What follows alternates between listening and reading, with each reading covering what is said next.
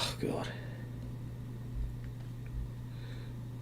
How many people? There's still only one person watching, Jesus Christ. Oh, now there's 3. Okay. Now there's 3. Right. Just waiting.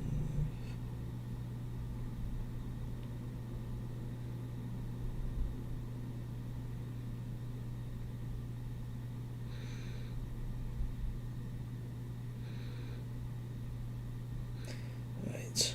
Well, now there's 4. Okay. I'll just send a. I'll just send that and then I'll pin this. But in fact, no, I don't need to pin it. People can see it already. Okay.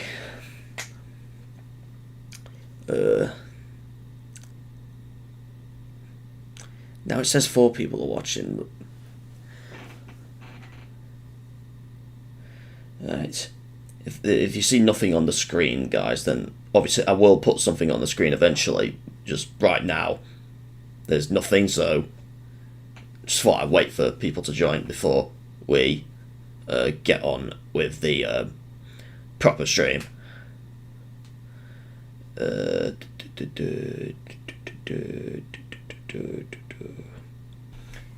fact, I'll also pin this message for those who are wondering. Well, now it says 2 people are watching. Huh. I guess it keeps changing, I guess. This is a really boring start for a stream, I tell you guys. Is anyone else gonna chat here, or...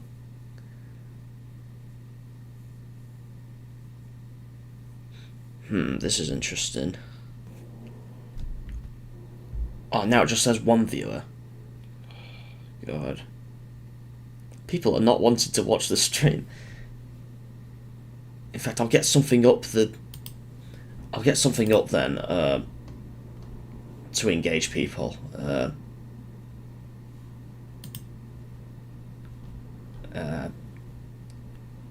about just my, no. Alright, now there's something on the screen. Maybe people will come in after this. When they see this.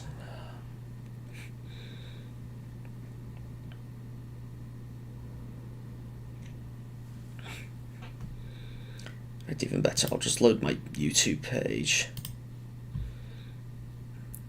And then it tells everyone that I'm live.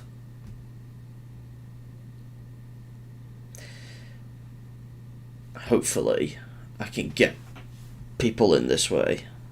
Where is everybody? Come back! I don't know why I was trying to be Super Mario, but whatever. Is anyone even going to watch this stream? I have no clue.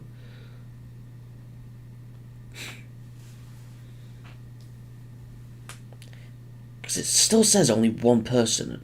It's like no one wants to see the stream at all. No one wants to chat. No!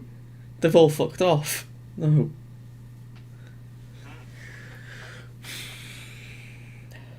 We'll still wait for a bit and here we've got someone here. We got Spyco. Only FNAF has camera. Well, I guess so, but I mean, these live streams could have them as well. Maybe some future Let's Plays might do as well, but right now only the FNAF games will use the face camera. So, yeah. We'll wait for a couple more people to join in, and then I can get started, really.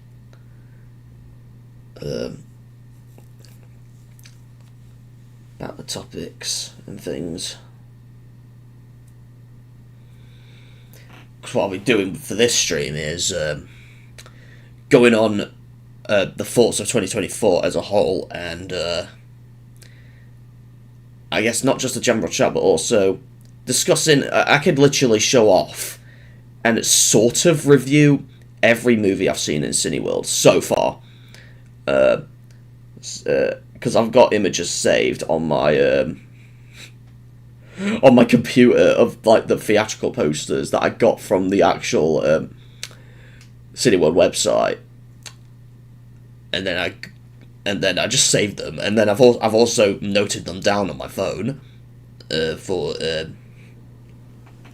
how many times. And looking at the list, let me just go to my list, and I can show it off. I've been 86 times this year so far to Cineworld.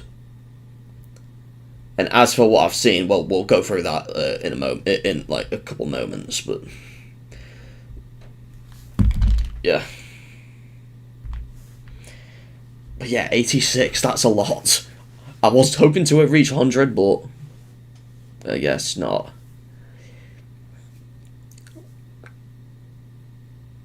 Okay, 3 people are in the chat now. Well, not in the chat, but viewing it, let's just say.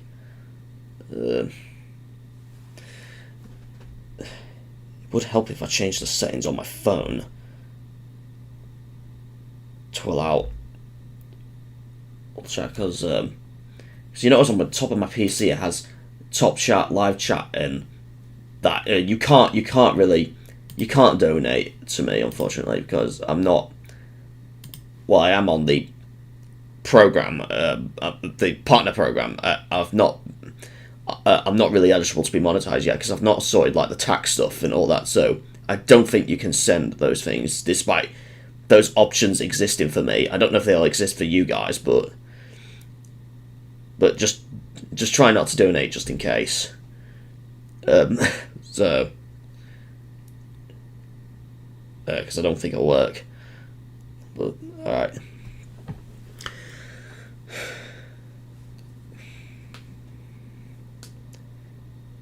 It says 3 people, I assume.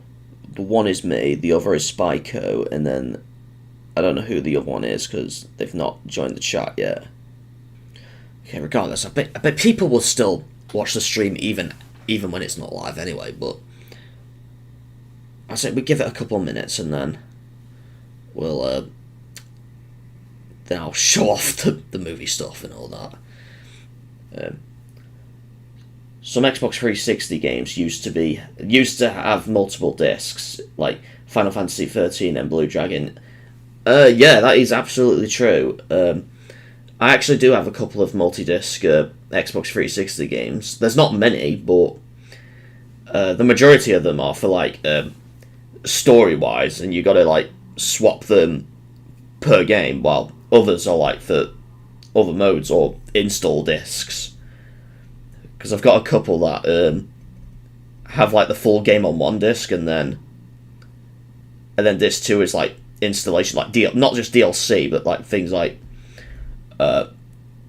say HD content and things like that. Or in the case of Resident Evil 6, you got the first disc as the main game, and then disc 2 with all the different languages, the voice packs. So you could play the game with French voices, German voices, Italian voices, and Spanish voices. I think they're the only ones you could have. However, the second disc was only released internationally. It never released in Japan, so Japanese gamers only got the English audio. And if they wanted a Japanese voice audio, they had to download it manually. They don't even have a second disc on 360. And for PS3 players, they had to worldwide they had to download that stuff, which is insane. Don't get why they would include it on another disc, but right, I thought it was for the actual game itself, because Resident Evil 6 is a big game, but I'm surprised it fits on one dual-layer disc. I think the other reason why some 360 games are multiple discs instead of just one disc is because it's often because because obviously PS3 you have it's like the Blu-ray function, and then because you have it's the first console to use Blu-ray, and it is the optical disc that Sony made. Meanwhile, Xbox 360 doesn't have Blu-ray support. It only supports DVD and HD DVD, though you had to get like a adapter to use those DVDs. And then, but also because like on the PS3, things like FMV cutscenes and all that, if they use video files, they can be uncompressed because Blu-rays are often like either 25 gigs or 50 gigs for dual layer ones. So things can be uncompressed. Meanwhile, on 360, even if you make it multiple discs, they still have to compress certain things, like the video files, because of the DVD format. So I believe, I think I've heard of this was the case for Final Fantasy 13 as well. There was like FMV cutscenes that were slightly low quality on 360 than they were on PS3 because of the disc format, even if it's a 3-disc game. But they managed to cram the whole game, the sequel, Final Fantasy 13-2, into one disc on 360. They managed to make it one disc somehow, even though that's a direct sequel. You expect it to be the same, but no. But it is cool how some 360 games do have 2 discs for like one disc for the main game and then the second disc for DLC, because it makes it so you can still get DLC for certain games, but since the Xbox Marketplace shut down this year, back in July, you can't download them directly from the 360 store anymore. You can download some from the other Xbox store if they're backwards compatible for the Xbox One and Series X/S. But for the ones that you can only play on 360, the ones that aren't backwards compatible, you're out of luck. Unless that game had a Game of the Year edition, and then and it included a second disc, so that way you can reuse the, unlike download codes where you can only use them once. Discs you can use many times. So I could buy a Game of the Year edition of a game, but let's say one of my friends wants to have the game as well, but they can only afford the original version. They can have the original version, and then I can make them borrow the DLC disc just for them to install, and then they give that back to me, so then they've got the DLC. You can work it like that as well, the way you think of it. Unlike download codes, where you can only use them once, download codes, they're just they're not really good. They're pretty much equivalent to condoms. You can only use them once. Only it's for games and not for sexual things, obviously. But you can think of it like that for download codes. Unlike discs, you can use them many times. And then I guess if you downloaded them from a store, from the Xbox store, you could re-download them as many times for free, but still, at least with a disc you're not using the internet, which is another advantage. So, yeah. Now it says 3 people are in the chat. I assume me and Spike are one of them, and then I don't know who the others are. I don't know what the other person is. I've got a snotty nose, God. I've been suffering from a cold this month. It's... Thumbs Up... aren't you ThumbsUpMaster? Great to see you. It's been a while since we've chatted in your streams. Yeah. From California, yeah. I thought so, because I recognised the J.O. Profile. So I knew that was ThumbsUpMaster. So, yeah. Yeah, it's been a while, yeah. But yeah, how this stream is going to work is how the stream is going to work is going to try and wait a couple of moments to get some more people. If no more people join, then I can just get on with some stuff with the stream. But what I'm going to do for this stream is I'm going to go through all the movies I've seen at Cineworld this year, because I've got images saved on my PC and I can show them off in the slideshow, and just the general chat basically, and pretty much my thoughts on 2024 as a whole. How's it been? It's been fine. I've been focusing on videos. I've got 1k subs last year, and I think 3rd of June of 2023 is when I got that amount. I'm surprised I can remember those days. Hey. Banjo-Kazooie games made to GBA after Microsoft acquired Yeah, I find that interesting, Spyco. Despite Microsoft purchasing Rare in 2002, Rare still made games for Nintendo handhelds, just not home consoles, unless they were like exceptions, or they only applied to home consoles. So meaning they only had one GameCube game, and that was Star Fox Adventures, which came out 2002, I think it was.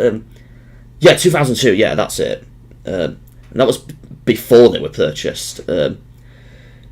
So you got to think that they've not had a lot of GameCube games. They had more planned, like Donkey Kong Racing, but that was cancelled. And then yeah, but maybe it didn't count for the GBA games. And more recently, they've also been re-releasing their games on the Switch through NSO. So your internet messed up for a bit, and you plan to stream. Yeah, sometimes my internet is a bit crap as well. Sometimes it messes up a lot. Sometimes, even though we've literally changed our broadband. I think we used to use Now TV, but now we're on Virgin, I think. But sometimes it still ends up terrible. So it works well in the living room. So when my parents are in there watching stuff on YouTube, like their random stuff, it works fine for them. But for me, in my bedroom, sometimes it works well, sometimes it just flops. I don't know why, but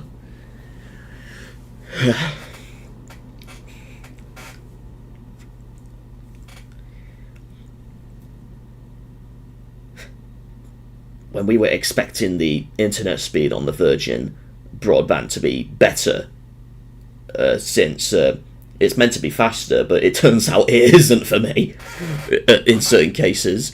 Sometimes I struggle downloading stuff off the internet, even my own videos. Sometimes I have download failures all the time and everything. Yeah. Scrolling through my videos right here. But yeah, did you guys know that you can actually set custom thumbnails for your playlist now? That's kind of cool, because you couldn't do that originally, but well, I guess you could, but for a bit, and then I guess YouTube removed the feature, and then I think they've added it back. Like, these thumbnails are not from any of my videos. So if I go to my New Super Mario Bros, for example, you can see the thumbnail there, but that thumbnail's not in any of these videos. As you can see, they're just like stock thumbnails. Yeah, that's a cool thing that YouTube has recently added back. It's really cool. Julia Yoon, hi. Okay, and a bit of Japanese. I guess that's your name in Japanese. Welcome. At least we're getting more people. Yeah, it's cool how YouTube have added that feature back. And I've been constantly... I've still not updated every playlist, but I will eventually, and they'll eventually have artwork from different games. Might need to change the Resident Evil 4 one. It's just Leon's face with his gun.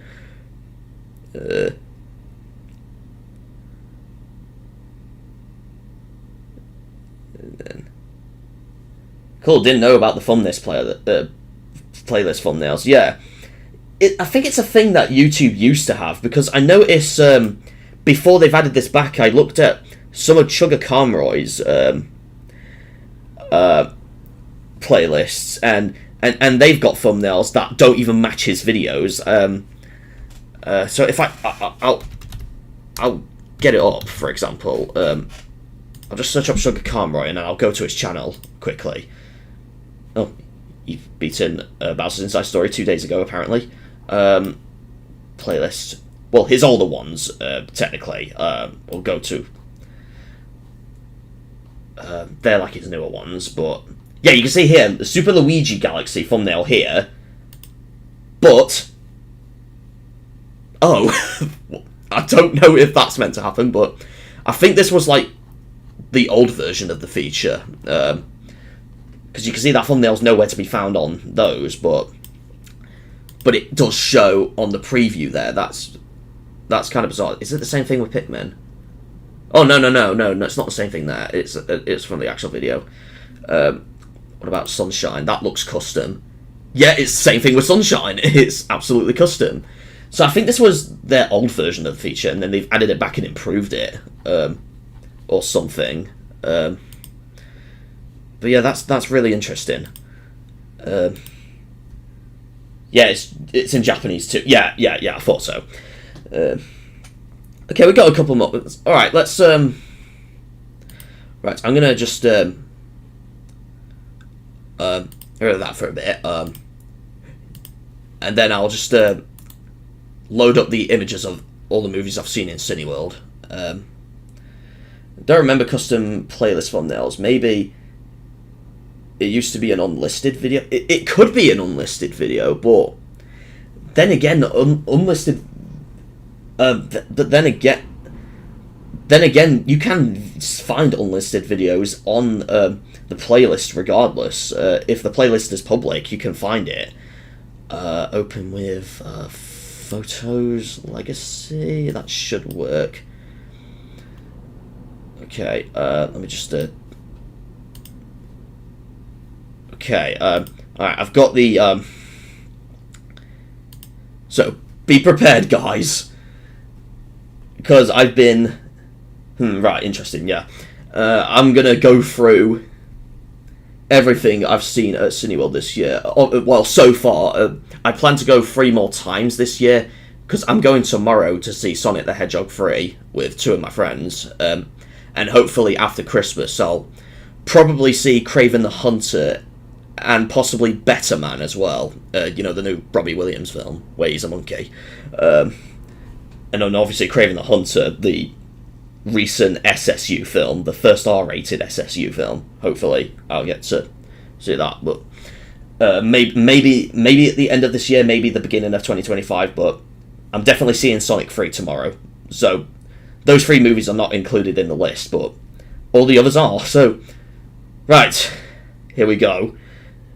This is going to be interesting. So, at the beginning of January, I've seen this, Night Swim. I thought this film was kind of interesting, but not as... my mother thought it was absolute god-awful, my mother thought, but when we went to see this, but this was the first film I've seen in 2024, but not that good, but I thought it was alright, but... Alright, next up, The Beekeeper. This was absolutely very good. The Beekeeper was absolutely good. Jason Statham's a great actor. He's been in plenty of films. And yeah, this was the second movie I've seen in this year. This one was interesting too, since he's basically... he has this role that you don't expect. He's like taking care of bees while also fighting as well, which is interesting. Speaking of the Sonic 3 movie, some trailers are ending up getting flagged for kids, even though it's a little edgy, and it was rated FSK 12 in Germany. Interesting. That's interesting. Spyco. Alright. Oh god, poor things, right.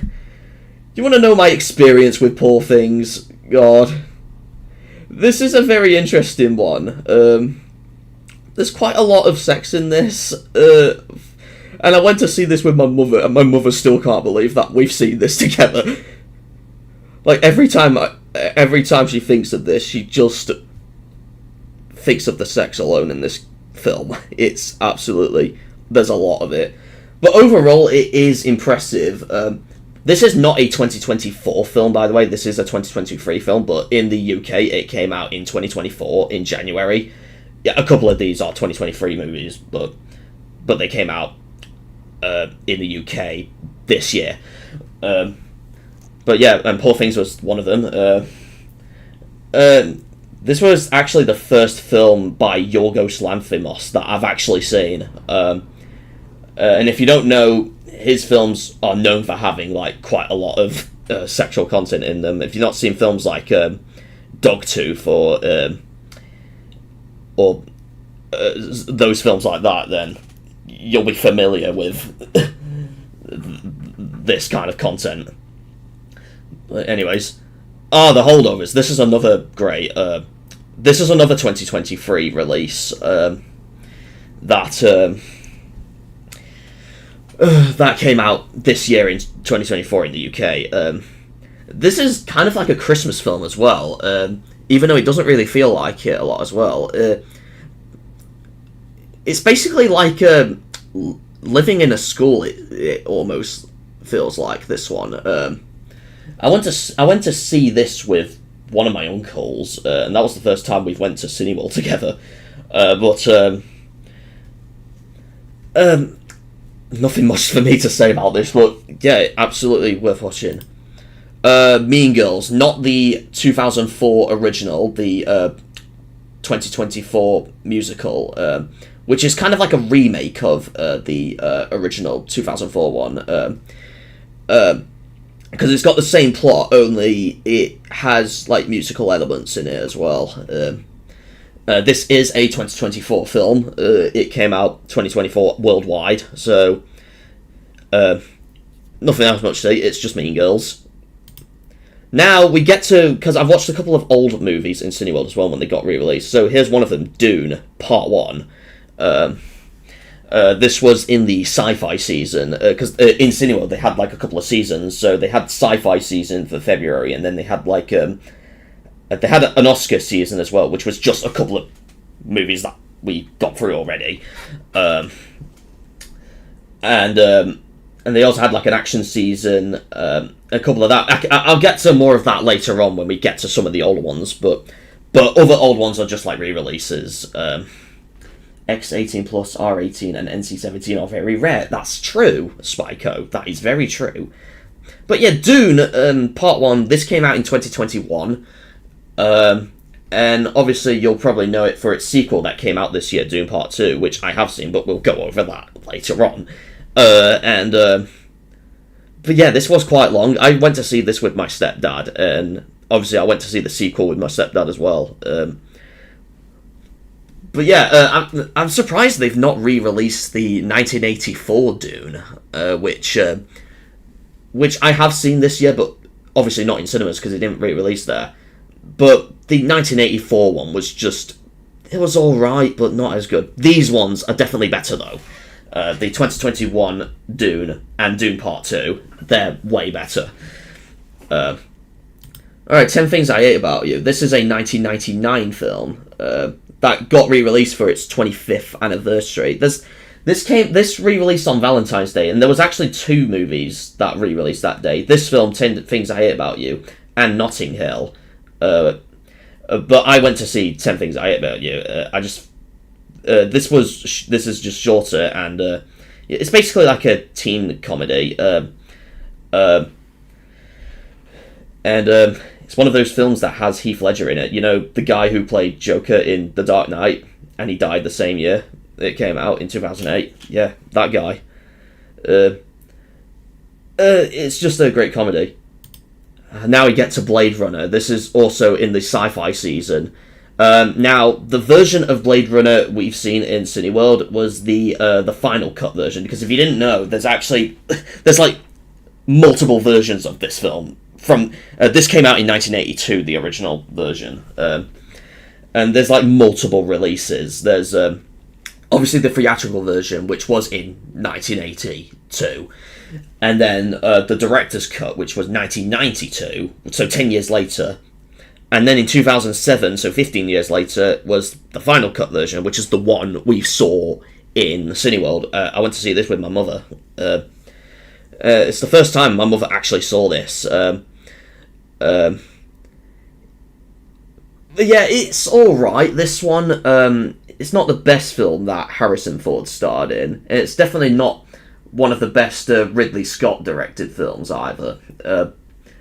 But it is still worth watching. The sequel, which we'll get to now actually, Blade Runner 2049, is absolutely way better. I actually prefer this one over the original. This one came out in 2017, and this one has Ryan Gosling in it, surprisingly. And also Harrison Ford again as well, but he like rarely appears in the movie. He's like only like most of the film doesn't even have him. It's like 2 hours in is when Harrison Ford joins in to the movie. So, but yeah, I prefer this one. There's a lot more action. This one's really long though. It's like nearly 3 hours.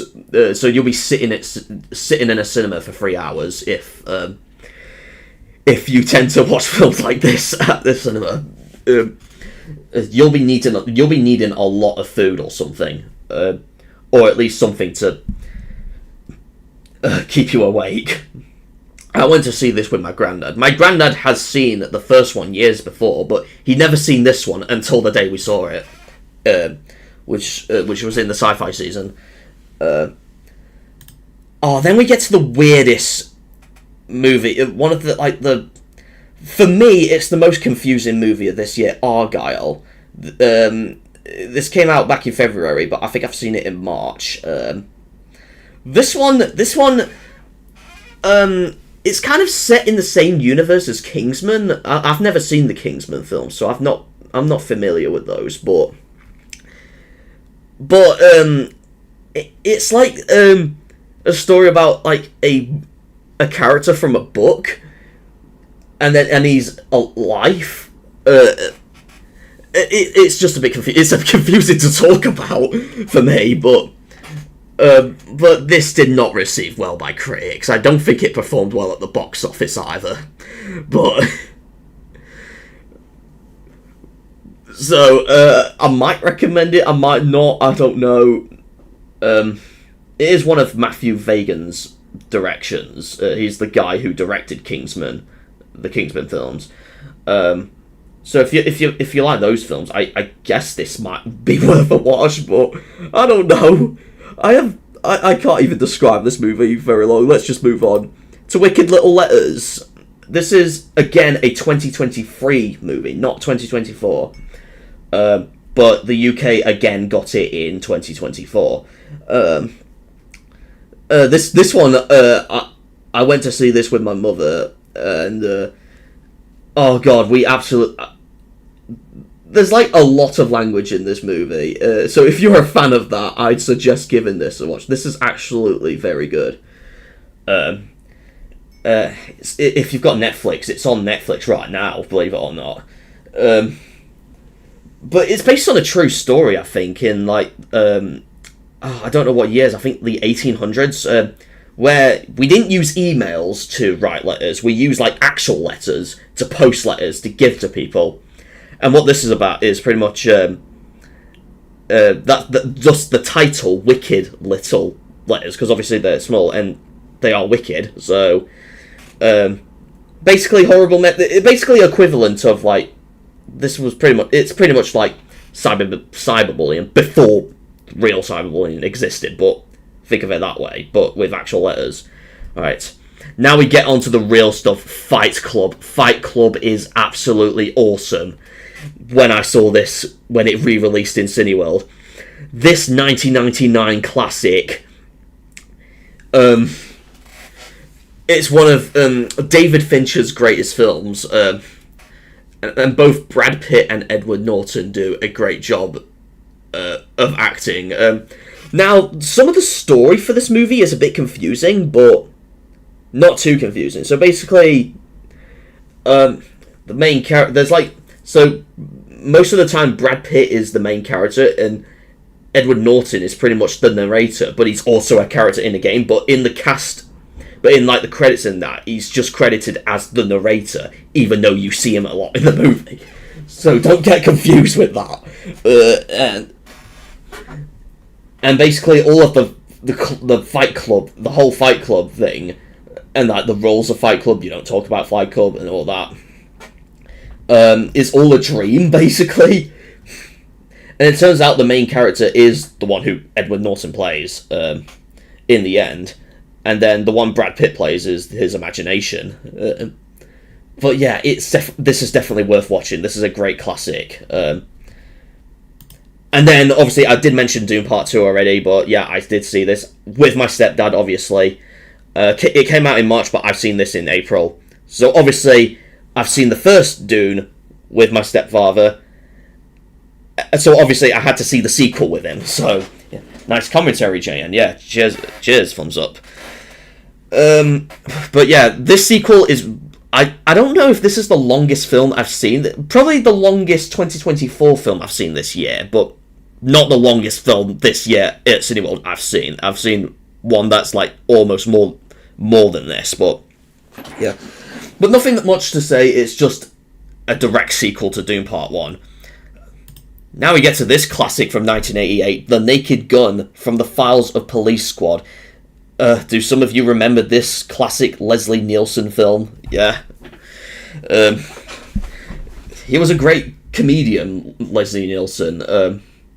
He was a great comedian in the 80s and 90s. It's too bad that he died in 2010. We miss him so much. But The Naked Gun is an absolutely great comedy film. It's definitely worth watching. If you're familiar with the TV show Police Squad, then these are pretty much I wouldn't say the sequels to the TV show, but I definitely give them a watch first, the Police Squad TV series, first before watching these films, the Naked Gun films. I believe a fourth one is in development that would star Liam Neeson, but I don't know, we don't know when that's coming out, we don't know if it's going to have a theatrical release, and we don't know what it'll be about, but it's definitely going to be a sequel to 33 and a Third. But alright, Gex, Grok, and Glover are coming back to modern. Yeah, I do notice that, Spiker. That is a interesting thing that they're reviving certain characters to modern platforms, because I wouldn't say they've been forgotten, those characters, but for many people they've been forgotten. But until now. Now we get to one of my favourite films of this year, Godzilla Cross Kong the New Empire. Or is it Godzilla X Kong the New Empire? Godzilla and Kong the New Empire? I don't know. But, except by Breath of Fire. Well, yeah, that's seriously been forgotten entirely, almost. But, yeah. But how you pronounce it, I'm just going to pronounce it Godzilla Cross Kong. I think that's... I've heard that the X is silent in the title, but... according to the games director, but... wait, games director? I mean films director, not games director. God, I'm getting confused now.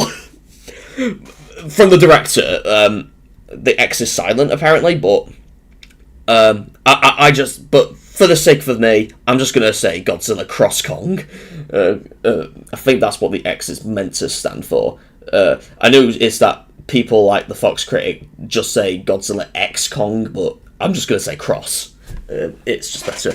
But this is a sequel to Godzilla vs. Kong from 2021, and it's a part of the MonsterVerse universe, which is Godzilla films and King Kong films. They've only got 5 films so far in that. Godzilla 2014, Kong Skull Island, Godzilla King of the Monsters, Godzilla vs. Kong, and now Godzilla Cross Kong the New Empire. The day I watched this, which was 2nd of April, I think. By the way, The Naked Gun was on April Fool's Day, by the way, so it was an April Fool's special. Forgot to mention that. And also on the April Fool's special, they also re-released Dumb and Dumber, which is a 1994 film, but obviously I've seen it already, so I didn't have to see it in cinemas. But anyways, back to this. But yeah, what on the day I saw this, I also actually got a poster. Some people might have seen this in like the community posts I make, but this is like the first movie poster I actually got. It's not the same as the one you're seeing on screen. The one I've got has like King Kong with his like fist in the air, and he's got like this metal thing because it's related to the film, and then Godzilla just roaring in the air, and then ice behind them, because there is a bit of an ice theme in this. I won't spoil most of the plot, but yeah, but this is a great film. It's definitely worth watching. Next up, Ghostbusters: Frozen Empire. We didn't. So yeah, Ghostbusters, obviously this is a sequel to Ghostbusters Afterlife, which came out in 2021. We haven't got a lot of Ghostbusters films until recently. It's like, we got the first one in 1984, and then the sequel in 1989, then you had the 2016 reboot, often called the Female Ghostbusters. That's honestly the worst one. And then you had these two sequels, which are direct sequels to the 80s films. Now, the original Ghostbusters did re-release this year, and I was hoping to see it in cinemas, but unfortunately it re-released later this year, in November, and then Frozen Empire came out in March, and I've seen that in April, so I had to watch the first Ghostbusters on Netflix, and then Ghostbusters 2, also at home as well, and all that, and also the 2016 reboot and Afterlife. But yeah, but if that re-released in cinemas before this, then I would have. Oh god, I'm choking a bit. I would have seen that before this. But Frozen Empire, it's not as good as the original ones. I prefer the original Ghostbusters, to be honest, because it is a classic. But I do like both Afterlife and Frozen Empire as well. I say Frozen Empire is slightly better than Afterlife for me. Others say the opposite, but otherwise it's just Ghostbusters, but with ice themed in it. Oh, this is a great film, Monkey Man. Now, I saw this with my stepfather, and his thoughts on this were that it's similar to John Wick. If you've seen those films with Keanu Reeves, then you'll be familiar with the action. The action in this film, Monkey Man, is very similar to John Wick, only obviously, so this film stars Dev Patel, or is it Dev Patel? However you say his name, I don't know. I'm just going to say Dev Patel. But it's also his first film that he directed, so, but this film is honestly quite good. It gets very violent at times, but this is definitely worth watching. Well, not with the kids, obviously. This is aimed at adults, but still. Spyco says, Who Framed Roger Rabbit featured only Disney characters, but also Warner Bros. Characters. I've never seen that film, so I don't know for myself. When I see it, I'll see. I'll show it myself. This is another night. Now we get to the action season. So Speed is one of the films that got re-released in the action season. This 1994 classic starring Keanu Reeves. And I went to see this with my mother because one of my mother's favourite celebrities, or let's say her crushes, one of them's Keanu Reeves. So, yeah. But Speed is an interesting one. From 1994, it got a sequel in 1997, Speed 2, Cruise Control, which was not as good, and it doesn't have Keanu Reeves in it. But the first one is an absolute classic. So basically, it's like the passengers are on a bus, but the bus has like a ticking time bomb in it, and the bomb only sets off when the bus stops. So what the way it works is they have to like keep the bus moving. So even through traffic, So yeah, pretty much illegal driving, but that's how it works. That's pretty much the plot of this film. But the way they get the passengers off is crazy, because all of them survive. I think they all do. I can't remember exactly, but yeah. But this is a great film, and yeah,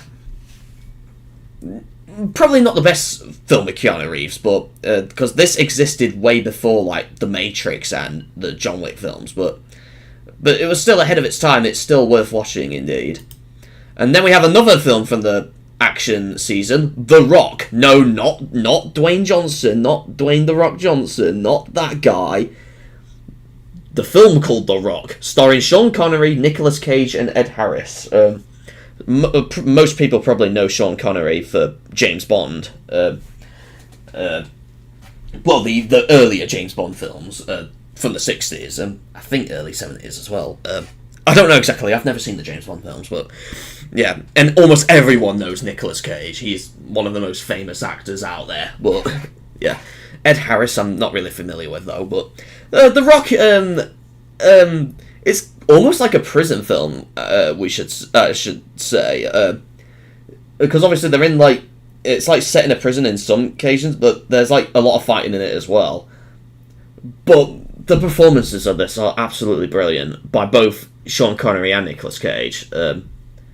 Like, Sean Connery is almost like the bad guy and the good guy at the same time. It's hard to determine if he's actually good or bad, because I think he was a prisoner as well. The character he plays is prisoner, and then Nicolas Cage is like a cop in this, I think. But yeah.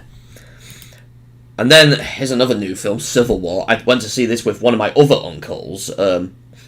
Now, not to be confused with Captain America Civil War from 2016. This is not Captain America. This is a completely different film, just called Civil War. I think it's based on like true stories in the past where when wars were going on, and then and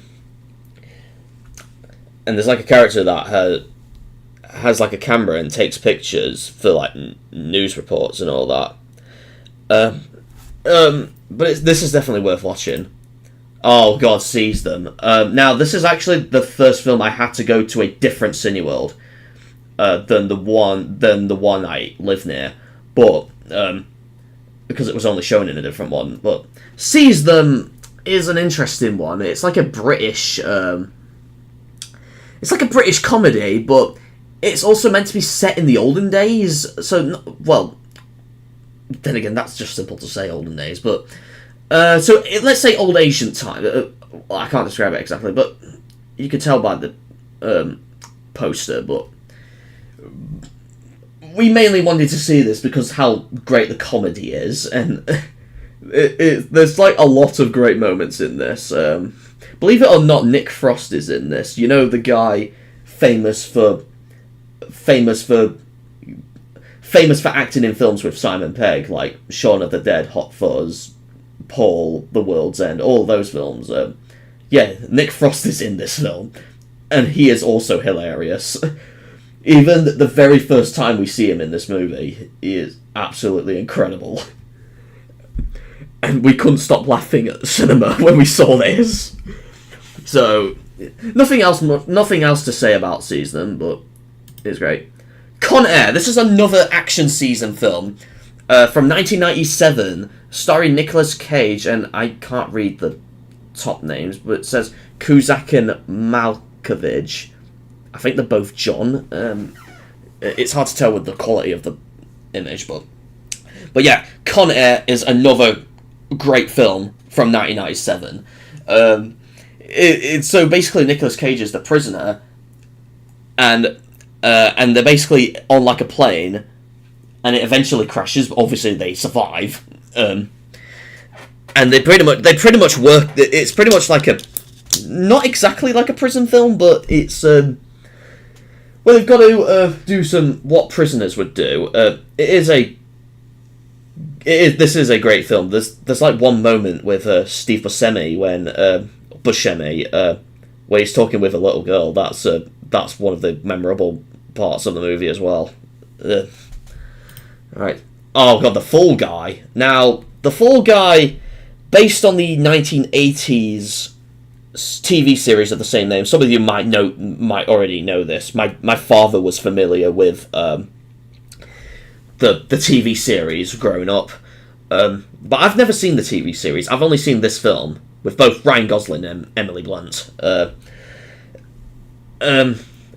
thought this film was absolutely good, but because it received positive reviews from critics, but it bombed at the box office. It literally bombed at the box office, so it didn't gross the amount it wanted to, despite receiving positive reviews. But I'd give this a go.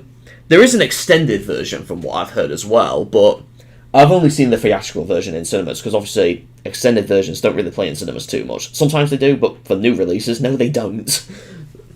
But yeah, nothing else to say about The Fall Guy, but it is definitely worth watching. And then we get to everyone's favourite franchise, Star Wars, with the re-release of Star Wars Episode 1, The Phantom Menace, from 1999.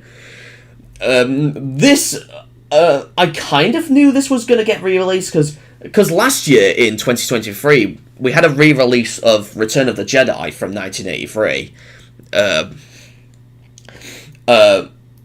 which was Episode 6, but it was the third Star Wars film, but chronologically it was the sixth film. But so this is the fourth Star Wars film made, but obviously chronologically it's the first one.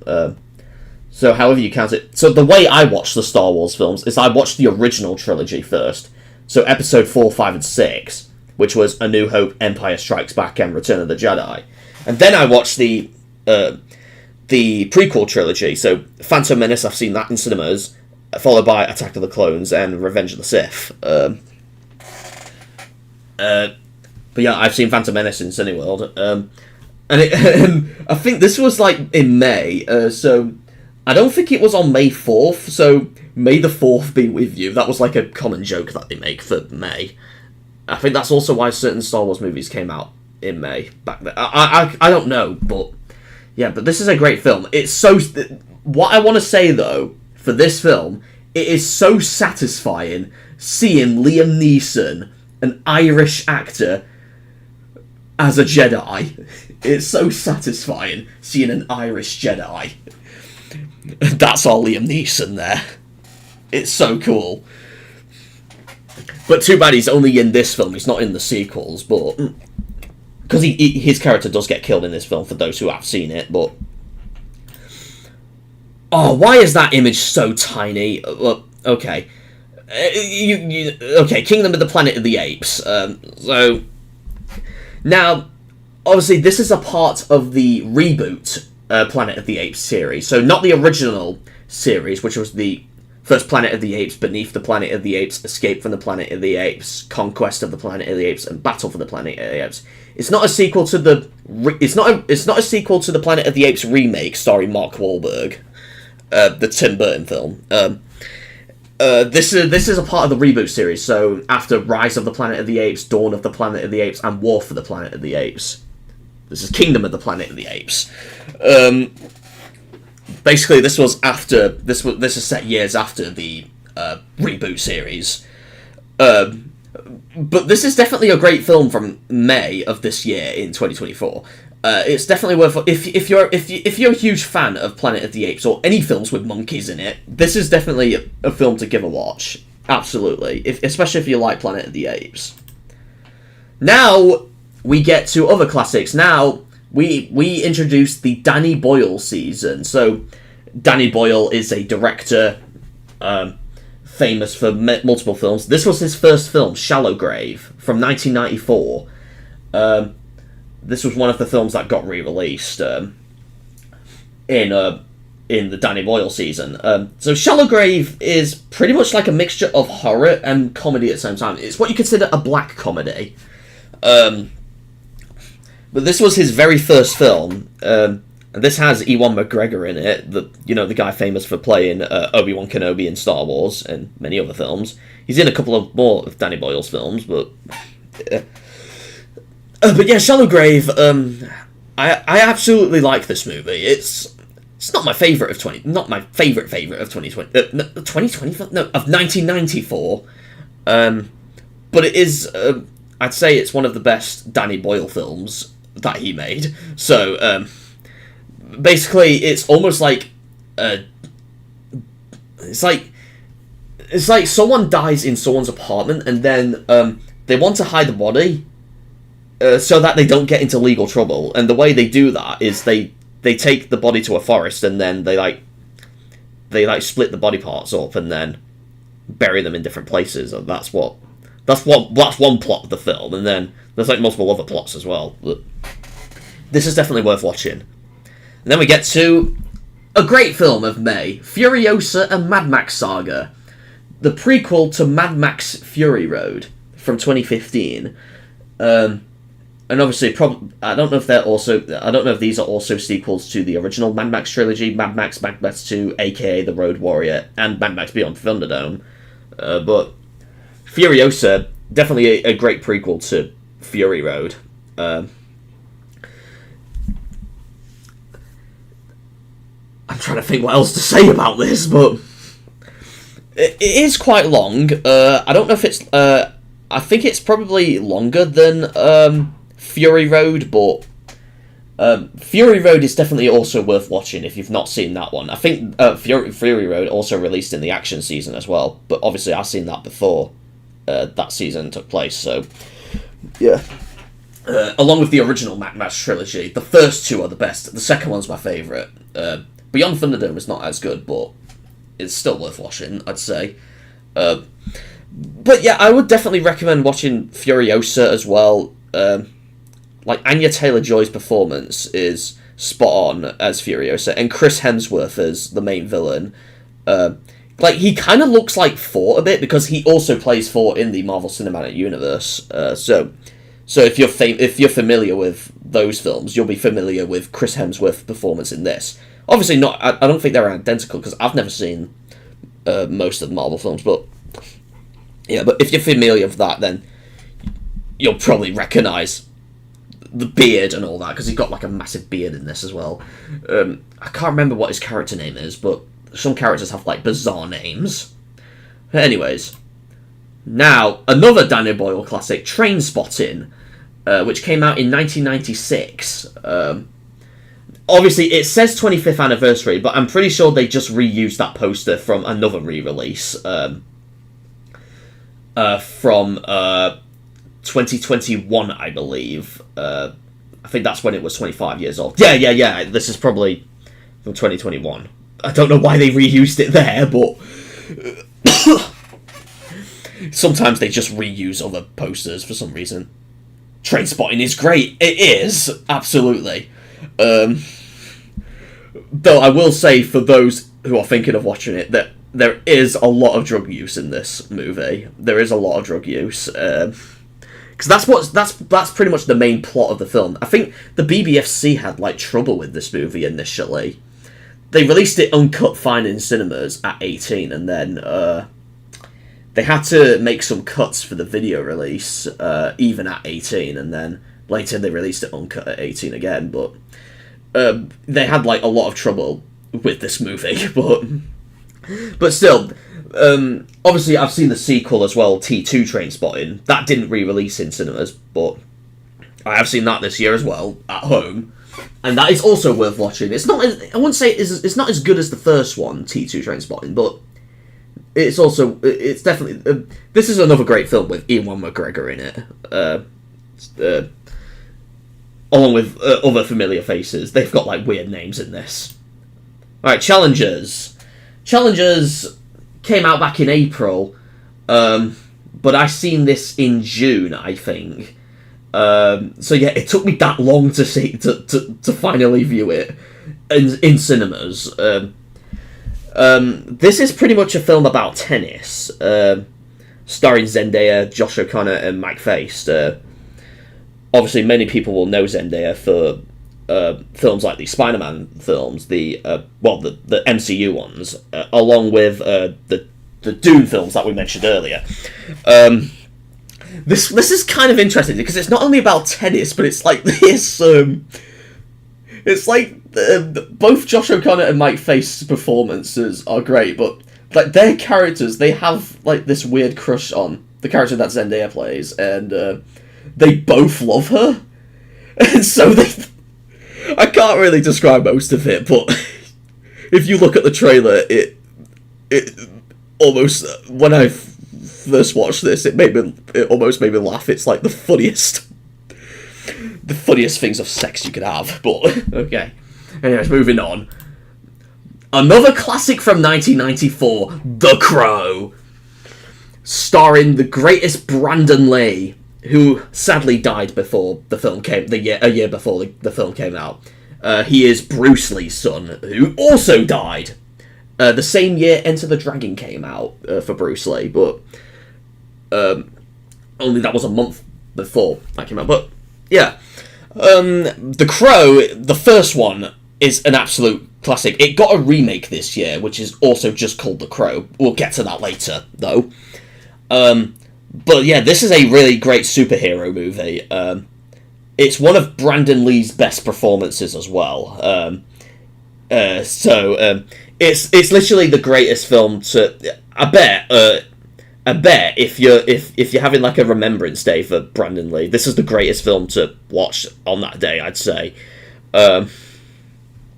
And I always like to say that he didn't die for our sins. He died to give us the greatest movie of all time, and it's The Crow! But in all seriousness, yeah, The Crow is absolutely brilliant. You should definitely watch this. This is the only Crow film that is really good. The sequels, City of Angels in 96, Salvation in 2000, and Wicked Prayer in 2005, they're kind of alright for me, but they're not really that good. So I only watch them if you're really a fan of the first one. And as for the reboot or remake, we'll get to that later. But yeah. Bad Boys Ride or Die, the sequel to Bad Boys for Life, along with Bad Boys and Bad Boys 2. But yeah, this was the first time I've seen the Bad Boys films as well. Good old Will Smith and Martin Lawrence. You would think you wouldn't get a film with Will Smith after the controversial Chris Rock slap-in moment of 2022. But no, at least he can still participate in acting. He's just not allowed to appear in events such as that, such as the ones with Chris Rock and all that. But yeah, this one, I wouldn't say this one is as good as Bad Boys for Life, but because I think Bad Boys for Life is the best one in the series so far, out of all the Bad Boys films. And I'd say the original Bad Boys from 1995 is the second best, and then I don't know about Bad Boys 2, because that one is very long, but it is a great comedy as well. But if you're a fan of buddy cop films, Bad Boys is a recommended franchise. Alright, moving on. Now, here's another classic series that I also started to... Well, only the original series, Star Trek. And they re-released Star Trek 3, The Search for Spock, from 1984. So, this was... I've not watched the original series, the TV series Star Trek, or The Next Generation, or any of, like, the Next Generation films. I've only seen the original film. So, Star Trek the Motion Picture, Star Trek 2, The Wrath of Khan, this one, The Search for Spock, the Voyage Home, The Final Frontier, and The Undiscovered Country. So only the main 6 of the original Star Trek films. I've only seen those. I've not seen any other Star Trek stuff, but I've seen this one in cinemas with one of my aunties. And I wouldn't say this is the best Star Trek. I'd say this is my second favourite, or either second or third favourite. My top favourite Star Trek film is The Wrath of Khan, just because how gruesome that one is. But and I'd say one of my other ones is both this and the Voyage Home, because the Voyage Home, if you don't know that, that's the one where they're out of their ship and they're in the real world. Grak, which is Korean readings or something. Nice to know. But yeah, Star Trek 3, this is where they're trying to look for Spock, who is one of the main characters, played by Leonard Nimoy. where they try to look for him, and they do. Well, I can't spoil it if you've not seen it, but yeah, it is a great classic. If you like the Star Trek universe, this is a great one. Then we get to this season is the 99 season. So this season revolves around films that came out in 1999 specifically.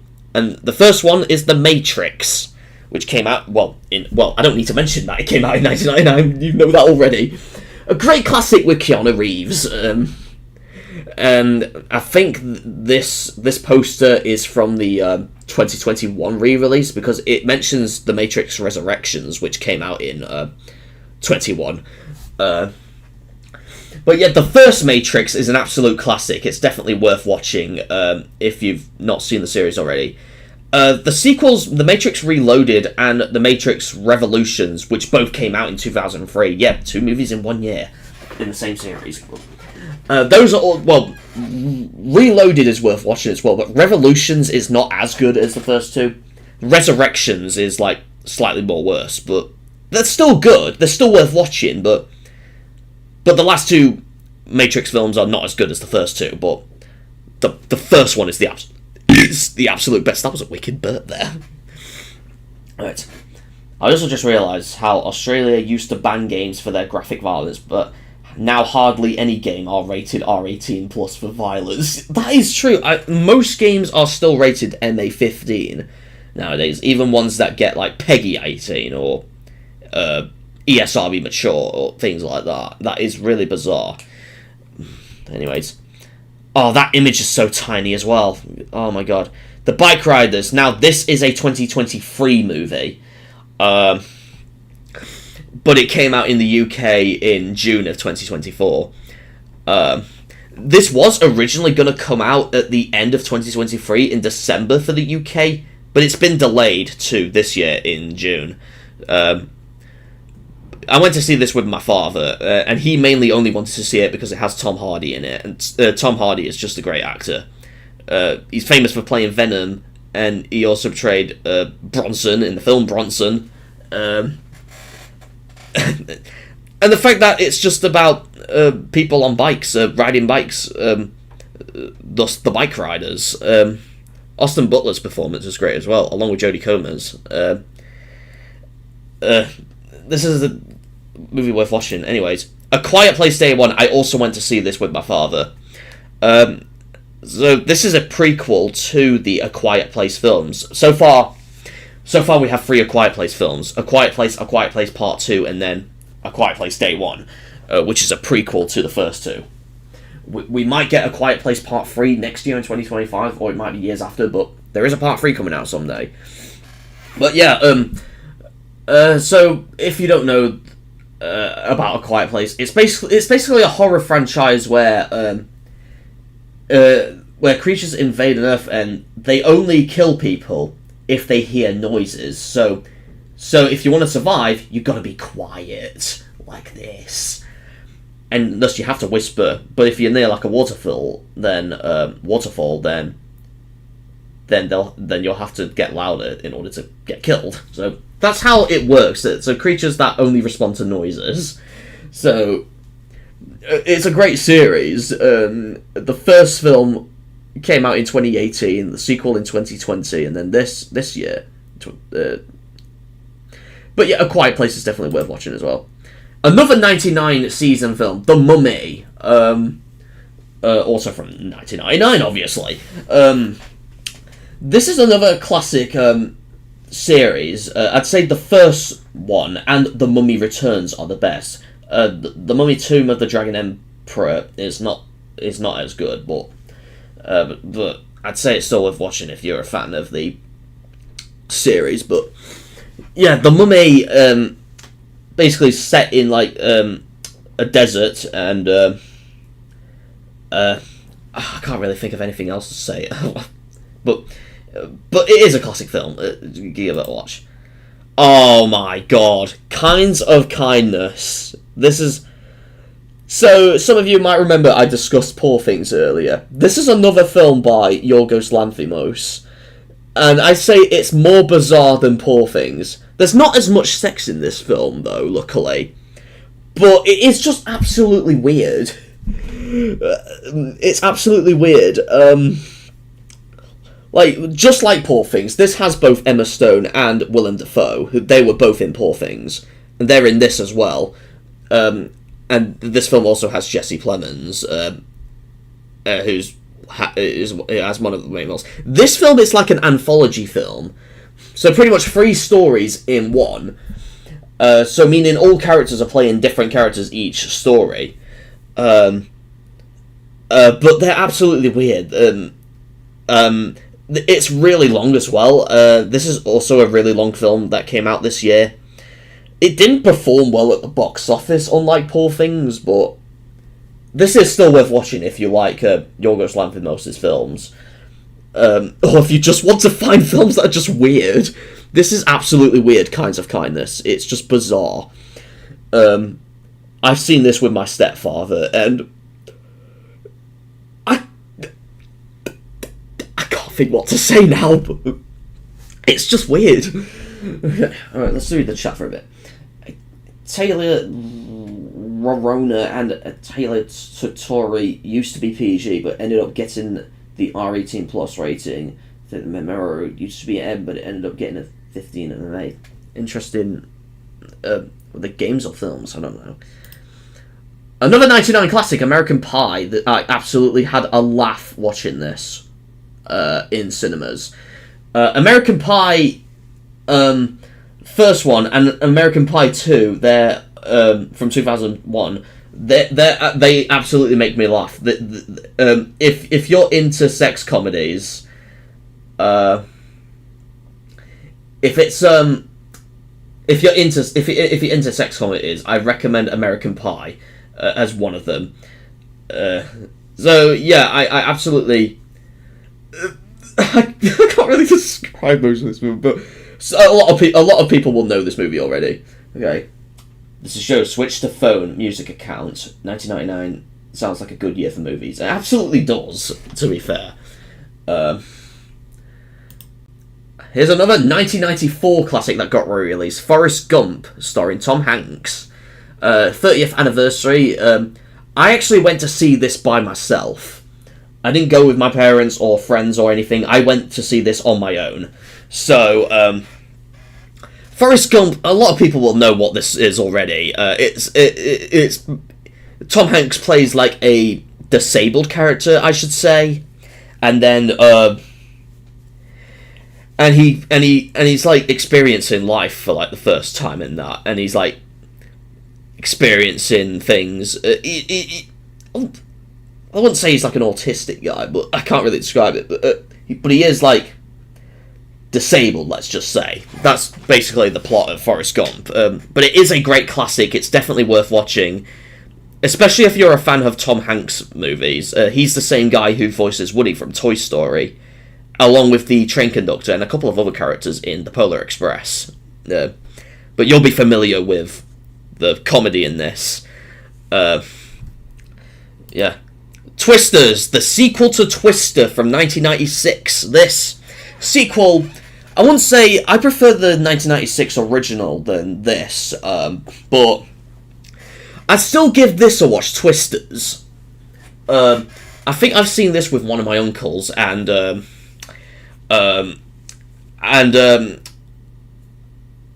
can't think of what else to say, but yeah, I'd definitely give Twisters a go. I wouldn't say it's not as good as the first Twister, but I'd still give this a watch if you can, if you liked the original from '96. But to be honest, for me, that one is way better, to be fair. One interesting thing is that the BBFC originally rated Snoop Dogg's Boss and Up at 15 when given a theatrical release, and later DVD release it was given an 18. I didn't know. Is that like a movie that Snoop Dogg did, or is it like a? Because you said theatrical release, and it stars Snoop Dogg in it. I never heard of it. I'll have to look that up one day. Alright.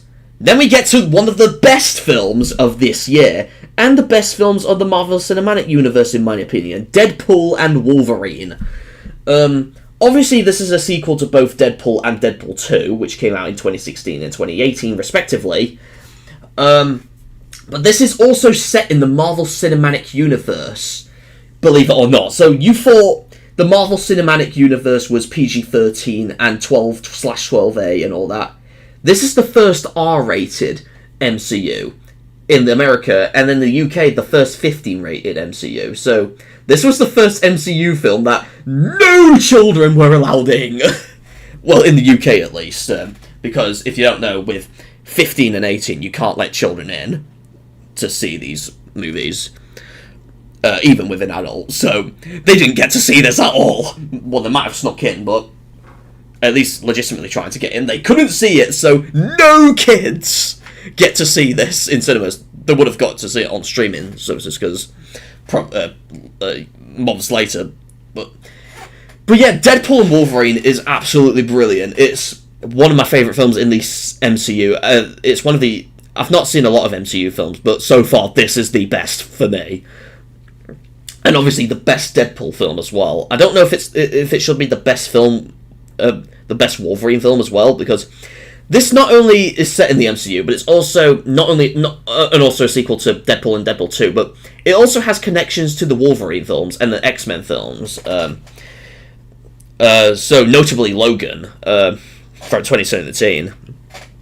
But yeah, you'll be familiar with these. Both Ryan Reynolds and Hugh Jackman are brilliant in this movie. Oh god! Oh my god!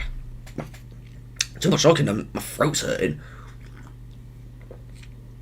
Let's have a drink.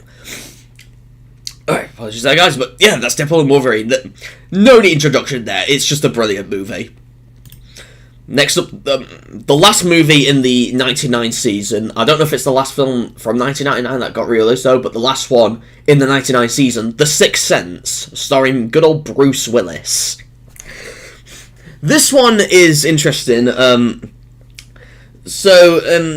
It's basically about this child who basically sees things that other people don't see, so it's kind of like a vision he has. And my stepfather always remembers the quote, "I see dead people," or something like that. Every time he thinks of that part, he always utters it to me, for some reason. But The Sixth Sense is just a great film with Bruce Willis. I'm just gonna say that.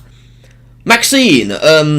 Now, if you don't know Maxine, it's a sequel to a film called X.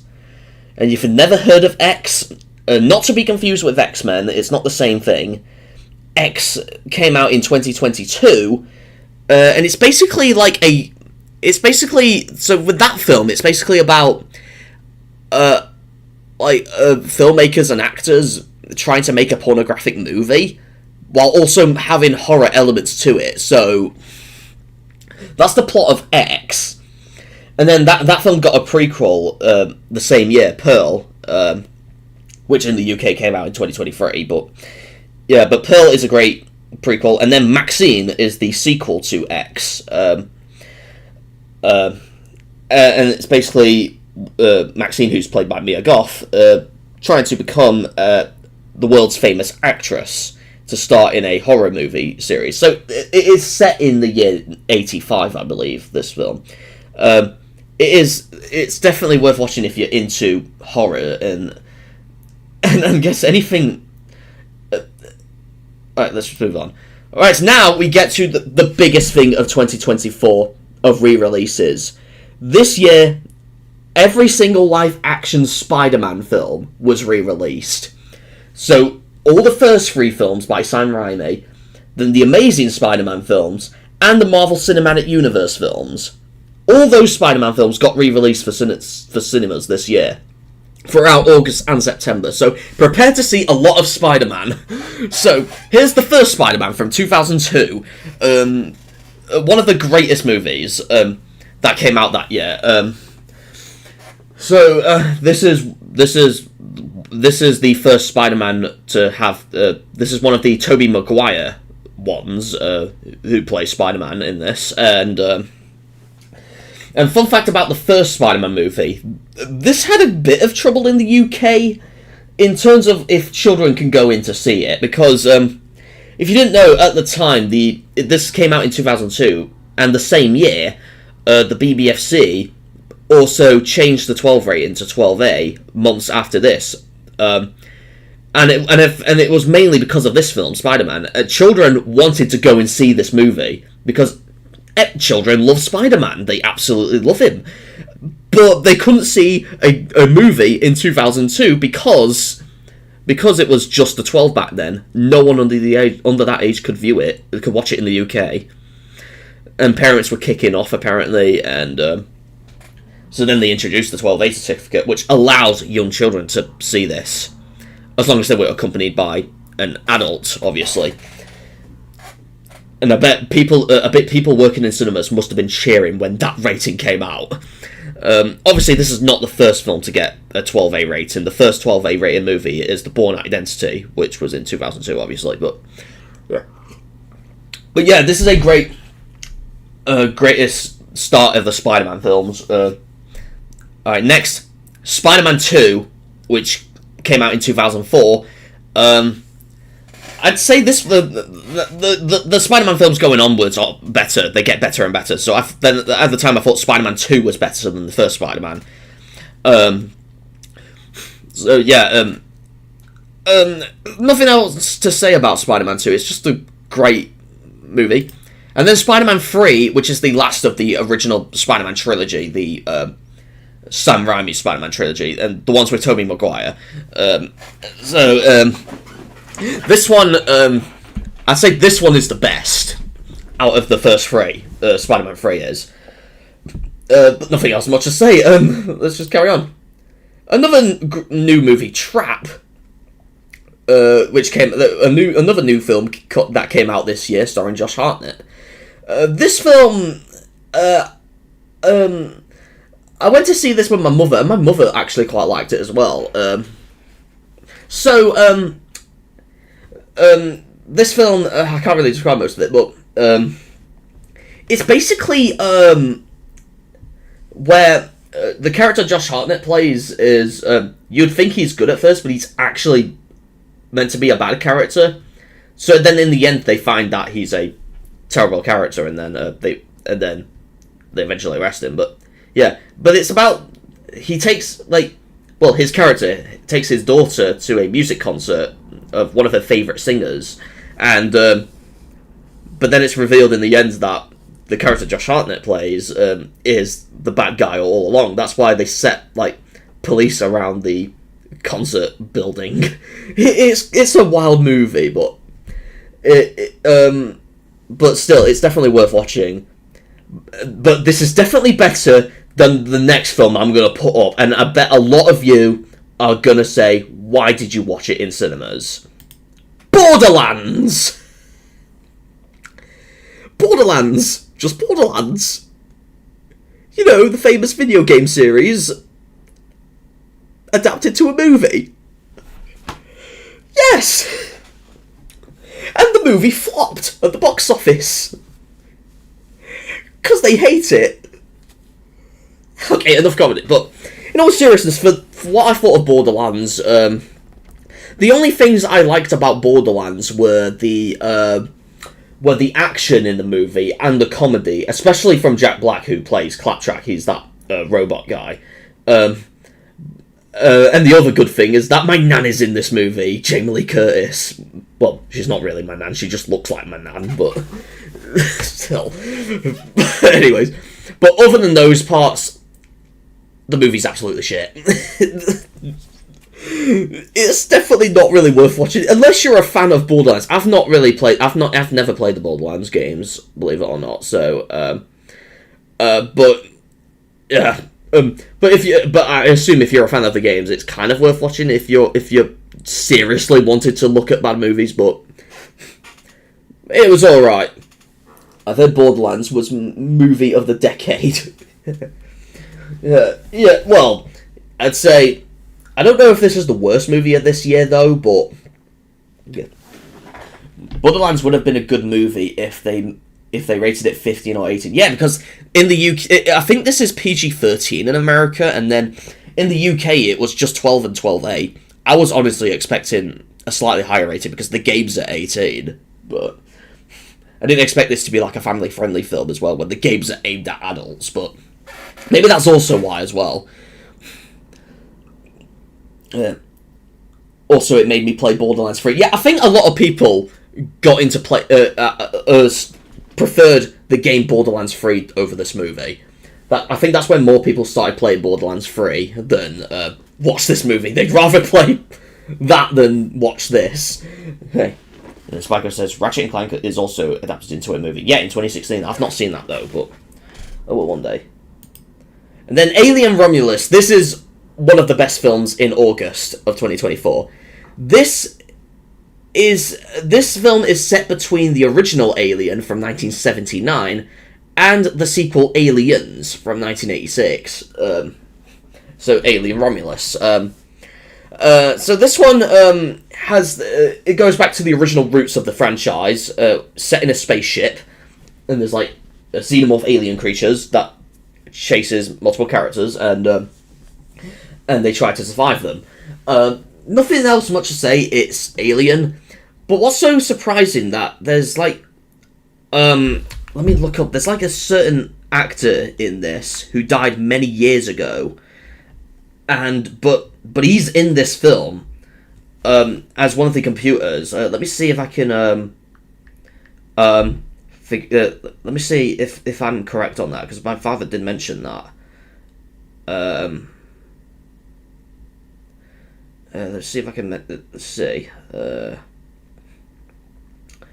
I'm just looking it up on my phone right now.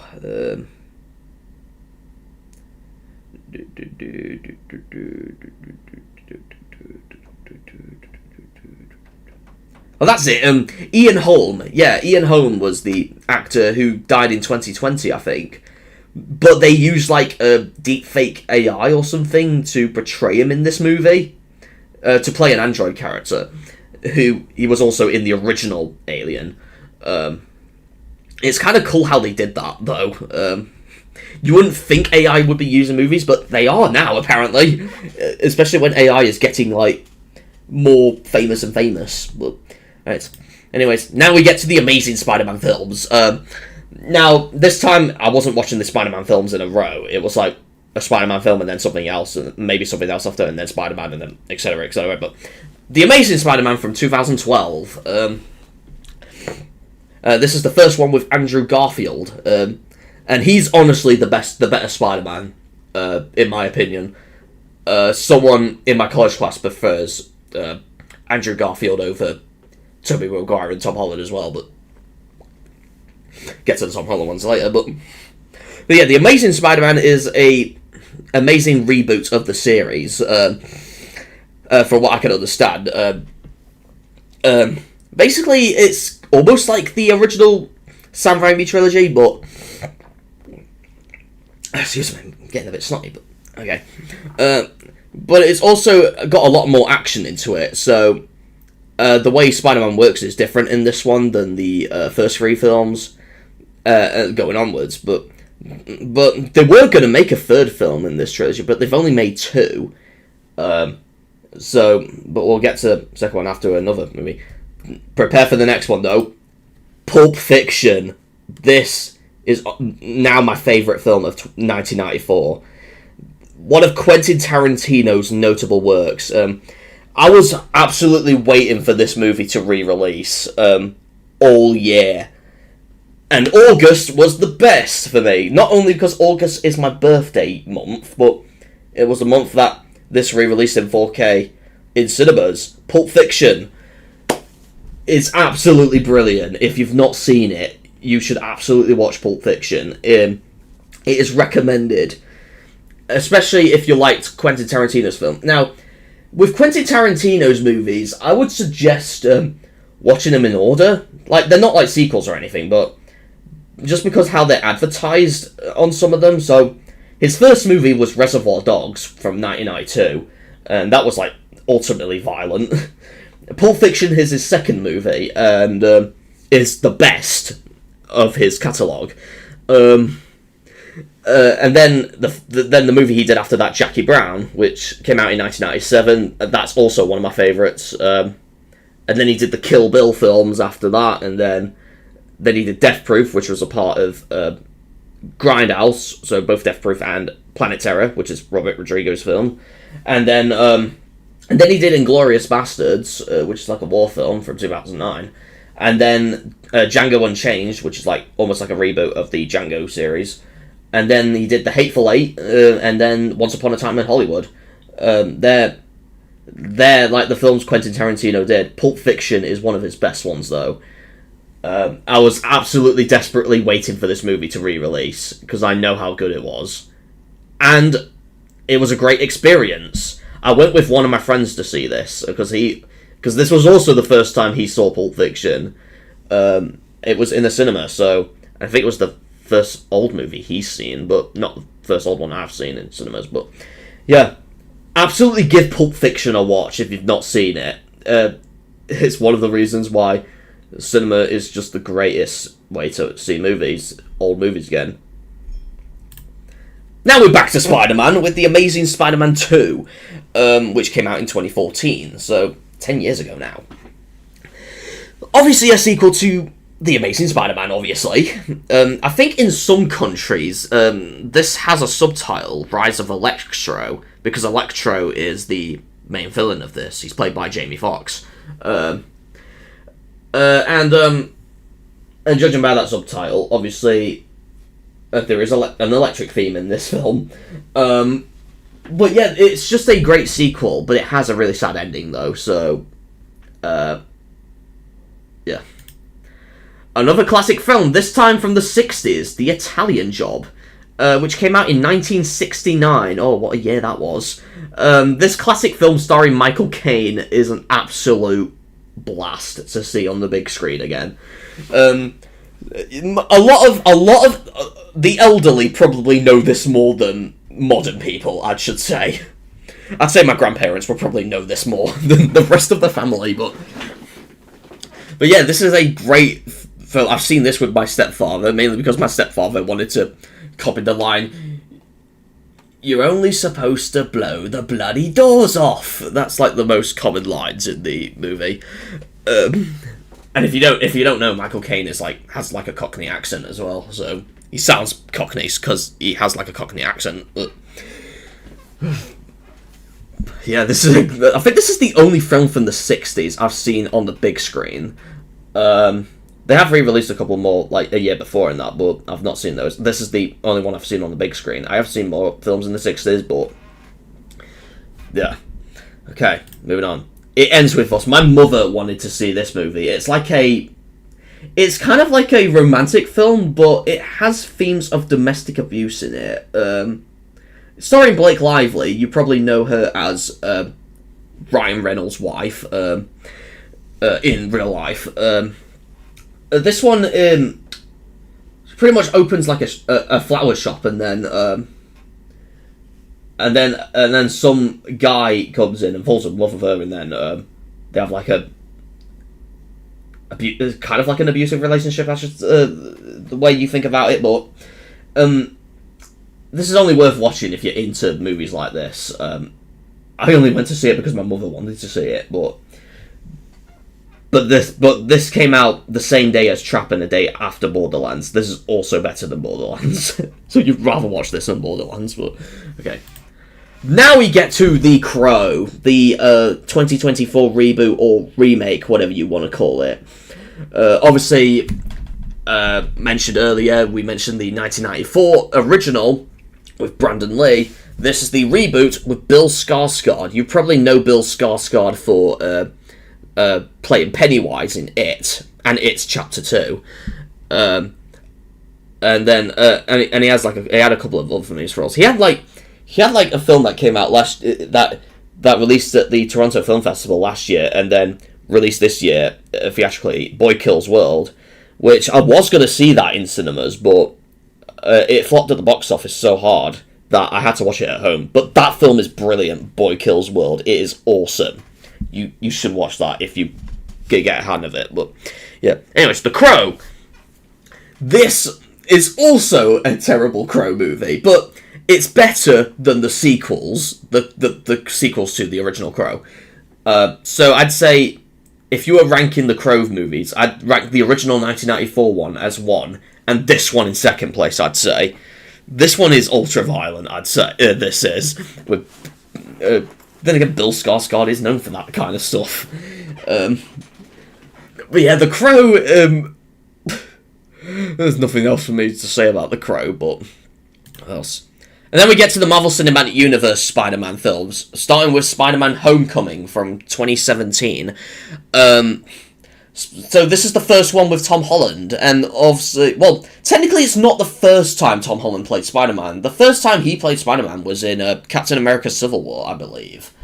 Like, I've not seen the Captain America films, but I think that was the first time Spider-Man appeared in the MCU, but this was like the first Spider-Man film in the MCU. So, yeah. But yeah, Spider-Man Homecoming is the greatest addition to the MCU in adding Spider-Man to the universe. So this is pretty much set in like days of going back to school and things like that. Because obviously Peter Parker is like still a student in his school, so but also being Spider-Man in his other universe. So he's got like two things at once. Nothing else to say about this, but then we get to other famous superhero franchises that got re-released. The Batman films, they also re-released through the Batman 80 Years. Well, I wouldn't say they didn't call it a season, but they, for some reason, they didn't re-release the original 1966 Batman the movie with Adam West, or the Tim Burton Batman films from 1989 and 1992 with Batman and Batman Returns, the ones with Michael Keaton. They started with Mask of the Phantasm, which is an animated film from 93. I didn't see that one, but I went to see all the other Batman films. They started the live-action ones with Batman Forever from 1995. This is one of the better Batman films, to be fair, starring Val Kilmer as Batman. And this is also one of the earliest. Well, I won't say it's not the earliest films, but it's one of the greatest films with Jim Carrey in it, and his comedy. His comedy in that film is absolutely brilliant. He plays the Riddler, and it's just so funny. But yeah, it's just Batman. But after this, the cheesiest Batman film ever, Batman and Robin, which came out in 1997. So this one, only reason I wanted to see this is because this one's got Arnold Schwarzenegger in it. He's that guy right there. He's Mr. Freeze, and there's a lot of like Freeze jokes in this movie. It's just very cheesy, this movie, but yeah. But this one also has one of the worst actors to play Batman, George Clooney. He's not a bad actor, George Clooney. He's absolutely a great actor. He was in films like From Dusk Till Dawn, and that's a brilliant movie and all that. But when it comes to Batman, he's terrible. Like, he's not a bad actor, but he's bad at he's definitely terrible at Batman. But let's say, but yeah, one of the cheesiest films ever. Not only in 97, but the cheesiest Batman film ever. So yeah, I'd only recommend watching this if you're a diehard fan of Batman. But yeah, or if you like Arnold Schwarzenegger, then I guess that's why as well. Anyways, moving on. Spider-Man Far From Home from 2019. Another Spider-Man film that got re-released. This is one of the better ones. So this released in 2019 after Avengers Endgame. So it's set after the events of Endgame. So it's got like so the start of the film has like a tribute to the characters who died in that film. So it follows on from that. But I've not seen the Avengers films. I've only seen some MCU films. But still. But Far From Home is where Spider-Man goes to another country. I assume it looks like London because that looks like Big Ben, I think that looks like, but yeah, I think he goes to some European countries and then for like a tour with his school and that. But yeah, this is a great Spider-Man film. Right, moving on. Beetlejuice. not saying it 3 times, you say it twice. Obviously, the sequel to Beetlejuice from 1988.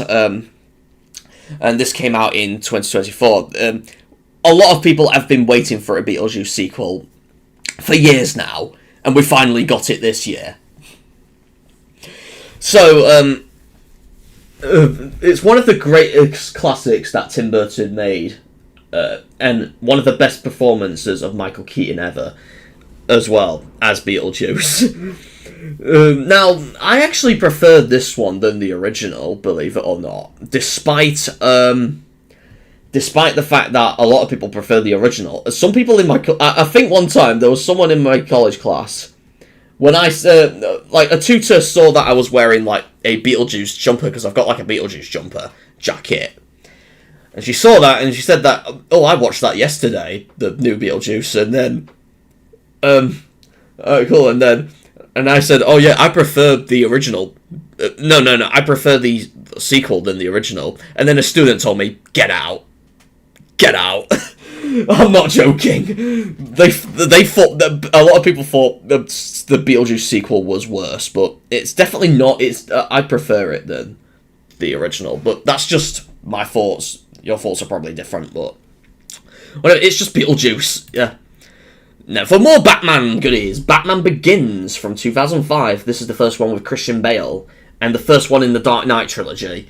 Now, Batman Begins, obviously not the best one in the Dark Knight trilogy. Obviously, we'll get to the Dark Knight now, which I've seen after.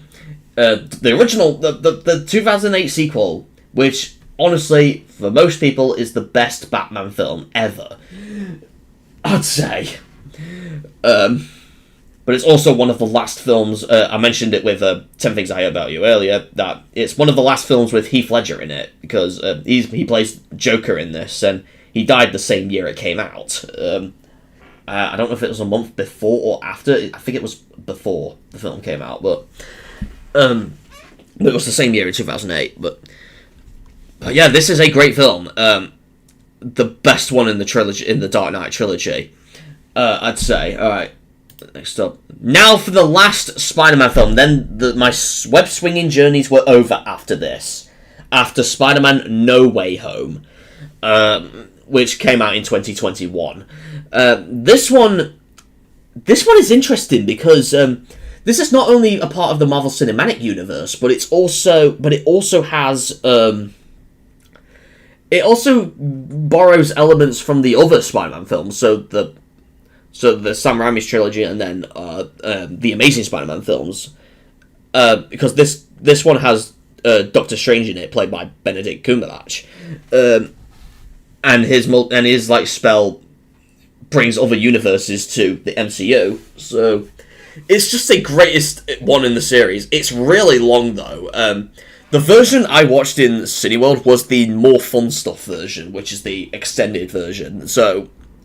Even though the poster shown on screen is the original theatrical version, the version that played in cinemas was the more fun stuff version. I think for Far From Home as well, it was also an extended version as well. And that was just called extended version. But for this, it's the more fun stuff version. But still, it's the same film, but yeah. So, but also it has all of the other actors who played Spider-Man before, so... Obviously, you have Tom Holland in the MCU, and then you have... But also, both Tobey Maguire and Andrew Garfield come back as well.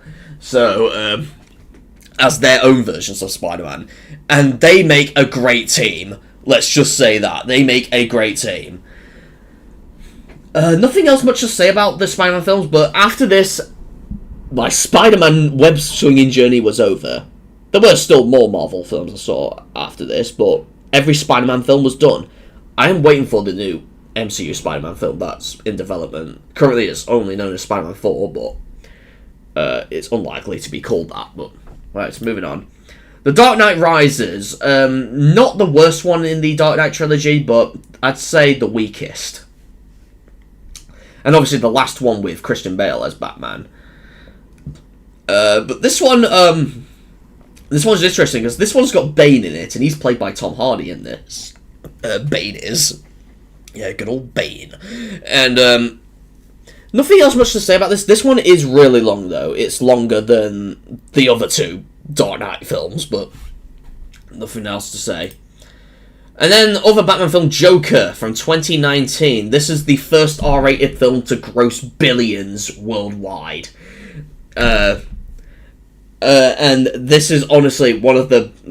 I wouldn't say one of the better portrayals of Joker. Joaquin Phoenix... well, my mother says his name is Joaquin Phoenix, but I'm pretty sure it's Joaquin. But, whatever. I'm just going to say Joaquin Phoenix, but, alright. Obviously, this film got a sequel this year, which we'll get to later, but the original Joker from 2019 is an absolute, is one of the best films of 2019, and one of the best R-rated films of all time, because it grossed billions. And at the time it was in first place, and now it's in second place after Deadpool and Wolverine from this year. But yeah, Joker, pretty much about the story about Joker himself. And one of the best things about this film is that Robert De Niro's in this, and Robert De Niro's performance in this movie is almost identical to his performance in The King of Comedy, which was from 1982. And had Robert De Niro in it, but it's very similar because he has like a comedian character. But the saddest part, he gets killed in this movie. Well, the character he plays, but that's besides the point. But anyways, moving on to The Batman, not Batman, The Batman from 2022. This is the one with Robert Pattinson as Batman, Bruce Wayne. I think this had a bit of controversy in the UK when it first came out in 2022, mainly because children, kind of similar with the first Spider-Man from 2002, only this was with Batman, because this was not the first Batman film to get a 15 rating here, because Joker got 15 as well, but this is the first proper Batman film with Batman in it to get a 15 in the UK, But some people were kicking off about it because children wanted to see this movie in cinemas, but they couldn't because it was a 15. And but unlike the 12 and 12A situation where the BBFC actually did something, they didn't do anything with this. They didn't even make a 15A for cinemas. They just kept 15. Some of us are still begging for 15A, believe it or not. The BBFC has said themselves that the reason there might not be a 15A is because content seems to be greater and all that, so they actually do mention that on their website somewhere, but it's an interesting fact about The Batman from 2022. A couple of other films have had that kind of controversy as well, but still, The Batman is one of the first. Okay. Oh boy, Hellboy, The Crooked Man. Not the best Hellboy film, but still. Now, Hellboy is another series that is almost forgotten about, and they've only gotten a brand new film this year. So, if you've never seen the Hellboy films, you should absolutely watch the first two Hellboy films, Hellboy and Hellboy 2, The Golden Army. They're the best Hellboy films. The second one's my favourite, I'd say. They're the ones with Ron Perlman as Hellboy. And then the 2019 reboot with David Harbour is not as good. I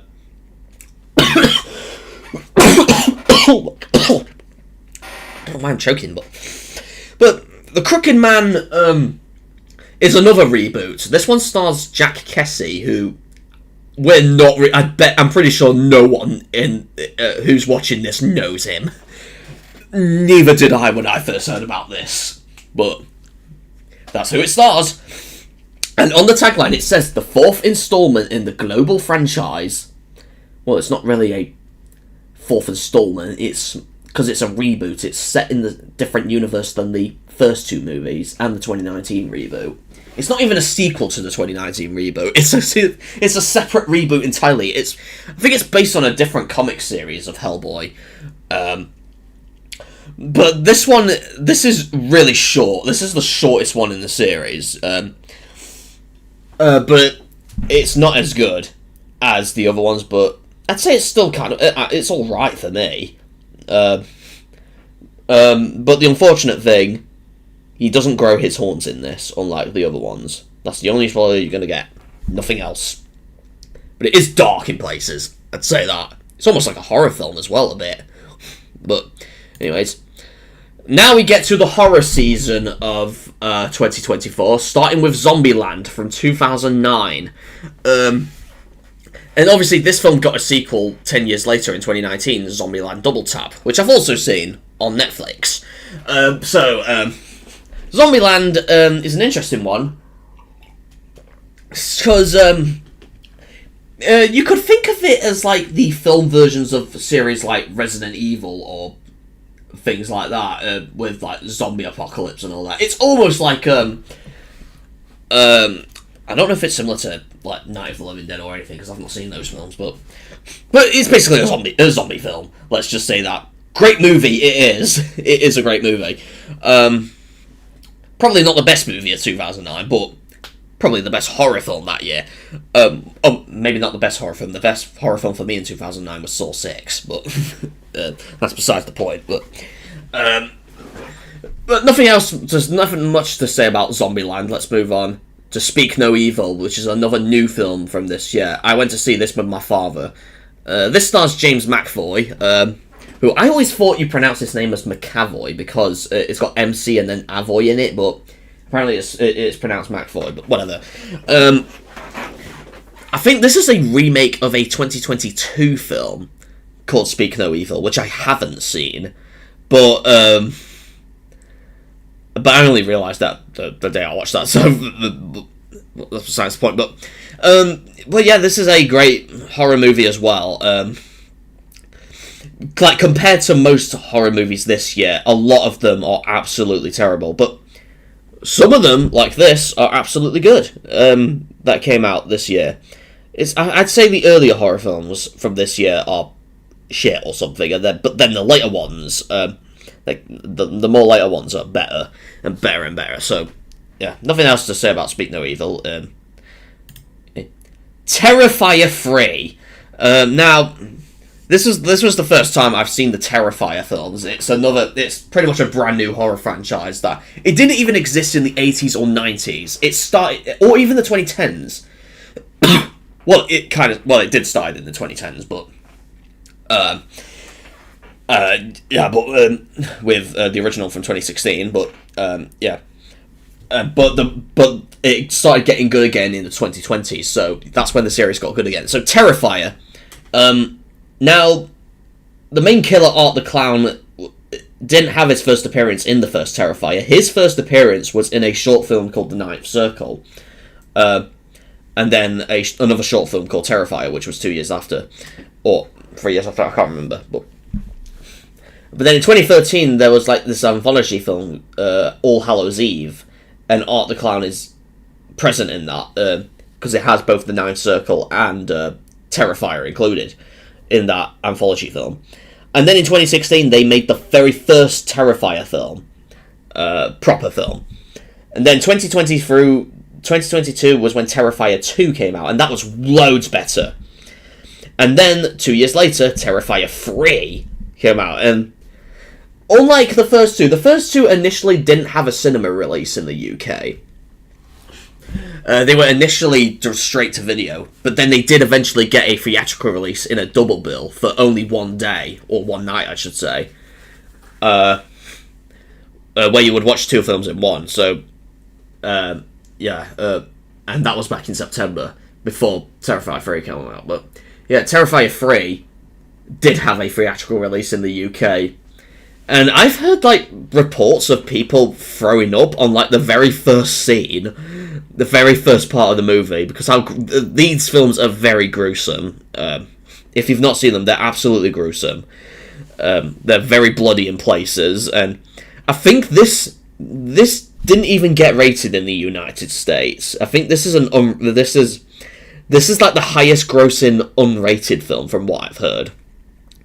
So this didn't even get an R rating. It was released unrated.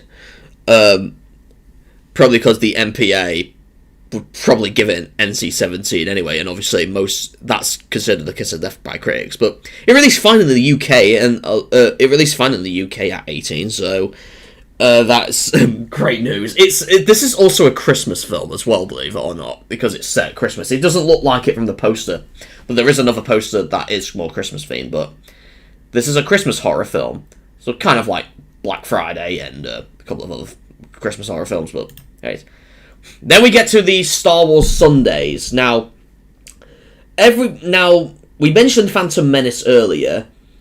Oh, sorry, I forgot about the chat. Also, one bad thing about the BBFC is that on the Punisher video game, it says the cuts information, but it doesn't say, even though it was only submitted once. Yeah, it doesn't show what the cuts are, but it has, like, it just says that the game's been cut, but it doesn't, so... Anyway, back to Star Wars. So, we mentioned Phantom Menace earlier, in May, but then they've re-released the Star Wars films again, so they re-released Phantom Menace again, and then followed by Attack of the Clones, Revenge of the Sith, and then they've also re-released Rogue One, a Star Wars story, which I've not seen. Then the original trilogy, which I've seen before Phantom Menace, so I've seen all those at home, along with the sequel trilogy. No, not sequel trilogy, the prequel trilogy. Attack of the Clones and Revenge of the Sith. That's besides the point. I keep choking for some reason. But the first one in the sequel trilogy, The Force Awakens, which is Episode 7, which came out in 2015. This is one of the best Star Wars films of all time, by most people. When most people think of Star Wars, they think of this movie than the other ones. When they think of the newer ones, at least. But these ones are definitely worth watching if you love Star Wars. So, yeah. So, the next up, Gladiator. This was a 2000 classic that... because we got a sequel this year, Gladiator 2, which we'll get to later. And this classic stars Russell Crowe. You probably know him for many other films. I think Joaquin Phoenix is in this as well. The original Gladiator is a classic from 2000, one of Ridley Scott's greatest films in the 2000s. Nothing else much to say about Gladiator, but it's just Gladiator. And then we get to another part of the horror season, Carrie, from 1976. The original 1976 one, not the 2013 remake, just the original from 1976. So this one, I think this was the... I don't know if this was the... I can't remember if this was the only 70s films that got re-released this year, but... for horror-wise, this was one of them, Carrie. So, this is pretty much... I can't really describe most of this film, but... It's pretty much a horror film where main character Carrie, played by Sissy Spacek, it's basically a shy girl who eventually gets invited to a prom, but some people like to make fun of her, and then at the end it goes crazy, and he has like telekinesis powers and things. It's one of those films, so if you're into that, give this a go. Then we get back to the Star Wars Sundays with The Last Jedi, which came out in 2017. This is honestly my favourite one in the sequel trilogy, to be honest. Because it's the longest one as well. Because this one focuses more on Luke Skywalker, who Mark Hamill portrays, once again. Compared to Force Awakens, where he only appears in like the very last part of the movie. And only briefly. In this he appears a lot. This is... at first, when I've heard of this coming out, I first thought that this was the last film ever in the Star Wars universe, but apparently it isn't, because we got one 2 years later, which we'll get to in a moment. Right, let's read the chat.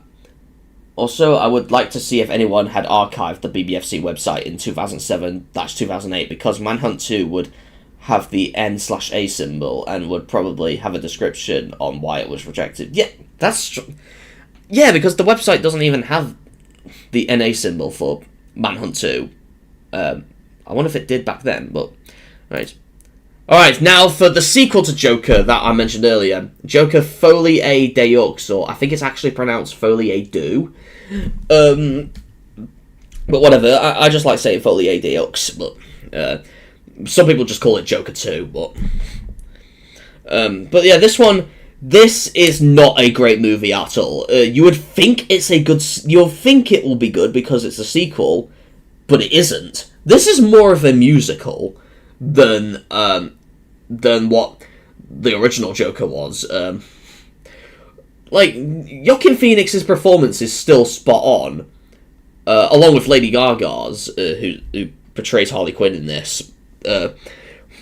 But some moments are just not really good, and it didn't really perform well at the box office, surprisingly, compared to the original, where it had billions at the box office, but this one apparently didn't match its successor. But yeah, it's not the best movie of this year.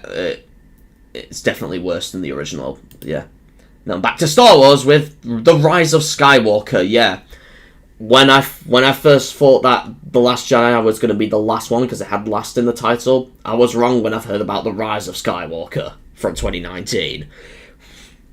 Obviously not the best one. I'd say it's not terrible, but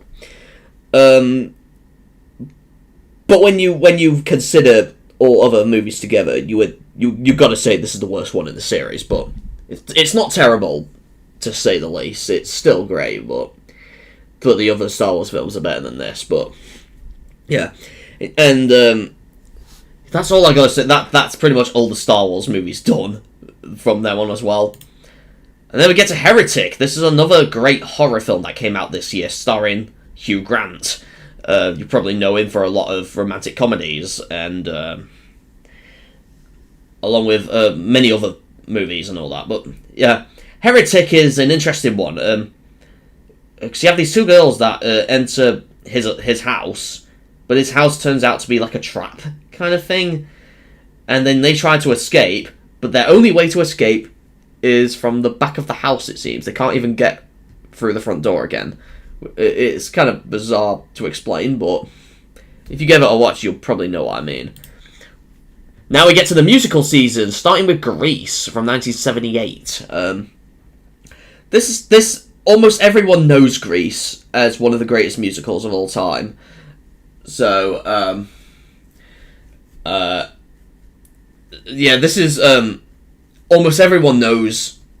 When people think of 70s musicals, their top mind is Grease.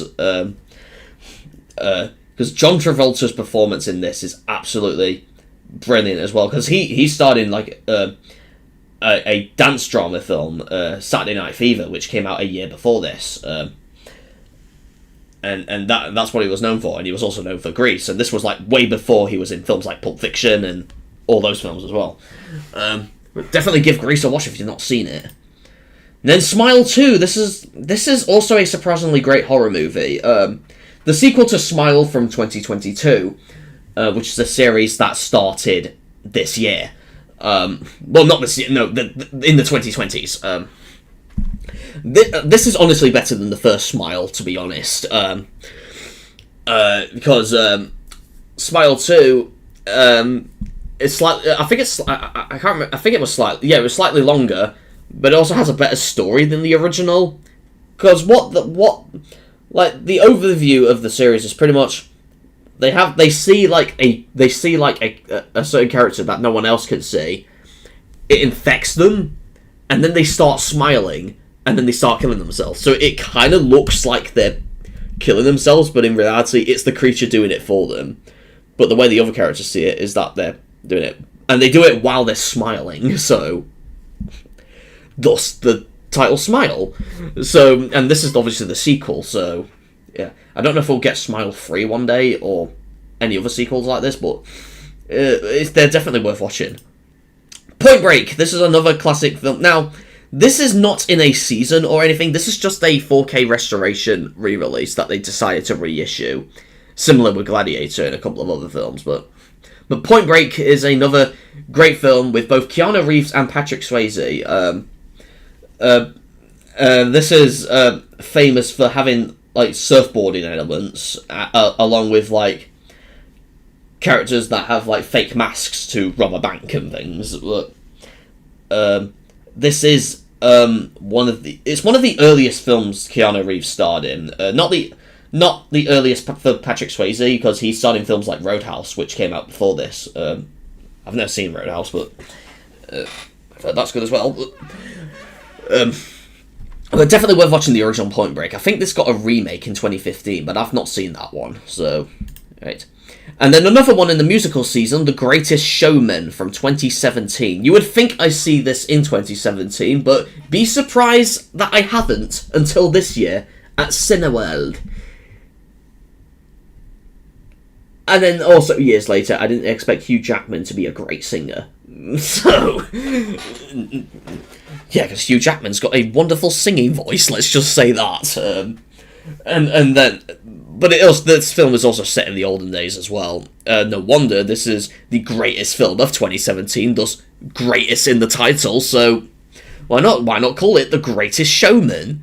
Probably not the best performance that Hugh Jackman did. I think his performance as Wolverine in the X-Men films is better than this, but still, for his singing career, this is better. This is the best. But anyways, moving on. Venom: The Last Dance. So you thought I was kind of over with Spider-Man, but that was just for Spider-Man in general. Then we get to Venom, who's the opposite of Spider-Man. So, obviously, this is set in the Sony Spider-Man universe. So, the Sony Spider-Man universe consists of Venom, Let There Be Carnage, Morbius, Madam Web, Venom: The Last Dance, and then recently Kraven the Hunter. Venom: The Last Dance, I don't know if this is better than Let There Be Carnage, but both this and Let There Be Carnage is definitely better than the first Venom from 2018. And these are definitely better than both Morbius and Madam Web. I've seen Morbius back in 2022, and I thought it was alright. I've never seen Madam Web, but I've heard that was god-awful. And as for Kraven the Hunter, I've not seen that yet, but I've heard that was kind of awful as well. But hopefully I'll see that at the end of it. Yeah, but alright. But yeah, Venom: The Last Dance is definitely worth watching. It's got a sad ending to it, but it's still worth watching. Gladiator 2, I've mentioned the original Gladiator earlier, so why not mention the sequel right now? So, we're almost done with this list, by the way. We're like almost done, so we've got 3 more after this. Oh God, we've been here for hours. But Gladiator 2, I think I almost fell asleep halfway through this movie, believe it or not. So, I barely remembered some parts, but I got the idea it was still like fighting and that, similar to the first one. But nothing else much to say, but it's kind of good. But I prefer the original than the first than this. But whatever. Wicked. This is one of the longest films this year. Probably not the longest I've seen this. Not the longest 2024 film I've seen this year, but yeah. Well, this is part 1 of Wicked. There's going to be a part 2 next year, titled Wicked Part 2. So meaning we'll get to see what happens after the events of this one. But this is a musical. It's set in the Wizard of Oz universe. So if you're familiar with the 1939 film Wizard of Oz, you'll be familiar with like some elements like Emerald City, Wicked Witch of the West, and all that. It's based on a musical stage as well that happened in the 2000s, I believe, which I've not seen. Obviously, I don't think I existed back then, but I don't know. But anyways, that's Wicked. Red One. This is a Christmas film starring Dwayne "The Rock" Johnson and Chris Evans, along with Lucy Liu and J.K. Simmons as Santa Claus. But you would think this is a great movie because it's got The Rock in it, but turns out it's not that good. It's not terrible, but it's not as good as like many other films that The Rock starred in. But Red One, my mother definitely wanted to see it because my mother was expecting to see The Rock shirtless until she found out that he didn't go shirtless. I don't think he went shirtless in this movie at all in this movie. But and most people say that if the film's got The Rock in it, it's good. That's not always the case, because do some of you remember Black Adam from 2022? That was awful. I've not seen that movie, but turns out that was awful when it was reviewed by critics. But yeah. Nothing else to say about Red One, but it is interesting, this one. And then last one I've seen so far, Paddington in Peru. Obviously, it's not going to be the last time I see movies this year, but so far, this is the more recent one I've seen, Paddington in Peru. This is obviously a sequel to both Paddington and Paddington 2 from 2014 and 2017. I'd say this is not the best one, but I liked the first two Paddingtons more than this, but it's definitely a great sequel, though. It's worth watching if you love the first two Paddington films.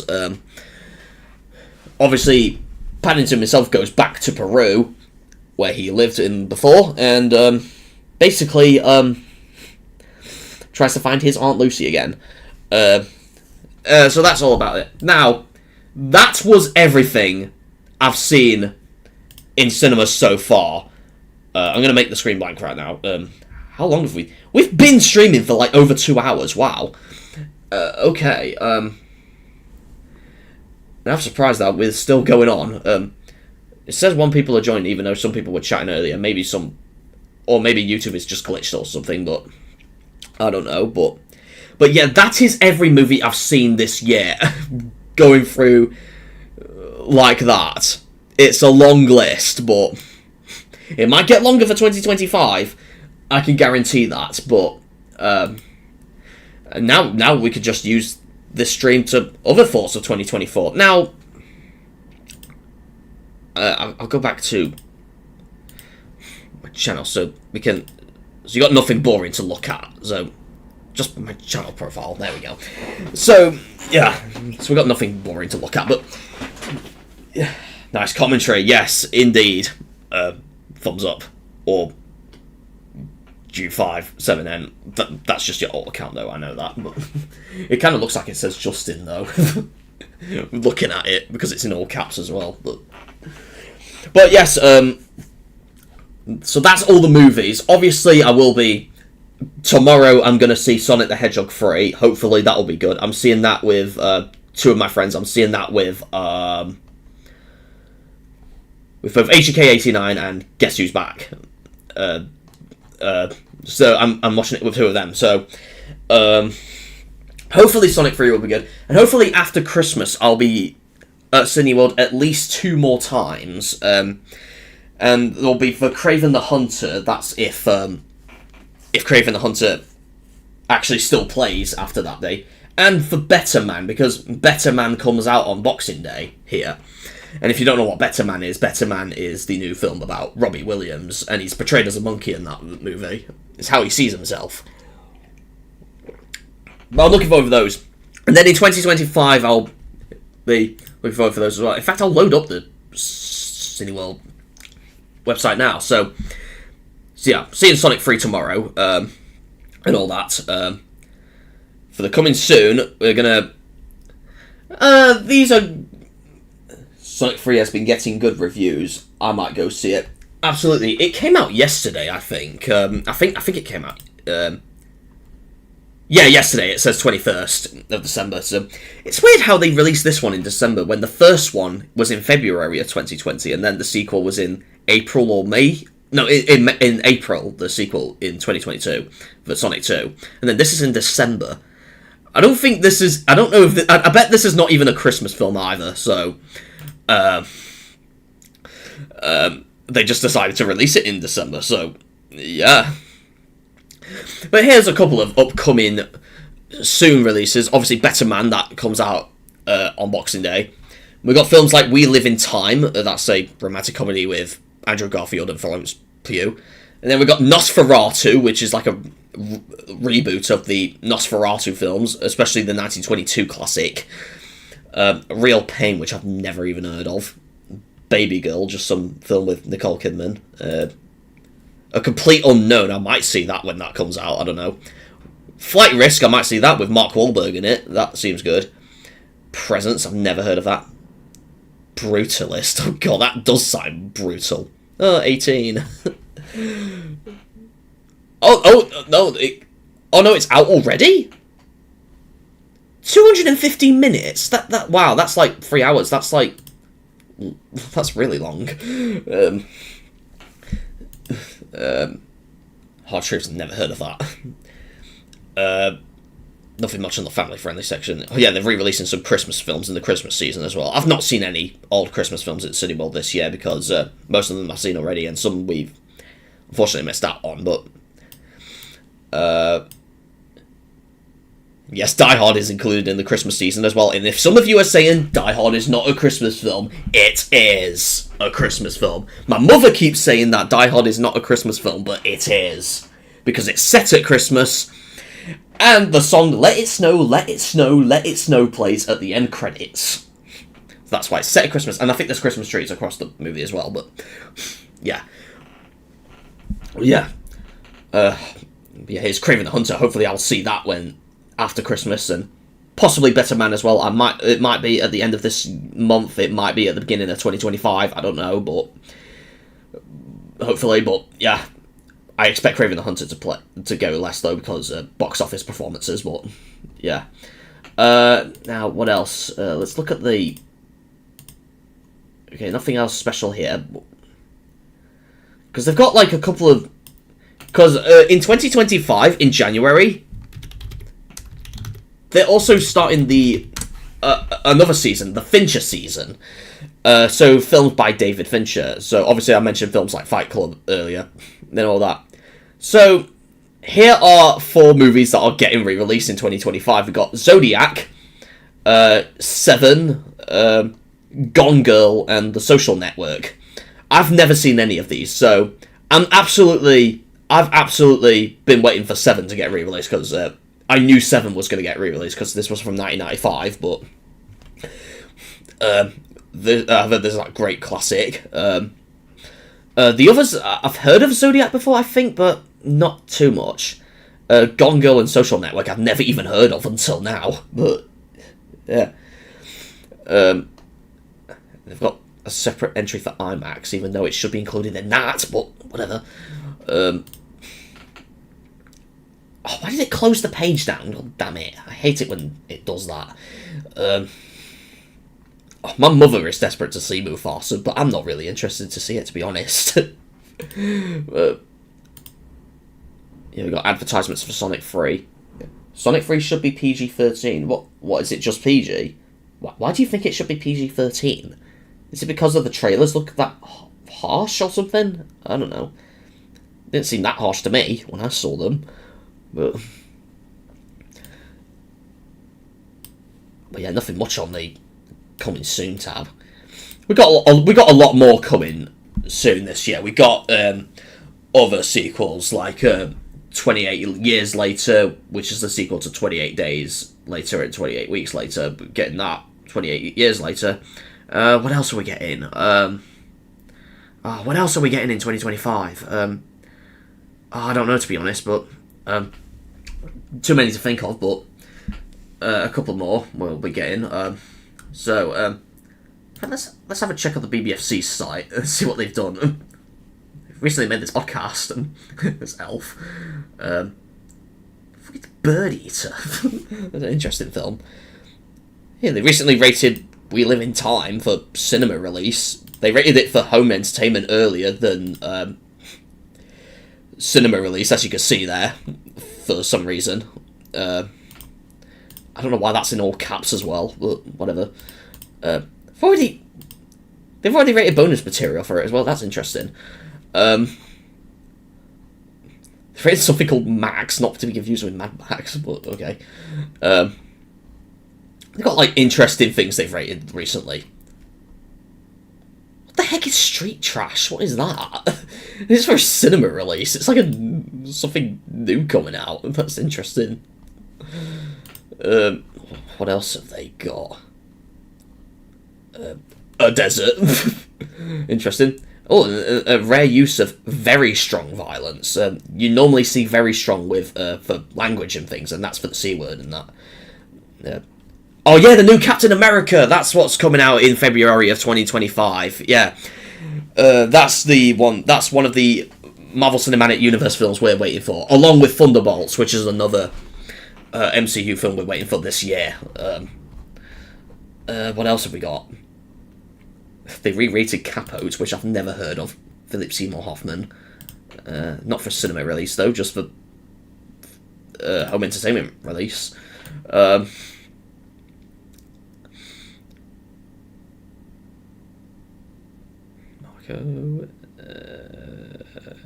well, there's Sonic 3, which they rated again. So they rated it back in 2nd of December, but then they rated it again on the 17th for the Screen X. Because if you don't know, the BBFC actually rates films again based on the separate formats. My cup of tea is cold. I've rarely been drinking it. Oh my god. I will keep the stream going, by the way, guys, and I'll wait. I will have one break in that, but because I'll need to refill my drink anyway. But yeah, I guess we'll look at the BBFC's website for a bit. Why not?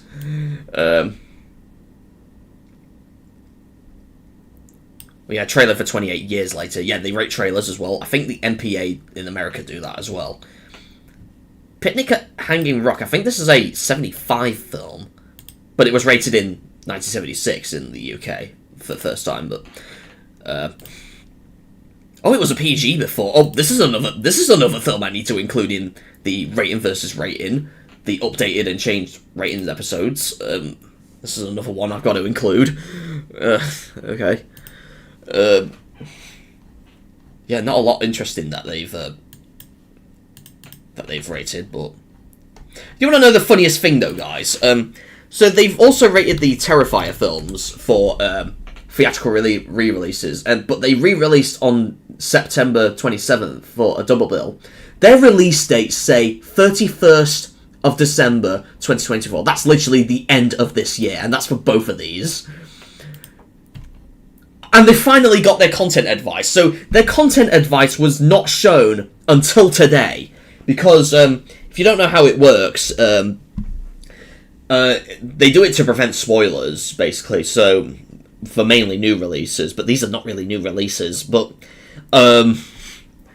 it works so I think 10 days before a film's release, that's when the content advice reveals on the website. So it shows you information on why it was given that rating. So it's cool how they've got the grid for the first Terrifier, and it's primarily for violence and injury detail, and all that. See, the cinema release was for 2024, and then even though it was rated in 2017 for home entertainment. So this was also the only way you could view the content advice, just like this. It lists the information's why it was given that rating. And that trailer's for the double bill. So, let's see what Terrifier 2's is like. Yeah, they've got it for violence and for language as well. For very strong language as well. I don't think there's any uses of the C word in this movie. There's only like one scene where it's written on a wall. Maybe they maybe that exceeded the limit. So maybe that's why they count that as 18 worthy. But even I don't think there's like actually uses from a character or something. But again, this was rated in 2022. This was the only way you could view the content advice. Until now. Now we can view it. But it just says very strong language is accompanied by more. Even though I think that only shows up on the wall or something. In blood, I believe. I think the description's mostly the same though, but as the old one, they just changed it slightly to relate it, yeah. But yeah, I don't know why. Sometimes they include a poster, sometimes they don't. But I think they changed the poster recently to this Christmas-themed one. So that's us telling you that Terrifier 3 is a Christmas film. It is. So get it. Okay. So yeah, yeah, that's interesting. Right. Based on the comments, I'm going to look at some of those things actually. Let's look at Manhunt. So there's a couple of films. Yeah, so you got the first Manhunt here. Oh, we've got an NA here. What's that? Oh, that's just for a film from the 50s. Okay. It's still banned today. Down here somewhere we should have Manhunt 2 right here. We've got trailers for it and all that. But Yeah, but yeah, no NA. I'm surprised there's no video game tab as well. For like, or even like a game tab or something, or whatever. Or probably home entertainment, because obviously you play video games at your house, so...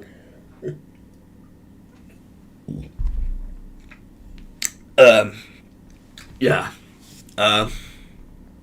Which is interesting. And then we look at the Punisher. Well, that's the 2004 film, and then that's the 1985 film. And then that's the game, which is based on the 2004 film. Yeah, it's got the cuts information, but it doesn't list what the cuts are. I find it interesting, because I thought this game was cut in America as well, unless the UK version had additional cuts made to it. Because I've heard with Manhunt 2, both the censored and the uncensored versions were rejected. Even the censored version was rejected. But then later they made an appeal to allow the censored version to be released, and then that got approved. Was it like similar with the Punisher? Only they had to cut it, or... I don't know. Because I've heard it was cut in America as well, to avoid an AO rating, but whatever. Interesting fact about... Oh, this film was cut. When was it cut? It was cut in cinemas, wow. Wow, all 18 rated releases are cut, and then the 15 ones are uncut. That is surprising. You kind of expect it to be the opposite, but... I can't find a film rated 18 for very strong language. What do you mean? There's, like, plenty of movies. I can give one example, Spyco. Rise of the Foot Soldier. Rise of the Foot Soldier. Oh, I spelled that wrong. Oh, are you serious? Oh. Okay, there we go. There you go. With Rise of the Foot Soldier Vengeance, there you go. Very strong language. There you go.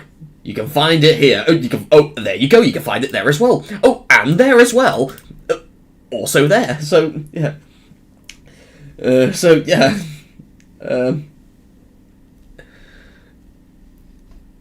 yeah, there's like plenty you can find.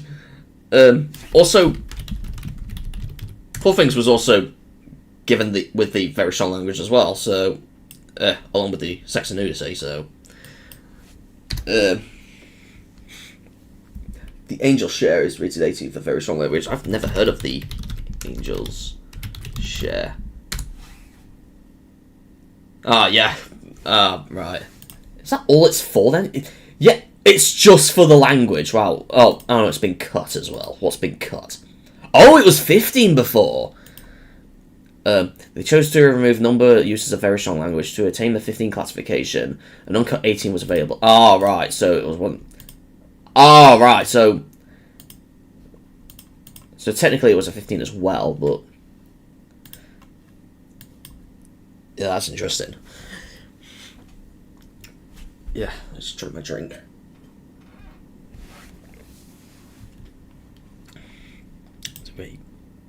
Nothing shows up. Ugh, my tea is cold. I drank it all already. It's been 2 hours. Okay, that reminds me that this thing. You know what the BBFC did recently, guys? They recently separated pages for certain films that have multiple versions. So if I take Alien, for example, you've got the original Alien here. This is the theatrical version. So it's rated X when it came out, and then it's all the home entertainment releases and all that.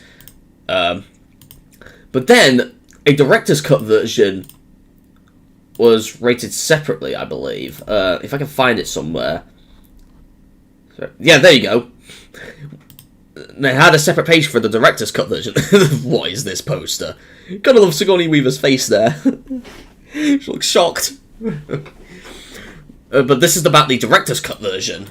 But initially, this was in the same page as the theatrical version. But what the BBFC did recently is they ultimately split the pages up for certain films. So the sequel Aliens has like a totally separate page now. So to let you know, the theatrical version is still 18, and then the director's cut is 15.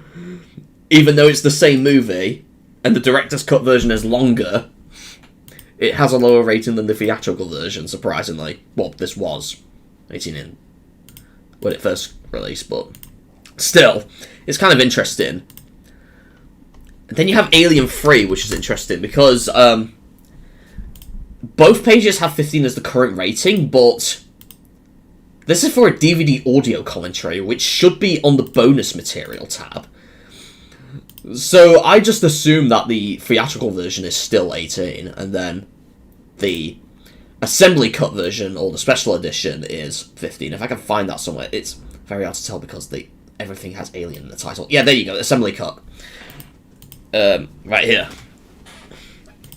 Or special edition feature, but that's besides the point. And then obviously you have Resurrection, which is still 18 today, surprisingly. This is kind of like the same violence level as the other films, though.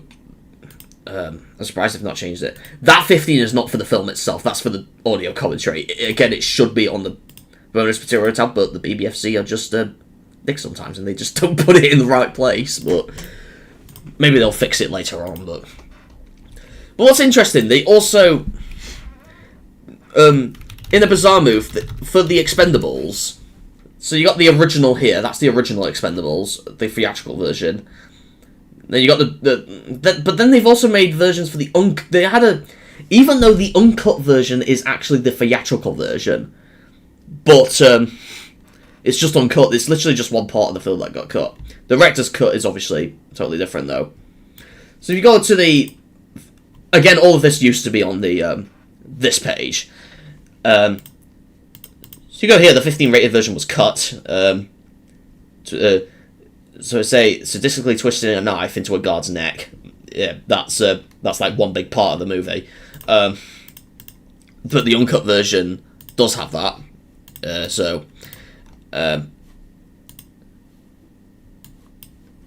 And then go to the 18 rated one here. There's no content advice for this, surprisingly. Even though it should be there. I don't know why it's not there. Oh wait, no, that's uncut. I was meant to click director's cut. There we go. And then there's the director's cut version. This used to be on the bonus materials part for some reason. But now they've included it here because it should be here on its own thing. I guess splitting the director's cut version and the theatrical versions together, but the uncut versions as well, even though it's the same theatrical version, that's bizarre. And then recently they split up the Expendables 3 versions as well, the theatrical version right here, and then the extended version, which is longer, but more violent slightly. But it is one of the weakest entries in the series, it's not the best one. And if you're wondering about Expendables 4, that only has one release, and yeah, you had to spell it a different way as well, so expend 4 balls you had to put up, and then it's got like an actual grid for it, and then this one didn't have multiple releases, it was just one release, but that's besides the point. I'm surprised they did that with the Expendables, but they didn't do that with films like John Wick Chapter 2, which also had 2 different versions, which was cut at 15 to alter a suicide scene, to make it less bloody, I believe. But then the uncut version has that scene intact. But funniest thing, though, is that the 18 rated one only lists strong violence and gory images as the reasons, even though they're not the reasons for this rating. It was the suicide scene alone, but the suicide scene is mentioned in the 15 rated one, even though that was the censored part of the movie. That's very interesting. But they've got a bonus material. Oh, that's for the uncut version, and then trailers and all that. But the others got fine with 15 uncut. Any others that got cut for some reason, then I can't really think, to be honest, but okay, I'm gonna have a bit of a break, guys. I'll come back in a moment. I just need to make myself a drink, so I'll be right back. I'll be back. Oh, let's mute the microphone. I'll be back. Alright guys, I'm back. Okay, if I made some of you jump, sorry. I was just refilling my drink. I've got hot tea with me, and all that stuff. So, I'll keep the stream going for a bit. I will end it eventually today. I'm not going to do it overnight. My parents are not even in the house right now, so, that's, but yes, but so far,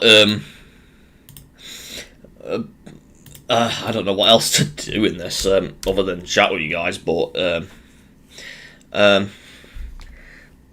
surprised, because we're looking at BBFC right now. I'm surprised the Fox Critic is not in the stream. I don't know if I should, like, invite him somehow, because he commented on one of my posts. I should,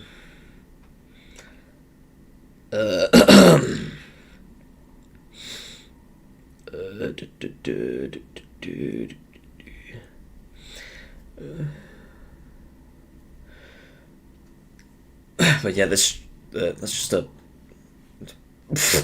this satisfying image of Will Ferrell as Elf, as Buddy the Elf. Okay. Okay.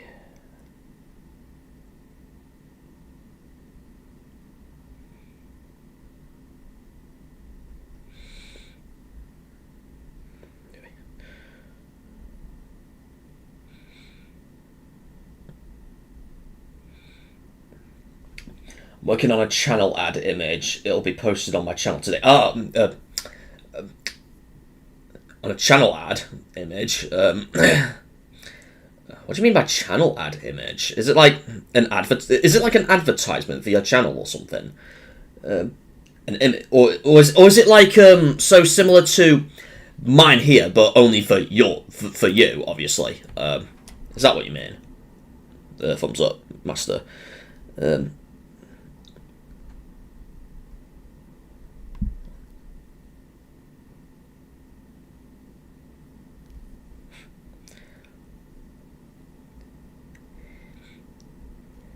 fact, I won't. But imagine he might be busy, but it's for joining the channel. Oh yeah, yeah. It's like a real advert then. It's like so not like it's not going to be like a slogan saying please watch my videos or something, or probably won't. Join the TTUC, the thumbs up club, yeah. No. Yeah. Okay. Okay. Then again, I was hoping for the Fox Critic to join this, but I don't know if he will join my streams one day. But man, he goes to cinemas quite a lot. But yeah, because I constantly go on his streams as well, and we always chat about BBFC stuff as well. Baby John, God. But yeah, some of you know about the new Sonic 3 black card, the black card for Sonic 3 that came out recently. I don't know. So they do this competition called Create the Card Competition, and they've done it this year for Sonic 3. That's about launching it. Okay, so that's here. So yeah, this is going to be the card that shows before Sonic 3 starts, and I am expecting to see this tomorrow. So right before the movie starts, and they made like this cool video as well. I won't play it in case of like copyright issues, but yeah, it's very interesting how a custom art instead of a black background will be shown for Sonic 3. Because they've done this with Jurassic World Dominion and Puss in Boots: The Last Wish as well. They had competitions for them, so here's one for Puss in Boots: The Last Wish, or briefly show it, but you can't see most of it. But that's what it looks like for The Last Wish, and then there was one for Jurassic World Dominion as well. I think that's this one.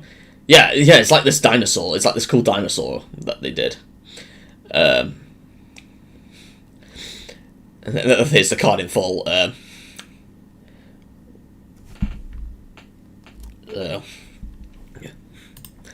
Yeah, that's kind of cool. They've only done this like 3 times, and they started this kind of thing in 2022. But it's kind of cool to see certain movies getting their own black cards, especially Sonic 3. Considering the first 2 Sonics didn't get it, but Sonic 3 did, so that's kind of interesting. Let's go to the Irish classification board. So we got so this is how the Irish rating system. So in Ireland, they've got like a separate rating system. So this is like the ones that are currently on release. So they rated Sonic 3 PEGI, and then a couple of other movies. Yeah, we got a new Wallace and Gromit film this year. I'm surprised this is not getting a UK cinema release. I think it's going straight to Netflix, I assume. Yeah, Craven the Hunter, that's 16 in Ireland.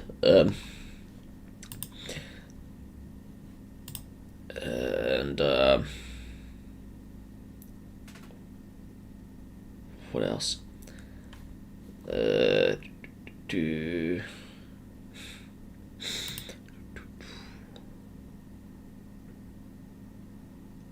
God, how many new releases? Jesus. There's like plenty of new releases that's on this list. There's like plenty to list, but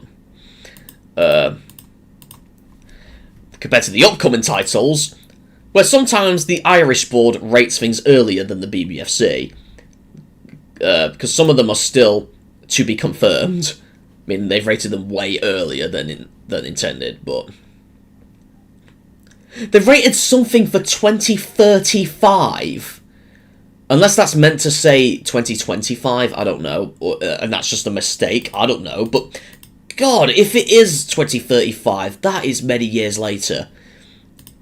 It's for like this foreign film as well, interestingly enough.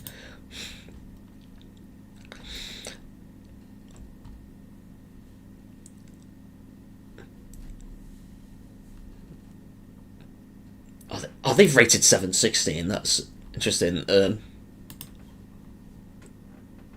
Surprised they didn't put 1995 on it, because some people won't know that's an old film if they don't put that.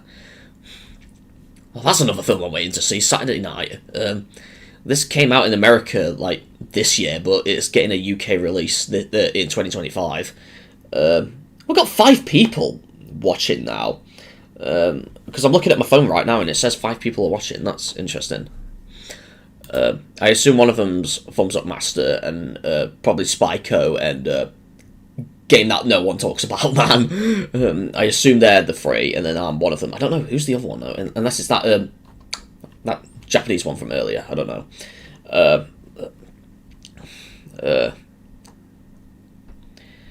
Okay. What is Getaway? Oh, Nick Frost is in this. Oh no. This is going to be a great comedy then. Never heard about this until now. That's interesting. September Says What? It was an unusual film title.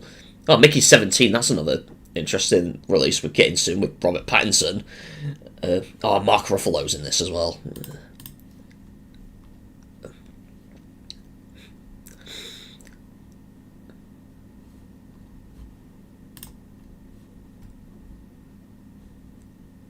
Nosferatu. Just a plain poster with just the title and the focus features, which is a company. That's interesting.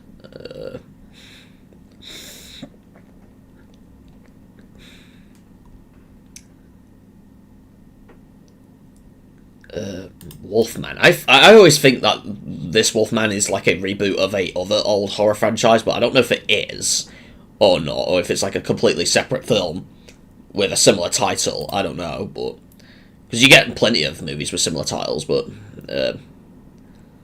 what the hell is The Girl with a Needle? What is that?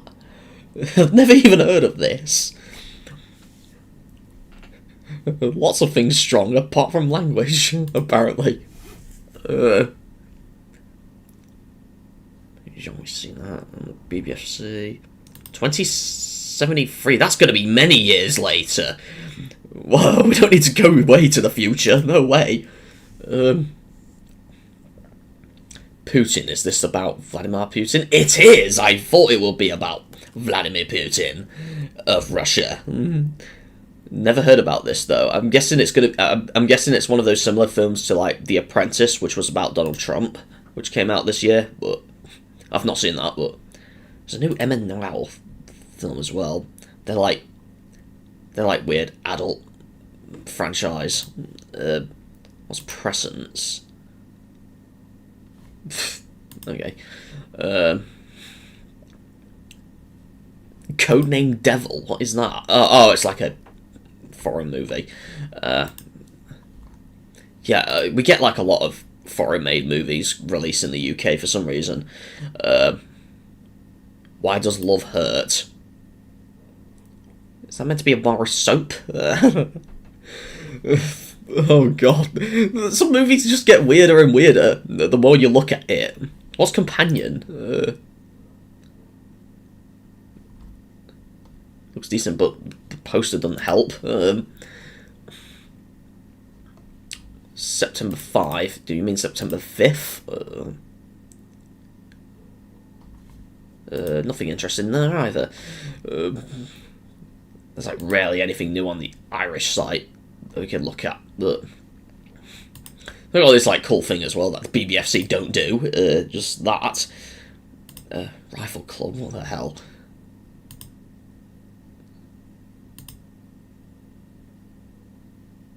Yeah. What else? Gonna.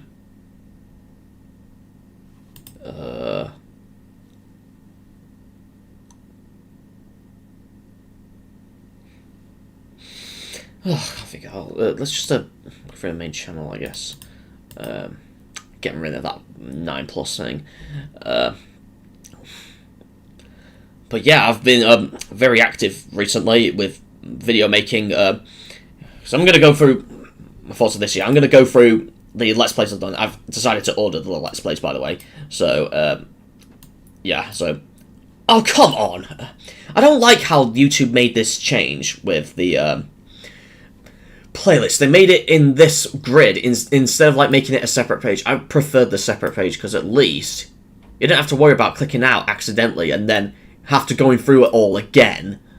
That sucks so much.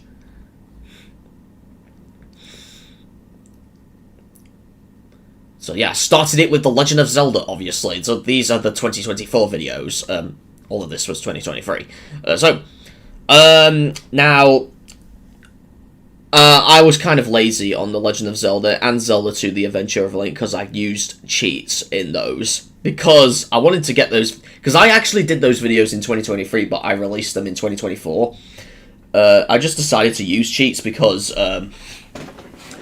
I just wanted to get the games done quicker and also make the games easier. But I was still struggling on doing things like finding where to go and things, but still. I'll need to redo the thumbnails one day as well, because those thumbnails are just plain boring. And then the Sonic games were the biggest beginning of this year. So I did these in Sonic Origins Plus on my Xbox Series X, and yeah, I had a blast doing them. I had like a lot of like weird moments in them, especially my Sonic 1 and 2 ones, and a bit of CD, but not as much in Sonic 3, but then I get to Spinball, and then I did 3D Blast or Flicky's Island, and then I obviously did Sonic the Fighters, which I did the Xbox Live Arcade version. Kirby Puzzle, that's just a e-reader game for the GBA. Nothing special about it. Then I went to the Game Gear Sonic games. Yeah, those Sonic games. You gotta love the thumbnails that I did back then. The terrible Sonic movie design, and then the better one, and then Tails from the movie, and then Knuckles. I think that Knuckles one was from the TV series. The TV series called Knuckles. Have you ever seen that, guys? I've seen it, and it's absolutely good. I'd give that a watch before watching Sonic 3, if you haven't already. Because it's set between the events of Sonic 2 and 3, but that's besides the point. But I used those But I had to use the bad Sonic one for the thumbnail for the first Sonic Game Gear, because obviously the Game Gear ones, they're not terrible, but they're just not as good as the Genesis ones, / the Mega Drive ones. But still, that is why. I'll just give you guys a glimpse of the thumbnails.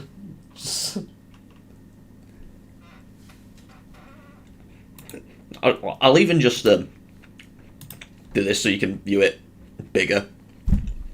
Right there. This is how I used to make my thumbnails, but I've changed now with thumbnails, and we'll get to that later.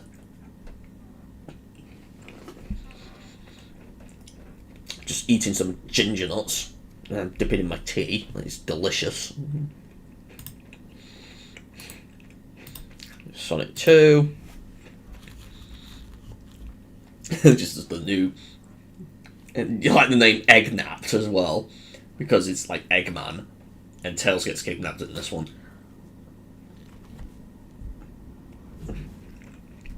I thought I had hair in my mouth for some reason, I don't know why. Sonic Chaos. It's just Tails from the either Sonic 2 or I don't know. That's probably from the Sonic 2 movie. But and then Triple Trouble with Knuckles. I think that's from the TV series. That part. Then I had to do Jetpack because I couldn't think of many games to do, so I decided to do one of the shortest games that Rare, well, I guess not Rare, but Ultimate Play the game they were back in the day. So I decided to do that. And I was going to do more, but I was struggling with some of them, so I decided to scrap those. I might do them in the future, though, but yeah. Yoshi's Island, that was one of the greatest things I've done this year. Yoshi's Island, along with Yoshi's Story, which was 2 years after, and then Kirby Triple Deluxe. Now this is when we got back into Kirby games. You thought all Kirby games were exclusively 2022. Well, be prepared. Now I gave you all Triple Deluxe this year because it turned 10 years old this year, and this was also the first time I used the Citra emulator to play the game, because all my other 3DS videos were done on, I think I've got hair in my mouth. Oh my god. Hold on, guys.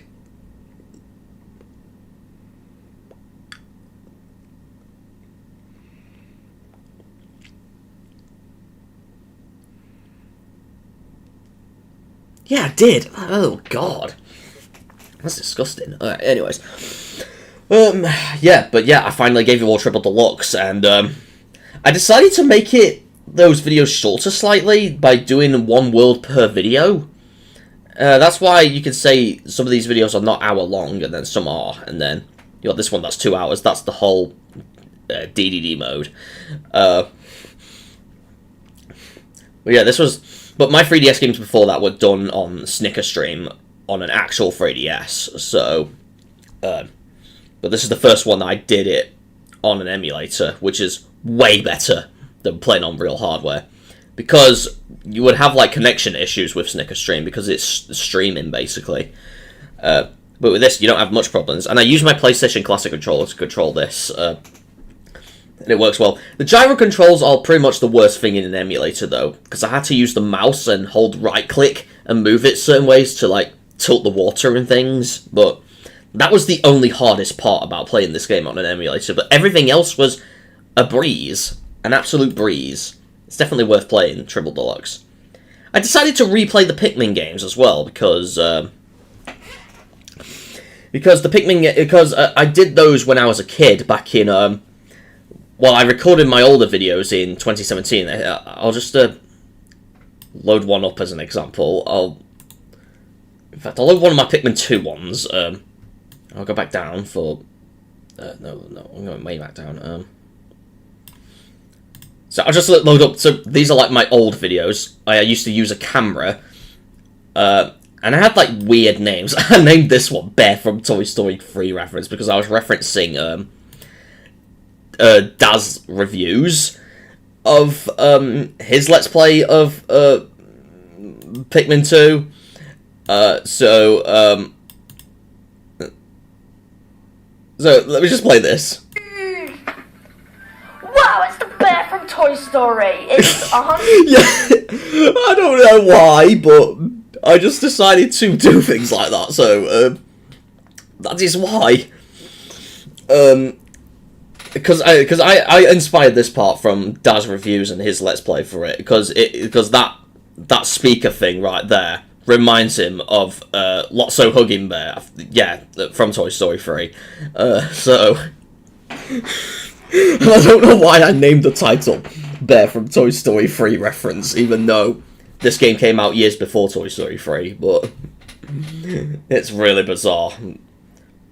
But yeah, my videos were just 100 Pokers. It's the Frizz Tea, the happiness emblem. That was my voice as a kid. So yeah, you can see how much I've improved over the years as well. Compared to my newer ones where I did way better and all that. And then everyone's favourite, and I'm pretty sure everyone was waiting for this, Five Nights at Freddy's. I was doing those as well. I've only done the first 2 games so far. Hoping to get the third one done for 2025 and get released in March, but right. I just also realised that the R13 rating is a rare rating, as most films that are MA15 plus or M in Australia are M or R16 in New Zealand. Right. And then, although it is more common in video games like Gat Out of Hell and Serious Sam 2. Gat Out of Hell? You mean Saints Row Gat Out of Hell? By any chance? Yeah. So yeah, FNAF is the biggest thing I did this year, along with FNAF 2, because I had like an actual camera, face camera, right there. You can't really see it, but right. need to play that audio, and had this right here, the banner and one of the main artwork. I also had this weird the meme picture of Josh Hutcherson. Yeah, you started uploading to YouTube young. Well, I didn't upload them in 2017, but I did make them in 2017 because I was 11 when I did those videos, I think,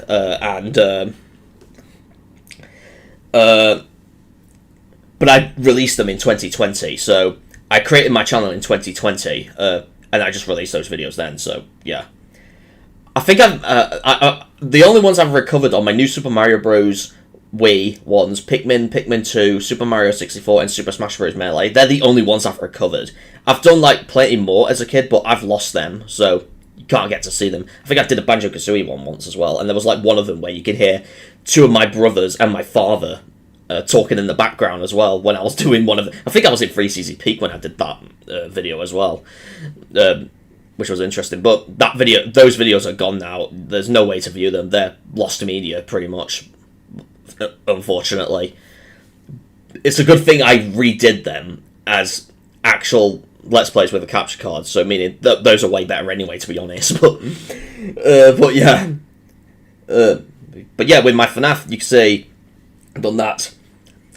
The Josh Hutcherson thing is related to the movie itself, because the movie has Josh Hutcherson as a character. He's the security guard in the movie. And obviously in 2023 is also when we got the meme, the whistle meme. If you guys don't know what I'm talking about, it's this. It's just this. Yep. It's just that I'm not going to play all of it in case of copyright, but yes, this is the most famous thing from 20... Obviously, this video was in 2014, but it wasn't as famous until this year. So, I think that was... I don't know if this was before the FNAF movie came out or after, but yeah, that's interesting. That's why I decided to include Josh Hutcherson on the on that corner, and then the X telling you that he's not in the game. So I'll be keeping that for future FNAF videos as well, just as a funny thing. Right. We've got 2 LJN games that I did, Friday the 13th and A Nightmare on Elm Street, both based on movie franchises of the same name. The Friday the 13th one was incredibly difficult. A Nightmare on Elm Street one was easier, though. Believe it or not, A Nightmare on Elm Street on NES was actually made by Rare. Did you guys know that? It was made by... Yeah, the guys who gave you Banjo-Kazooie, Conker's Bad Fur Day, all those games, they also made A Nightmare on Elm Street on the NES. Only LJN was the publisher. So people thought LJN made those games. No, because LJN actually never made games. They only published them. And Rare actually made A Nightmare on Elm Street, which is... yeah. There is a limited how long we can continue. I don't know what you're talking about there, Spyco. Do you mean like how long the stream is? It'll be as long as it needs to be. I will end it eventually, but not right now, obviously. But yeah, because I haven't done a stream in a while. Friday the 13th NES developed. Yeah. Friday the 13th was made by Atlas. Yeah, they're the guys who made Persona, I think. But it's strange that Rare made A Nightmare on Elm Street on NES. Even though they had better games on NES. But I'd say A Nightmare on Elm Street on NES, although it's not good, it's better than Friday the 13th on NES. Absolutely way better. And there's like a weird thunderstorm going on outside. I don't know if you can hear that. It's like massive wind out my window. But, yeah. Then I did Donkey Kong 94, then Mario vs. Donkey Kong. This is another great game I've done this year. To celebrate its 20th anniversary. We've got a remake this year. I've never played the remake, but... I can tell you, it looks good. Then I did 2 Atari games. I actually, first time forever, did Atari games. Just 2 horror games, though. Texas Chainsaw Massacre and Halloween. Both based on movies, of course. I don't know which one's better. Both of these were controversial when they came out. That's why I put in the Texas Chainsaw Massacre thumbnail on the blank black corner there, I put the word controversial up there, if you can see that. Because, believe it or not, the original Texas Chainsaw Massacre film was also banned in the United Kingdom for a time as well. And I can prove that as well on the BBFC's website. Well, the ban was lifted. Yeah, so the 74 original... you say unsuitable for classification. That was when it was originally released. Go to the cinema tab. Look at this. You got 2 NAs. That means the film was rejected and banned. Basically, that's what it meant. Nightmare on Elm Street NES has limited continues. You know. Yeah. No. I had to use cheats to make it unlimited though.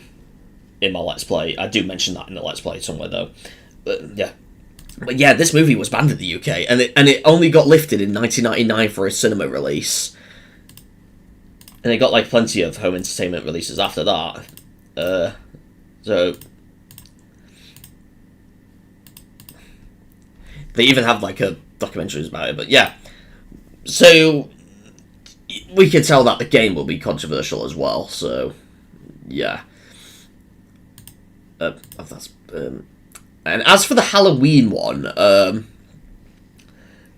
don't think the Halloween one was that controversial because Halloween itself was released in the UK fine, and that wasn't an issue here. Apparently, I can't spell. There you go, the 1978 original. Didn't expect this thing to appear, but okay. But yeah, you can see that film released fine in the UK. Unlike Texas Chainsaw Massacre. Because then again, Chainsaw Massacre is more gruesome in that, but still. Then I did FNAF 2, which everyone likes again. Super Mario 64 DS was after that, and then Super Mario Land 3 Wario Land, or some of you are going to say, no, it's Wario Land Super Mario Land 3. No, I prefer the opposite. That's my way of typing the game's name. So, yeah. But it is what it is. It's the first Wario Land game and the last Super Mario Land game. So, yeah. These bonus things, they're just for videos that don't even have proper episodes. So, yeah. I got like weirdest Super Mario Maker levels as well that I posted. Have you guys not seen my Tomodachi Life songs that I did? That's the only video of Tomodachi Life I've got so far. And I've only made them in 2021 and 2022. But have some of you not seen some of the songs I made? I even added this disclaimer that they're meant to be jokes and they're not meant to be taken seriously. The amazing like JNPoop and his useful crew. That part is a reference to Thomas Tank Engine. But yes, I've made like bizarre songs. Some of these are sexual, I should say, and I'll probably not show them on this. But I made one song. I made the cussing song, and the way that worked was that. Because Tomodachi Life has like a filter where you can't write swear words down, but if you write them a different way, so let's say you spell the F word a different way, let's say you spell F-U-K-K, for example, that doesn't get filtered, and you can write it like that, and it will still pronounce it in the game like that. So, meanwhile, if you typed it how it actually is written, how it really is written, it won't allow it. So. Because there's like a profanity filter, so it's just like this. Yeah, you can see that I had to. For some reason, it doesn't filter some words though. You see that they're unfiltered, or sometimes I just spell it with a H, and I spelled shit with like 2 I's for some reason, and it's not a reference to the Wii. No, it's not a reference to the Wii. It's just so funny how you can the way I can cheat the system. All of these were done from the American version, by the way. Even though I'm in the UK, I've played the American version to do these. I've done a group song how to bypass the profanity filter. That is an absolute brilliant song as well that we did, that I did, and then it's pretty much the same thing. This song is based on what one of my friends used to do. I'm going to turn down the audio. But this is what one of my friends used to do on his 3DS, on his Tomodachi Life. It starts off like, we're going to let out some cuss words, and then we start with, by saying them like that. And then all that.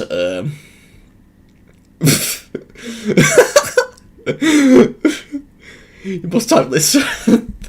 I don't know why, but it's just bizarre. It's how you actually have to spell them that way.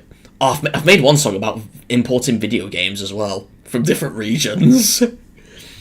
Oh, and I think I've made one about piracy as well.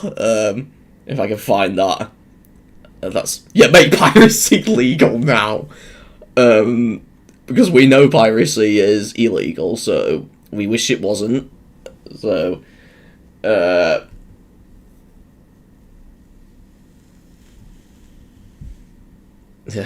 strictly prohibited. We must circumvent copyright protection. Patch games directly, all consoles will get banned. And I had to spell online as one word. It's how they pronounce it in the game. So that's why online is spelt 2 words. I know it's spelt 1 word, but that's why it's spelt like that. It's so when they say it in the game, they say it how I wanted it to. So, what else?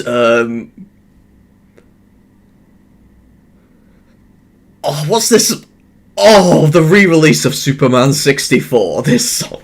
A song about wanting a re-release of Superman 64, you know, one of the worst 64 games. You can't really see the captions there. There's one of my friends. The stupid boy that plays crappy old games. because I do play old games. I think some of us, I think a lot of us play old ones nowadays. For nostalgia, no virtual console, please. Or virtual console's not really a thing anymore. But okay. And I say worse like Carmageddon 64, but they say it as Carmageddon 64. I don't know why they say it like that. That's how they pronounce it. But yeah, that's really interesting how I did some Tomodachi Life songs in the past. We've got 4 people watching right now. That's a win-win.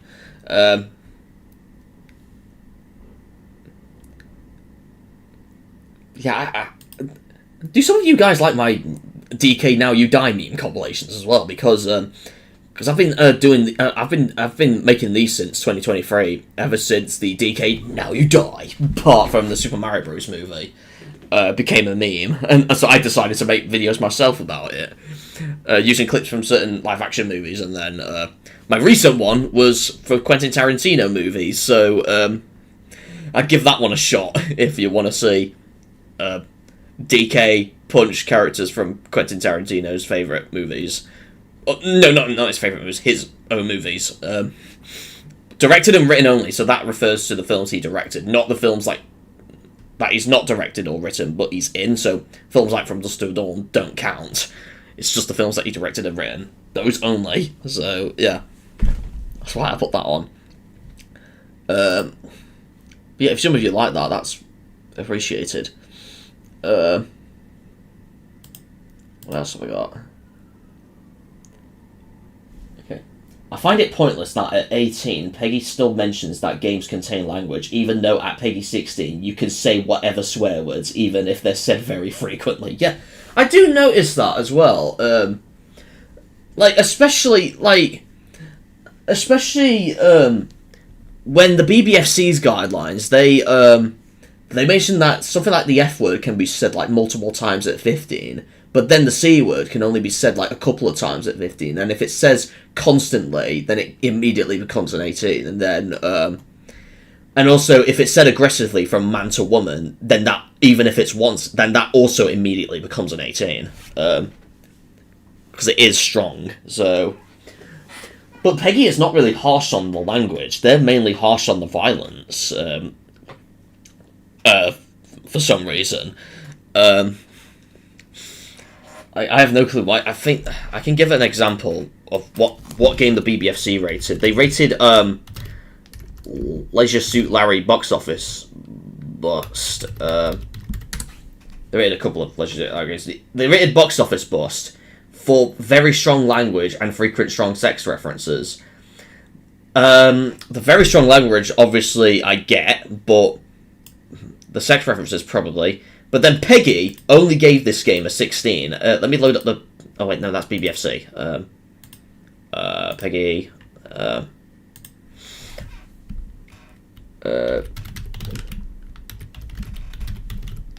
Stop in. They're just for the... There you go, box office bust. They only gave that 16 for bad language, sex, and drug use. For PS3, PC, and 360. I don't know why they've got separate entries when they should be on one, but whatever. But yeah, PEGI was less harsh on this game. The BBFC were more harsh on this than PEGI was, even though it's the exact same game, just different companies rating it. Like the copy I have, because I actually, this is the only Leisure Suit Larry game I actually played for myself, and I've actually 100%ed this on 360 as well. The version I've got has the PEGI 16 on it. I don't have a BBFC 18 rated version. I only have a PEGI 16 copy.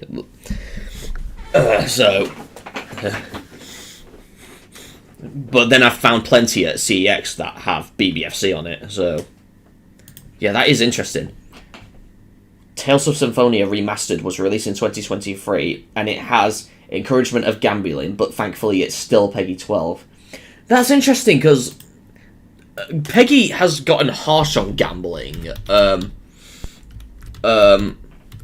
in 2020, I'm trying to copy the spelling there.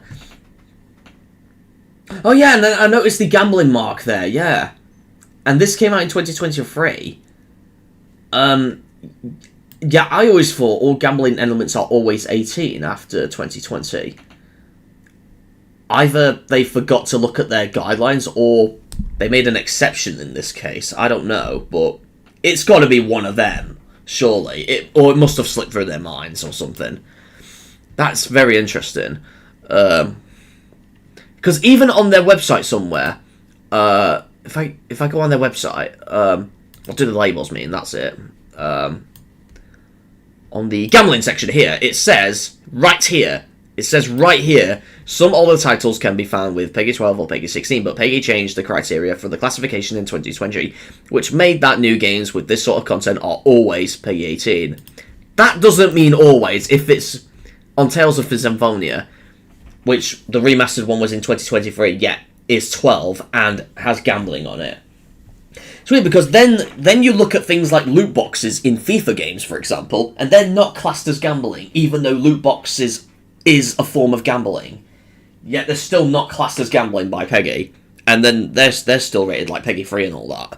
So that is very bizarre, but still very weird.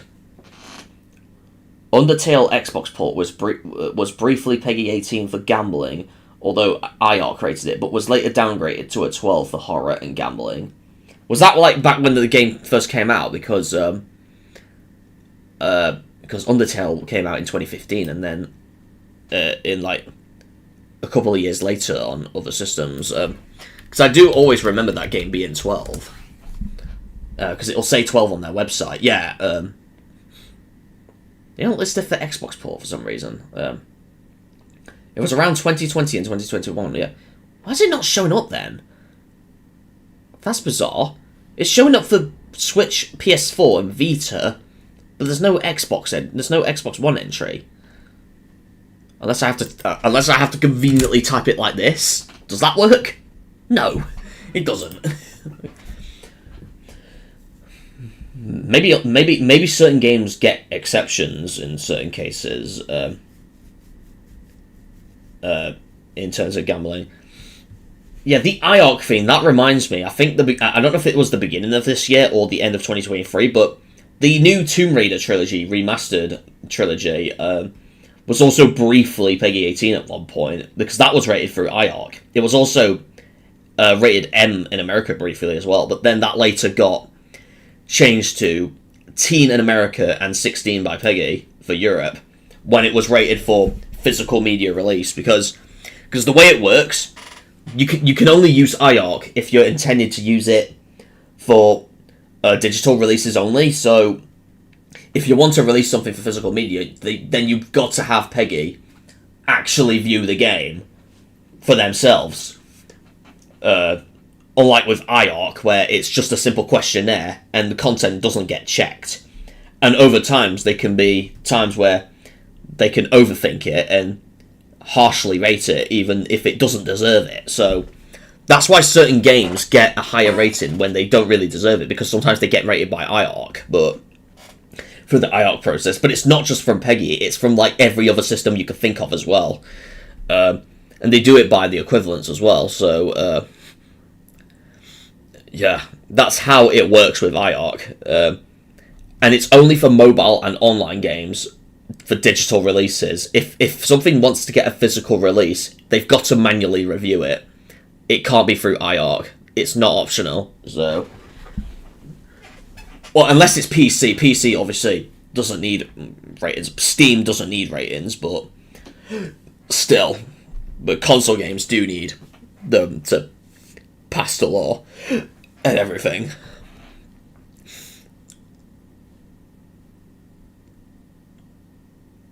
It's funny how IARC only exists for games, though. There isn't like a similar one for movies, surprisingly. I can only imagine if there was.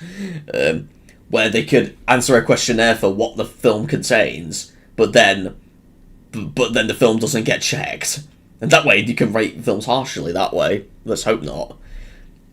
Because honestly, I honestly think that the BBFC is a much better system than any other ratings out there, because they're not really harsh for the most part, and they rate movies accurately most of the time, though sometimes we do think some will need to be changed at some point. So, and they also give great advice, and unlike the MPA, where they list everything the film has, so if it's got like a thing that would be unsuitable for young people, it will include everything. Meanwhile, what the BBFC do, they only list why the film was given that rating. So you can see with We Live in Time, for example, you can see the language and sex are 4 out of 5. Meanwhile, the injury and nudity are 2 out of 5, and then theme is 3 out of 5.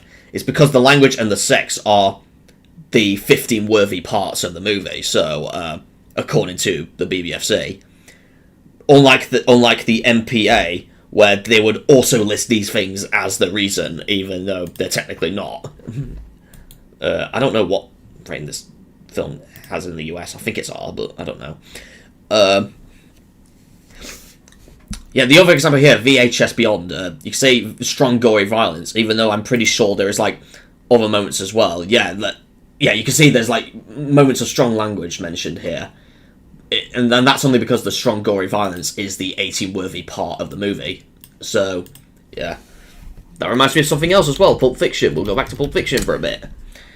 And that's for drug use and sexual violence. So, even though the film also has actual violence and language in it, as we all know, but these are the 18-worthy parts of the movie nowadays. Unlike before, when the guidelines were slightly different, you would see that violence was also mentioned. The movie was also cut in the UK as well.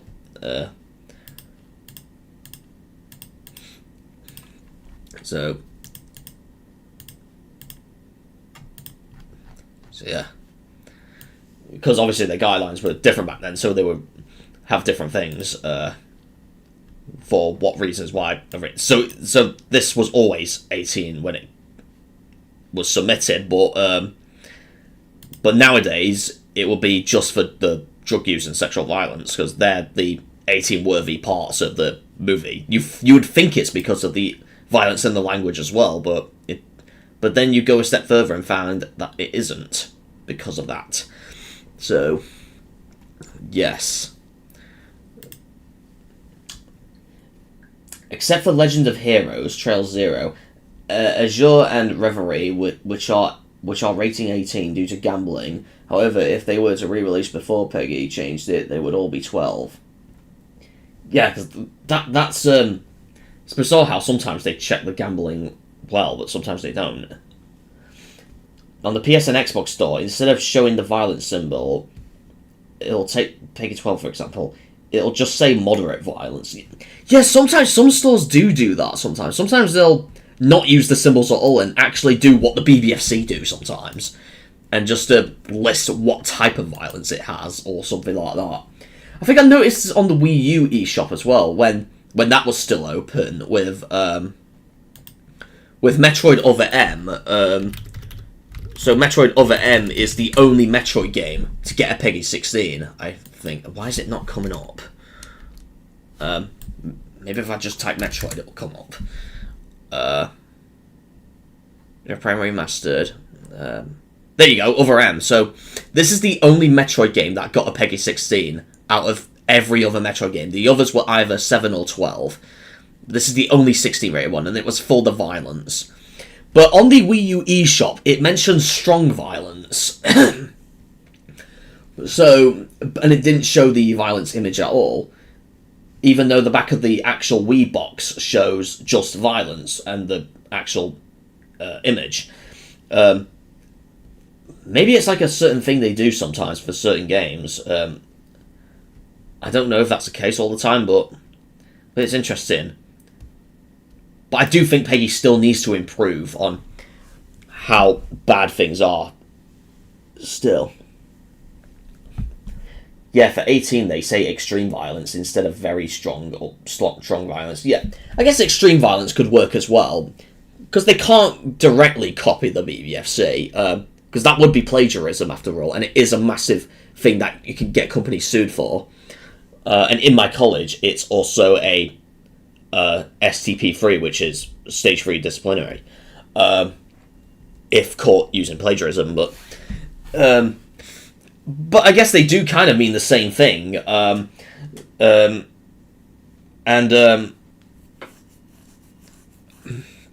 all that. Resident Evil games get 0D unless it's censored, but Made in Abyss did get slapped with a 0Z, meaning that no one under 18 can use this. Don't you mean play this, not use this? Or buy this, rather, because playing it doesn't really matter. Use this uncensored.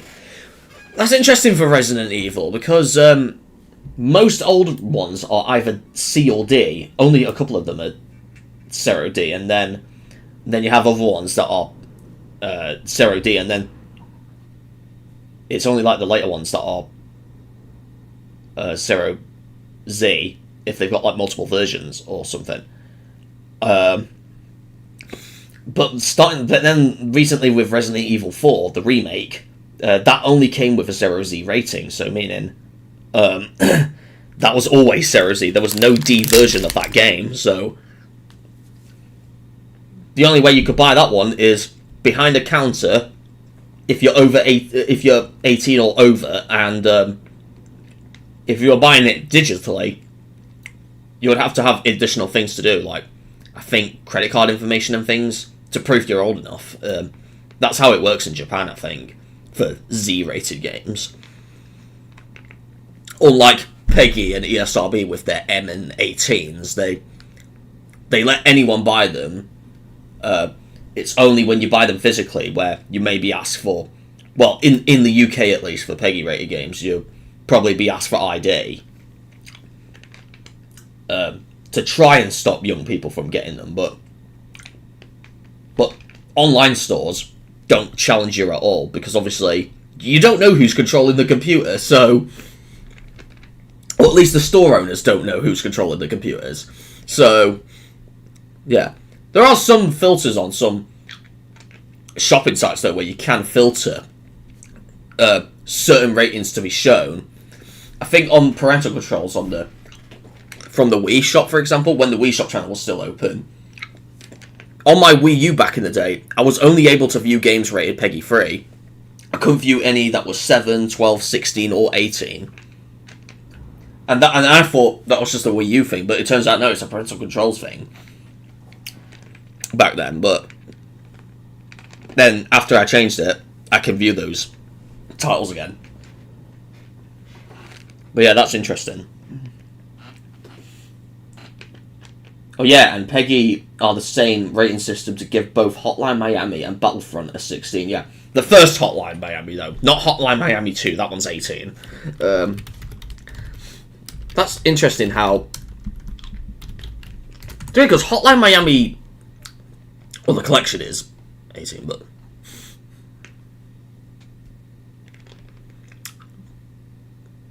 yeah, and both of them are for the violence and bad language, even though I guess the sequel should just be for violence if the language is the same level as the first. I don't know. I've never played these games, but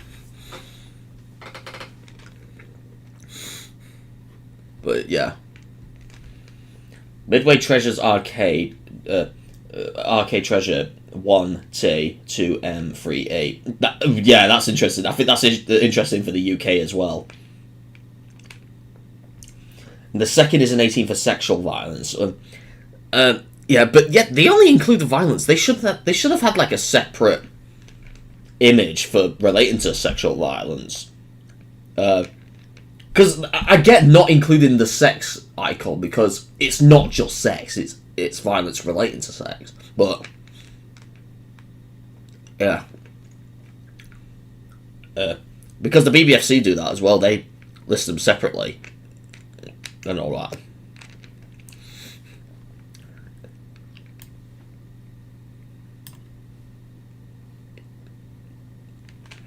But yeah, the Midway Arcade Treasures, that's interesting case as well, because the BBFC has rated the third one, I think. They gave that a U rating. Yeah, they gave that a U rating, and then they gave some, like, special ones 15 violence. It contains rare mild language. You never see the word rare on a consumer advice, have you guys? Well, now you have with Midway Arcade Treasures free for GameCube, PS2, and Xbox. Yeah, I think I've only got the second and third ones. I don't know if I've got the first one, but I know the second one by PEGI is 16, from what I've heard. So, yeah.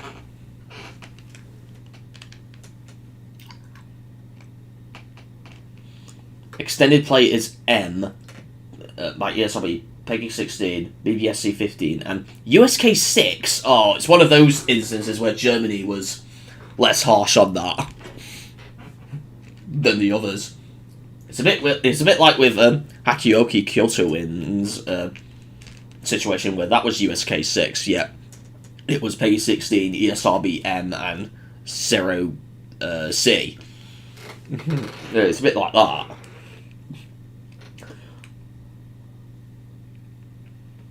One bad thing about BBFC is that they remove ratings info for video games and some cinema adverts. That's a shame for video games. They used to have they used to have it on adverts? That's interesting. That's interesting. Sometimes they just remove a page entirely. So, they rated some Resident Evil games, for example. That's the 2002 film. That's the TV show. That's the original game. It says rated in 2002. I'm assuming that's referring to the remake. I don't know why that's on a separate, not on a separate page, and it's on the same one, but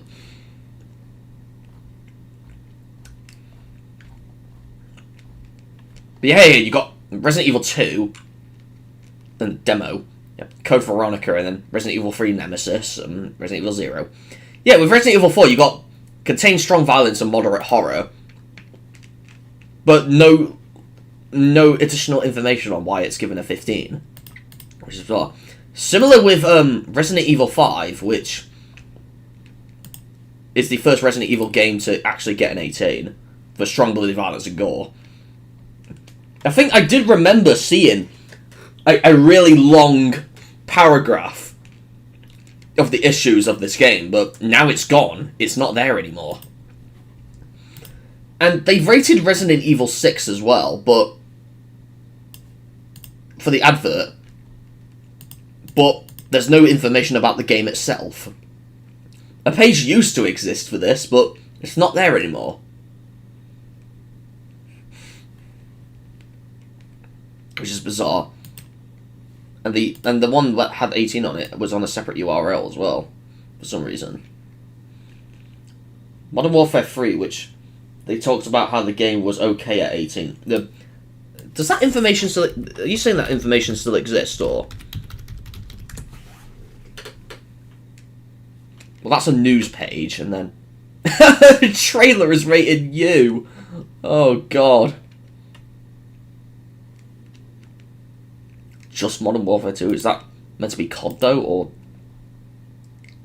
Doesn't have additional information?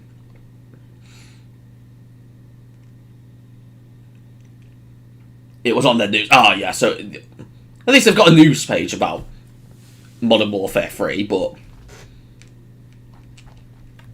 Have they got, like, an actual Modern Warfare 3 page, though? I've got plenty of Call of Duty stuff. I've got Black Ops. No, it's just for this trailer. It's just like the Resident Evil 6 situation. It's just with trailers. Why would a trailer be rated U? Showing COD to children. Wow.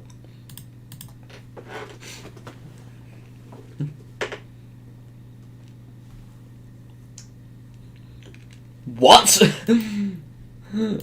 That's got to be for the bonus material, though. That can't be for the game itself, because I've got a box. Because the box I've got has 15 on it. When I have this on, I have this on 360.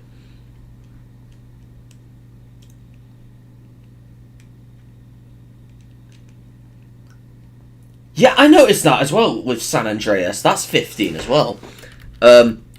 Even though I don't think that the game is actually properly 15, it's properly 18, I think. but the website, they've got 2 pages for it. Why? They're the same, they're slightly different URLs as well. Well, that one in a different tab. Look at the differences. Well, ignoring that part, of course. Apparently something's been cut. Okay. Any differences? No differences there. What about here? Yeah, you can tell the differences. Why? This is interesting.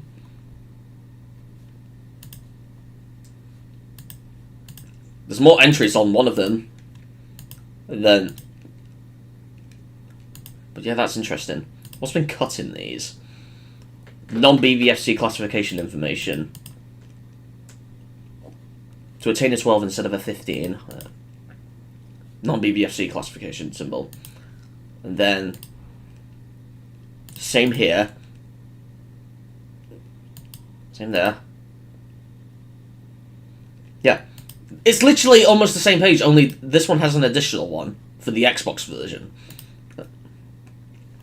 So why is there 2 pages for San Andreas? I don't get it. I assume the 15 is probably from the trailer part. And they must have forgot to alter it. I found an Xbox copy where it says strong language and sex references, even though it has strong violence and very strong language. Like, I've not heard most of the dialogue in San Andreas, but are there uses of the C word in that game? Because that's what very strong language means, if you don't know. You probably know already, but... Vice City has no content advice. GTA 3 is on the site, but not the game itself, just an advert for it.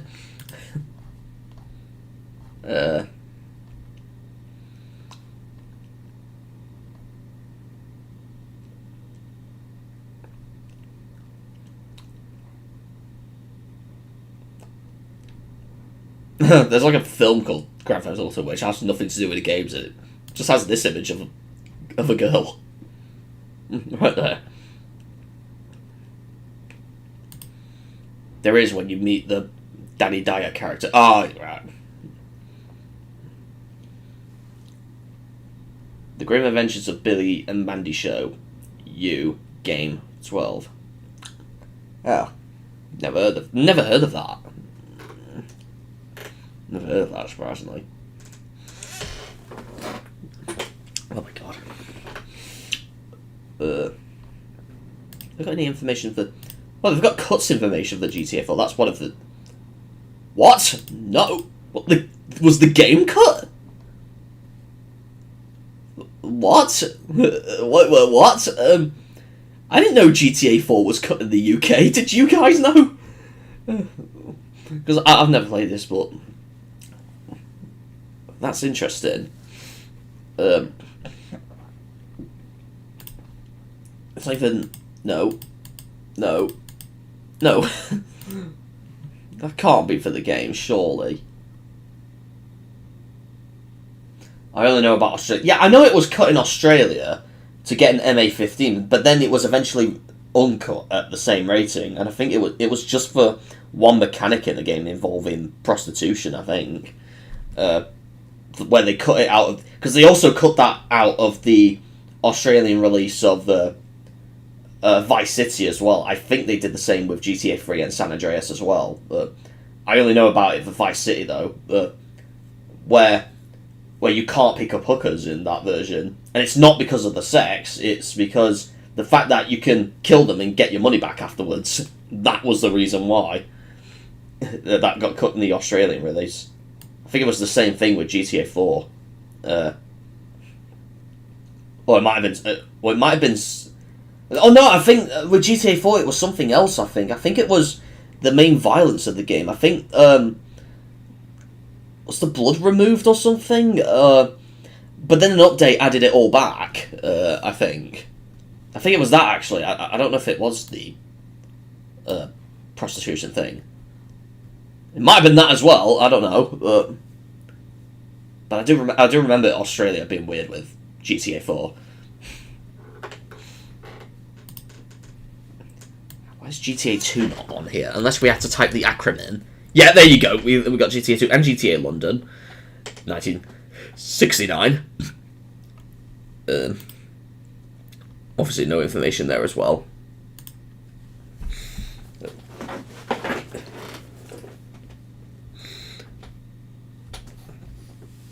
But yeah. One interesting thing that I found is that the Australian physical version of Saints Row 4 on PS4 was uncut and recalled due to it still being RC. What? So, because I know that game was censored in Australia. There was like one mission about getting high or something, and it got removed in the Australian version. So they accidentally put the uncut version on physical media, and then they had to recall it. That's interesting. Gotcha, 2005, PEGI 3, and USK 16.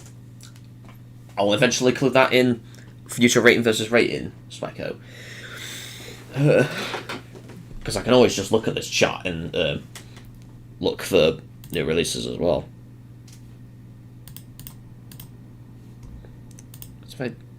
The adult content button didn't do anything. Oh, oh, no, never mind.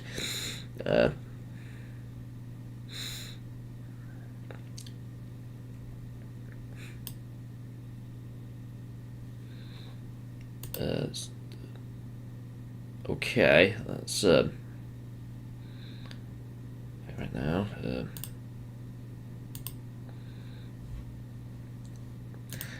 Like, come to think of it, did some of you know that the IFCO rated video games as well? Because apparently they did.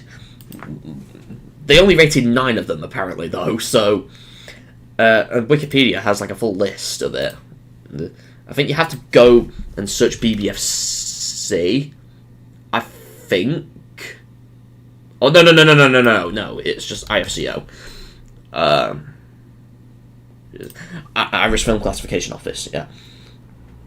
Yeah, because 2 different discs were the uncut version and has PEGI and USK rating, while the recalled version only has the ACB rating. Right. Okay, video games, there we go. So here's the list of all video games that the IFCO rated. Well, 2 of these are not even actual games, they're just like bundle packs, which includes games that were rated, but... So they rated Metal Gear Solid 2, Sons of Liberty, Silent Hill 2, GTA Vice City, Mafia, the original, Metal Gear Solid 2 Substance, GTA 3. It says the Xbox version, but I'm not sure if the PS2 version has it as well. Manhunt, the original, Max Payne 2, The Fall of Max Payne, and Silent Hill 3. And out of all of these, Silent Hill 3 is the only one that was differently rated by the BBFC. The BBFC rated it 15, yet the IFCO rated it 18. Kind of like PEGI. And obviously these 2 are just double packs, so the Silent Hill collection, and then GTA 3 and Vice City, which is 18, and that says 18 overall, because Silent Hill 3 was. But, yeah. And then it says down here, the only prohibition notice for video games was issued for Manhunt 2 in 2007. Yeah, because that game had a lot of issues when it came out. But yeah. 2003 was when they stopped rating games, IFCO. So they didn't do it for a long time. Compared to BBFC, they've done that for years. Labyrinth of Refrain, Coven of Dusk, R18+, sexual activity related to incentives and rewards. Never heard of that game, but that's interesting. This is like a list of like all the movies they like appealed and things. I don't know if you can find video games on this website though. Let's use Metal Gear Solid as an example. Nope, they're not on their websites. There's like certain things that you can't even find on the IFCO website, even though they've rated it before, which is very bizarre. But yeah. Okay. But, oh, yeah, that reminds me, because this title is my thoughts on 2024 as a whole. You want to know the biggest things about 2024 this year? Obviously, a lot of things happened in 2024. We got, like, great movies in that and all that. Right, I'll read the chapter. Mafia 2 is interesting because it was re-rated to R18 due to nudity, where PEGI doesn't mention it on their ratings info. Mafia 2 got re-rated in Australia. That's like, was it censored in Australia, or was it just reclassified when R18 was used for video games? Because I've heard it got censored in Japan, and it censored nudity there, but I never heard it got censored in Australia or anything. But yeah, but obviously we got like movie flops and things, and video games being flops, especially Concord, and all that. But with the BBFC, this was the year of reclassification. I'm telling you, a lot of things got reclassified this year. A lot of old ones. I could give you many lists of movies that got reclassified this year. And we'll start off with one I was familiar with around March time, Fight Club. The original got reclassified this year.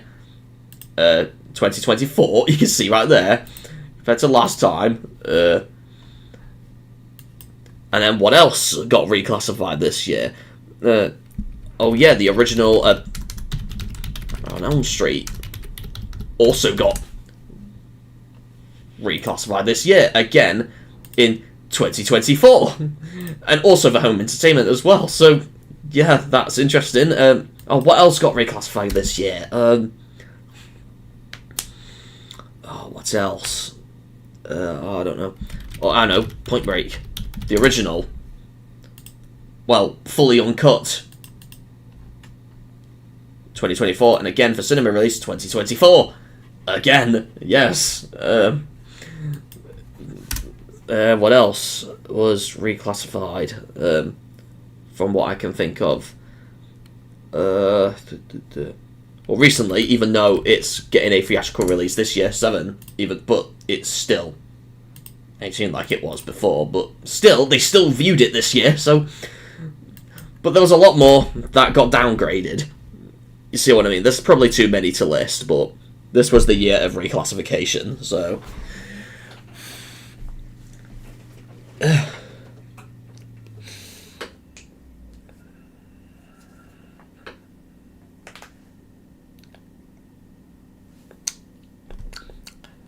long have we been in the stream? 4 hours? Wow, we've been here for 4 hours. Well, that's impressive. I never actually found a game rated 18 for 5 different reasons. The only one I've found is the Mafia trilogy, although that's 3 different games, where the second has drugs and the third has drugs and sex. Yeah. The first one had none of those, and it was just violence. Does the BBFC have information about the games? They've got about the first game. Have they got one for Mafia 2? Mafia Girls, that's got rejected, that's banned. Yeah, they have. Of a very strong language and strong violence, yeah. Oh, you meant PEGI, yeah. Yeah, that's interesting. Let me see for PEGI. Mafia.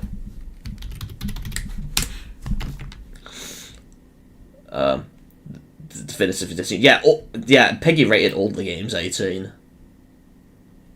Including the DLC. So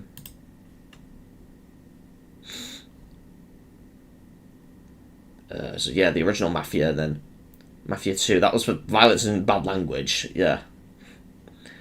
And then the Mafia 3 mentions the same things, and sex. None of them mention drug use, though. Oh, there we go, now the DLC stuff do. Okay, so I assume the drug thing is for the DLC, then. Then in-game purchases is for the definitive edition of Mafia and Mafia 2. Oh, and Mafia 3. Since when did Mafia 3 get a definitive edition, even though that was for modern systems? I get these being definitive because they were older ones, but still.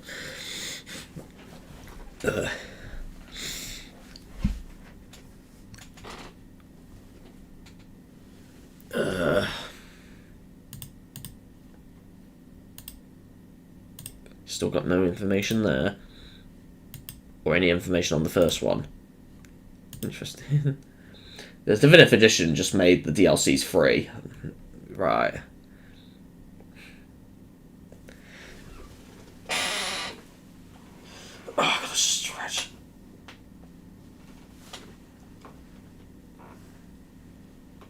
Oh my god. I've been streaming for 4 hours and we're going successful, guys. Really appreciate it. I didn't expect ThumbsUpMaster to show up because it's been ages since we've talked on YouTube. Because the last time we spoke, I think one of my videos or community posts was the last time he ever said, like, how was I doing? And that was back in, like, 2023, I think. So that was a while ago, but yeah. I was really hoping for the Fox Critic to join as well, because I also frequently go on his streams as well, but whatever.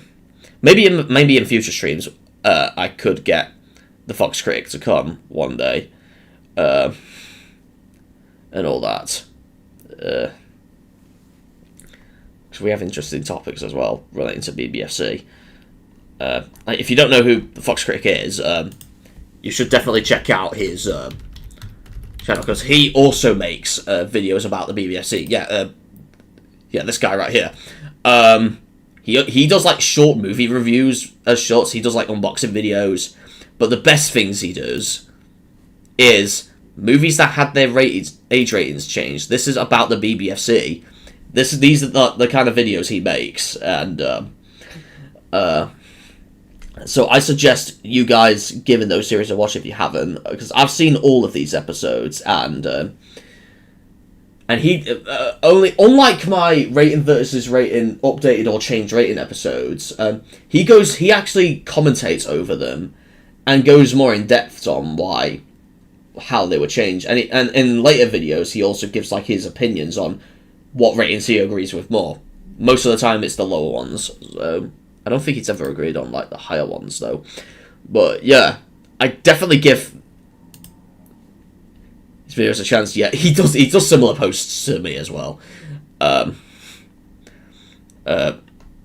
Here's one for Craven the Hunter, because I made a similar one with Craven the Hunter being 15 and everything, and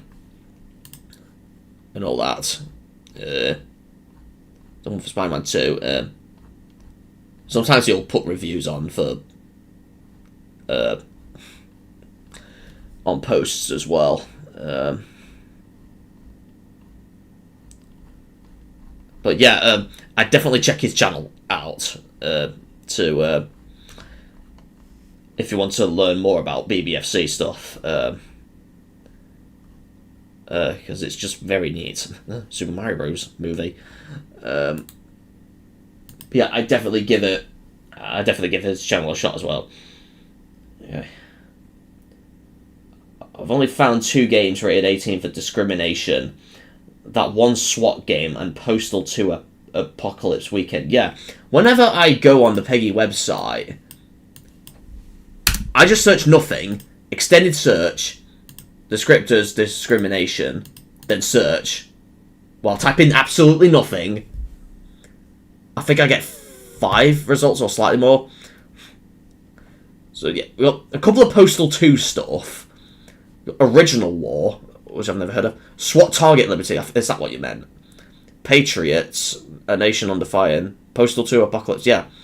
2 stuff relating to Postal 2, and then 3 other games, even though I've seen boxes that also have discrimination on it. Like, I've seen some boxes for the Getaway have discrimination on it, even though on PEGI's website, I don't know if it's on their website anymore.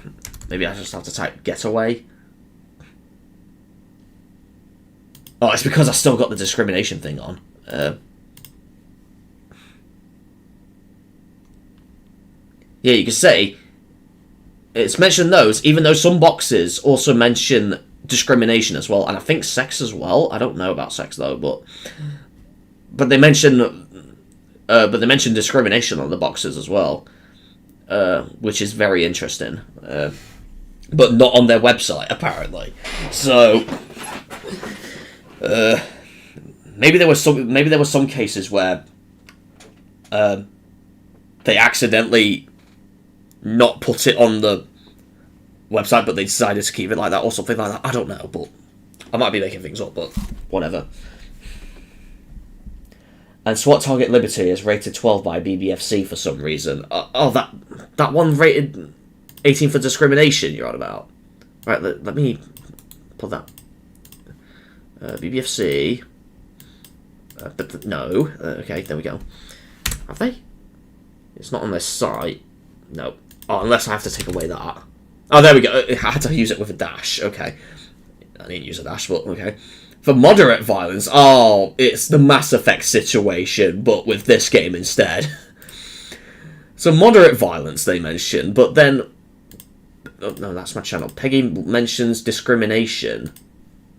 That's bizarre. Is there, like, racist themes in the game or something? Or did PEGI found something that looked a bit racist, and then the BBFC thought, no, that's fine.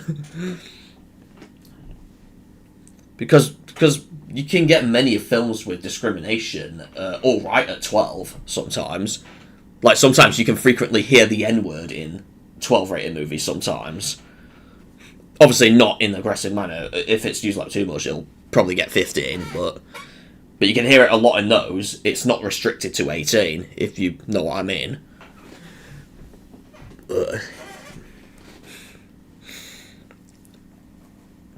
That's bizarre. That's another thing I've got to include in rating versus rating. We're discovering a lot more, because I'm hoping that the last BBFC versus PEGI episode of Rating versus Rating will be the last one as well. So that's why I'm going to try and do a lot of research as possible to get all those missing games that I've not covered yet. I think I found a couple, but then still.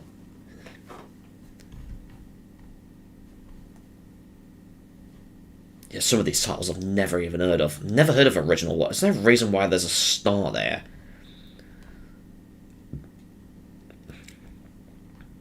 All of these are just for PC, and this is for PSP as well. Which I find interesting as well.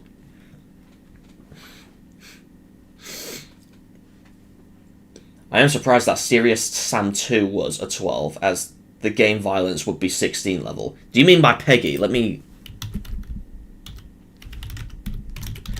Because I know a couple of Serious Sam games where... Oh, it's got the... It's still got the discrimination! Oh my god. Why does that save? Okay. There we go. Well, the recent entries are 18, obviously. Serious Sam 3 and 4. Yeah, Next Encounter is 12, and then... Well, that's about Serious Sam 3. We got the original Serious Sam, that's... And then the first encounter, and then the second encounter. Why are they 18? Oh, that's bizarre. Yeah, I guess those are when it came out, and then these are the re-releases or something. And again, they're not different titles, though.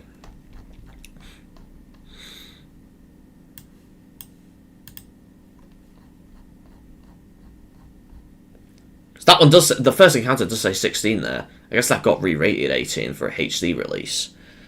Because we know PEGI's flawed and need improving.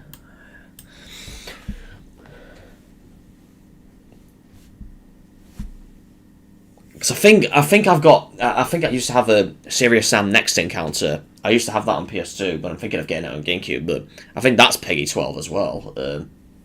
But I don't know how bad the violence in that is. For discrimination, they sometimes mention discriminatory language in games like Red Dead 2. Yeah. I'm surprised, if Red Dead 2 has discrimination, how come that's not listed on the website or the box, if that's the case? Because that's an 18. Along with the original Red Dead Redemption, which came out years before.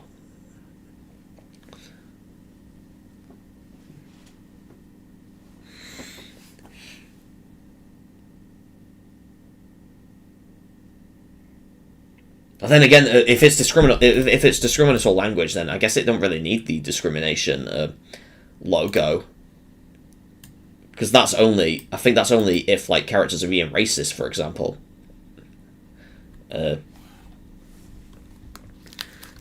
Everything like that.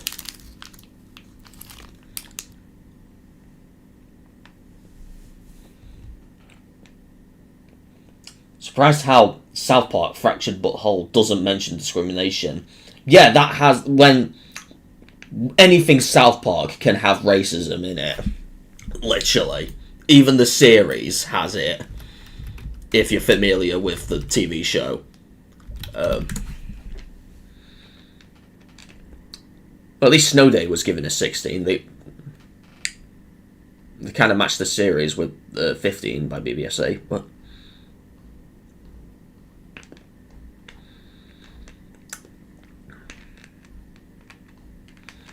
one of the discrimination thing was a thing for the Stick of Truth as well, because they only mention violence, language, and sex as the reasons. Then Fractured But Whole only mentions violence and language.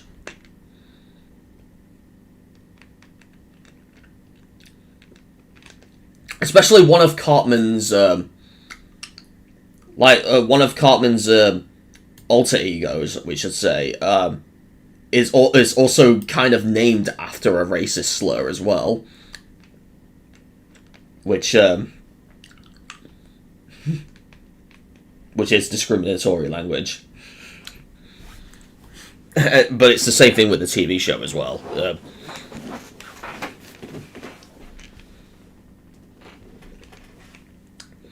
Weirdly, how Snow Day is only 16 for swearing, but the game has blood, which would be 16 level. And they don't mention violence as the reason. They say scenes of moderate violence. Physical reactions are unrealistic. Flashing effects on impacts and damage using numbers. Once a character's life meter is exhausted, there's no sight of wounds, although blood is shown. Maybe the blood wasn't enough to get the 16 mark, so probably they don't list that as the reason. Because I think they are kind of like the BBFC in certain cases where they only list things why the game was given that rating, unlike the ESRB and MPA where they list everything the game or film has. So I think something like that would have been mentioned on the ESRB's M rating. No, by NF Sheetner 65. Well, welcome to the stream. We've been 4 hours into the stream. I think we have. Let's look at the OBS. Yeah, over 4 hours now, surprisingly.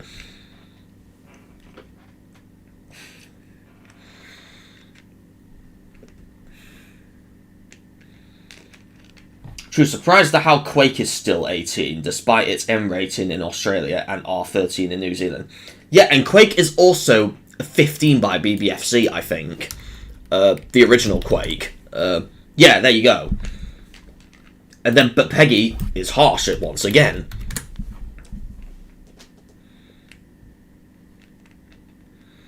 So, yeah, you can see that, no, that's for Quake 2. There you go. The first Quake, yeah, BBFC only gave it 15 with the exact same game, which is very bizarre. My name is Raven White. Oh, I think I might know who you are then, yeah. Recognise that name from college. But, they rated Quake 2 16 as well, with a star on it. That was in 2004. And obviously I knew Quake 4 was 18. I think that was 18 by BBFC as well, because I constantly see that. Yeah, I constantly see Quake 4 in CEX constantly with... Sometimes they got like slightly different box covers, but they've all got BBFC 18 on them. Special edition. Oh, I wonder if they separated the page for video games as well. Quake 4 was censored 16 by USK. Was it? That was back when Germany was very strict with games, though. Halo 3, PEGI 16, ACB M, BBFC 15, USK 18, and then Unreal Tournament 3, PEGI 18, ACB MA 15, BBFC 18, USK 16, yeah. I think I've included Halo 3 in a couple of my rating versus rating videos, but Unreal Tournament, I've not included any Unreal Tournament games. I've hardly even looked at the Unreal Tournament games. Okay, Unreal Tournament 3, that's the game itself, and then the bonuses are 12, though. Brief images of video game violence. And it says bonus DVD, and it's classed as a video game. It's so bizarre. That's got to be an error, though. They hardly fix video game stuff on their site nowadays, because they don't do that stuff anymore. I'm interested in what PEGI rated the Unreal Tournament games. Unreal Tournament 2004, that's 16. First one is 16. 2003, best of, in brackets, 16. And then 3, okay. Yeah. I think it's any, because I know there's Unreal Championship as well, I think. Because I've got them on original Xbox. I wonder what PEGI rated them. Unreal Anthology. Unreal Championship 2. Oh, they were 16. Okay, that's 16, because I've got one with BBFC 15 on it. And then the first one, it's got Elsper 15. But just Unreal. Video game. Oh yeah, they've got Unreal Championship 2 on their website as well. Yeah. Yeah, that's interesting. Although Wolfenstein 3D is somehow 12 by PEGI and used to be censored 18, then censored 16 by USK. Yeah, Wolfenstein 3D had a long censorship history in Germany. I wonder if the BBFC rated the original, because I know, well, that's the 2009 game. That's Return to Castle Wolfenstein. No, they've not rated the, or maybe they have, maybe it's just not on their website, but yeah, that's interesting. Because the original Wolfenstein 3D is similar to Doom as well. It existed before the original Doom. Yet Doom was PEGI 16 by PEGI. So that's the... Yeah, there you go. Wolfenstein 3D, that's 12.8 for some... Wait, 12... Why did I say 12.8? This is not a movie. Oh, God. I'm getting confused with BBFC now. Oh. Then obviously that's Return to Castle. Then again, 3D as 3-D. And that's just 3 for some reason. That's a 2009 game, and then... Yeah, that's interesting how... Compared to the original Doom games, which were... Yeah, Doom and Doom 2, they're PEGI 16, and Doom 64 is as well, I think. Because I actually have Doom 64 on my Xbox One. Well, on Xbox. I purchased this on Xbox, yeah. But then the later ones are... I wonder if some of them are 15 by ESRB. No, that's the film. Video game. Okay, they rated the original 15. I knew Doom 3 was 18, because I used to have a copy of Doom 3 with BBFC on it. Now I've got a copy with PEGI on it. Okay, Doom 2 was rated by BBFC. Final Doom. I don't know if that's a proper Doom game, though. Doom and More. I don't know what that is. Ultimate. I don't know if some of these are just, like, completely different games in different series, or if they're in the same series, because they've got Doom in the title, but... It's weird how Doom plus Doom 2 doesn't have a rating info. What, you mean for... Oh, wait, no, that's Doom 64. Oh, yeah! I just noticed that now. Thank you for informing me that. I didn't realise that until now. That's really interesting. Meanwhile, that's got rating info. That's bizarre. Oh, yeah, we know it's a 16 for violence, but... How bad is the violence before we start playing the game? You can say that, but... Okay. Nickelodeon All-Star Brawl is rated M in Australia. What's it rated here in the UK by PEGI and that? I'll look that up. Nickelodeon. I'll just put Nickelodeon All-Star. PEGI 7. Oh. In this game, a bit like Super Smash Bros, but because I think I did play a bit of this before with my friend Guess Who's Back when we were doing multiplayer in like a restaurant one day. I think it was the first one, and it was very similar to Smash. Is that what it is? I think it is. This is my title. Oh, Red Hot Sonic's going live. If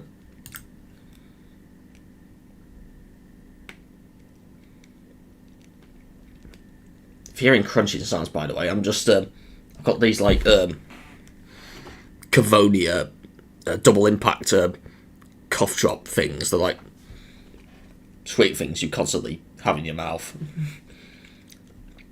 It's helping me breathing in that. Sonic Unleashed was rated G in Australia, despite it being E10 plus PEGI 7 and US K12. Australia was very almost lenient on Sonic Unleashed then. Like, compared to Sonic 06, they gave that a PG when ESRB gave that E10 plus. USK, I think USK gave it a 6, and PEGI gave it a 12, so that was the first Sonic game to get a 12 rating, other than Shadow the Hedgehog. And Mega Collection Plus. Right, if we go... Because Sonic games rarely get a 12 rating nowadays. Now we're going to go right here. And then... Black Knight, I think that was the recent one that got 12. That's the 2006 Sonic game, Sonic 06. And then you have Mega Collection Plus... Oh, 06 was USK12. Oh, right. Oh, I was almost right there, but not exactly. But I knew it was one of them. But it's interesting how. Yeah, I knew it was PEGI 12 as well. Yeah, but I find it interesting that Mega Collection Plus is 12, yet the original Mega Collection was only PEGI 3 on GameCube. I don't know if it's because of. Because Mega Collection Plus, obviously, the original Mega Collection was on GameCube, and then Mega Collection Plus is the updated version, which came out exclusively on PS2, Xbox, and PC. But this version included the same games as before, the Genesis Sonic games, Sonic 1-3, Sonic and Knuckles, and Sonic 3D Blast, Spinball, and then a couple of unlockables, I think, the Sonic and Knuckles unlockables, and then the lock-ons, and then Flicky and Rystar as unlockables. The Japanese GameCube version also included Comic Zone and the Ooze, which were not included in the international GameCube versions. The Mega Collection Plus added the Game Gear, some of the Game Gear Sonic games, along with those two Japan exclusive. Well, they weren't Japan exclusive games, but they were exclusive to Japanese version for the original Mega Collection at the time, Comic Zone and the Ooze. So I'm wondering if the 12 is for Comic Zone, because Comic Zone did have a couple of rated releases that are either 7 or 12. I think if I type in Comic, yeah, you see PS3 that was 7. On PC it says 12 there. Xbox Live 7. On Nintendo Wii Virtual Console 7. It's only this PC one that says 12. So I wonder if they constantly changed it there. Because I don't think that Ooze was even rated again. I typed it in. No, it's just talking about Ninja Turtles. Which is irrelevant to this. But that's interesting. I'm probably going to guess it's because of Comic Zone. And if not, then probably the Ooze. I don't know why. But this was definitely the first Sonic game to get a 12 rating. But it was just a compilation Like, the first proper Sonic game that got a 12 was Shadow the Hedgehog in 2005, because that was the first one to get an E10 Plus rating in America as well. Because the E10 Plus rating was created in 2005. So, there you go. A strange USK decision was Jak 2 and Jak 3. What was... Because I know Jak 2 and Jak 3 were rated 12 by PEGI, but... Were they USK 6, I assume? Despite those games very dark compared to the first Jak and Daxter. Precursor Legacy is now 12. That's bizarre. Yeah, Jak 2, that's... Jak 3 was the same thing there. Oh yeah, Jak X Combat Racing, that's also... Have I heard of the Singapore age rating system? I actually haven't. I didn't know Singapore had their own rating system. I might have heard of it, but I've not really heard of it too much, so I don't think I know too much about it. Sonic 2 was originally a PEGI 3, then was a PEGI 7, then back to PEGI 3. I think I remembered looking at the Xbox 360 store at one time and saw that Sonic 2 had PEGI 7 on it. But then Sonic Origins was PEGI 3, and that includes Sonic 2, so I don't get why they changed that. Sonic 2 is not really the original Genesis Sonic 2. I've heard about the Taiwan age rating. I've never heard of the Taiwanese rating system either. Yeah, and the use of firearm-like weapons in such games, yeah. They can sometimes increase ratings in things. Why did I click that? Come on. Just go on the main page.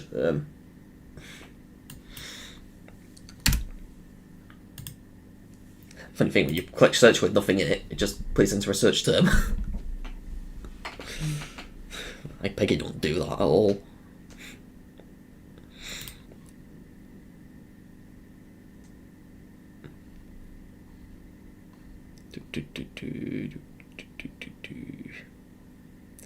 Has anyone ever used the For You feature on YouTube as well, where it recommends videos for you from that channel? That's kind of a cool thing to include. You gotta love that thumbnail there. I love that title, Man in the Mirror, as well. I named it after the Michael Jackson song of the same name.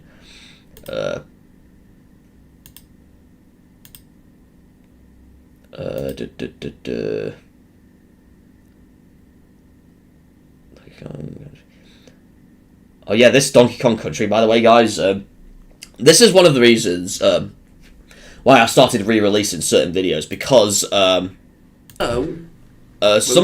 of my like this Donkey Kong Country Let's Play video that I did initially got age restricted because of a part where because of two parts. There's like one part where I actually got this in the comments somewhere. Yeah, it was this part. I'm just going to mute the audio just in case they age restrict it for the audio. I got age restricted for that part there where I was slapping its bottom, and also the part near the end where I was doing a glitch where I'll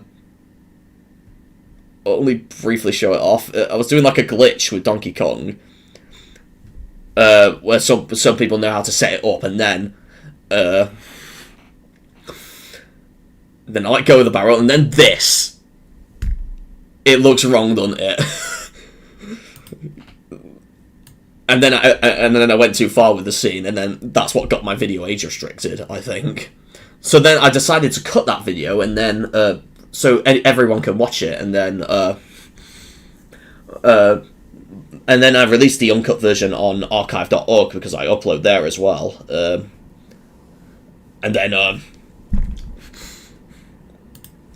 And then now I decided to re-release it on YouTube and just age restrict it myself in case it does. I did the same with the Conker's Bad Fur Day episode for like one thing of sexual content.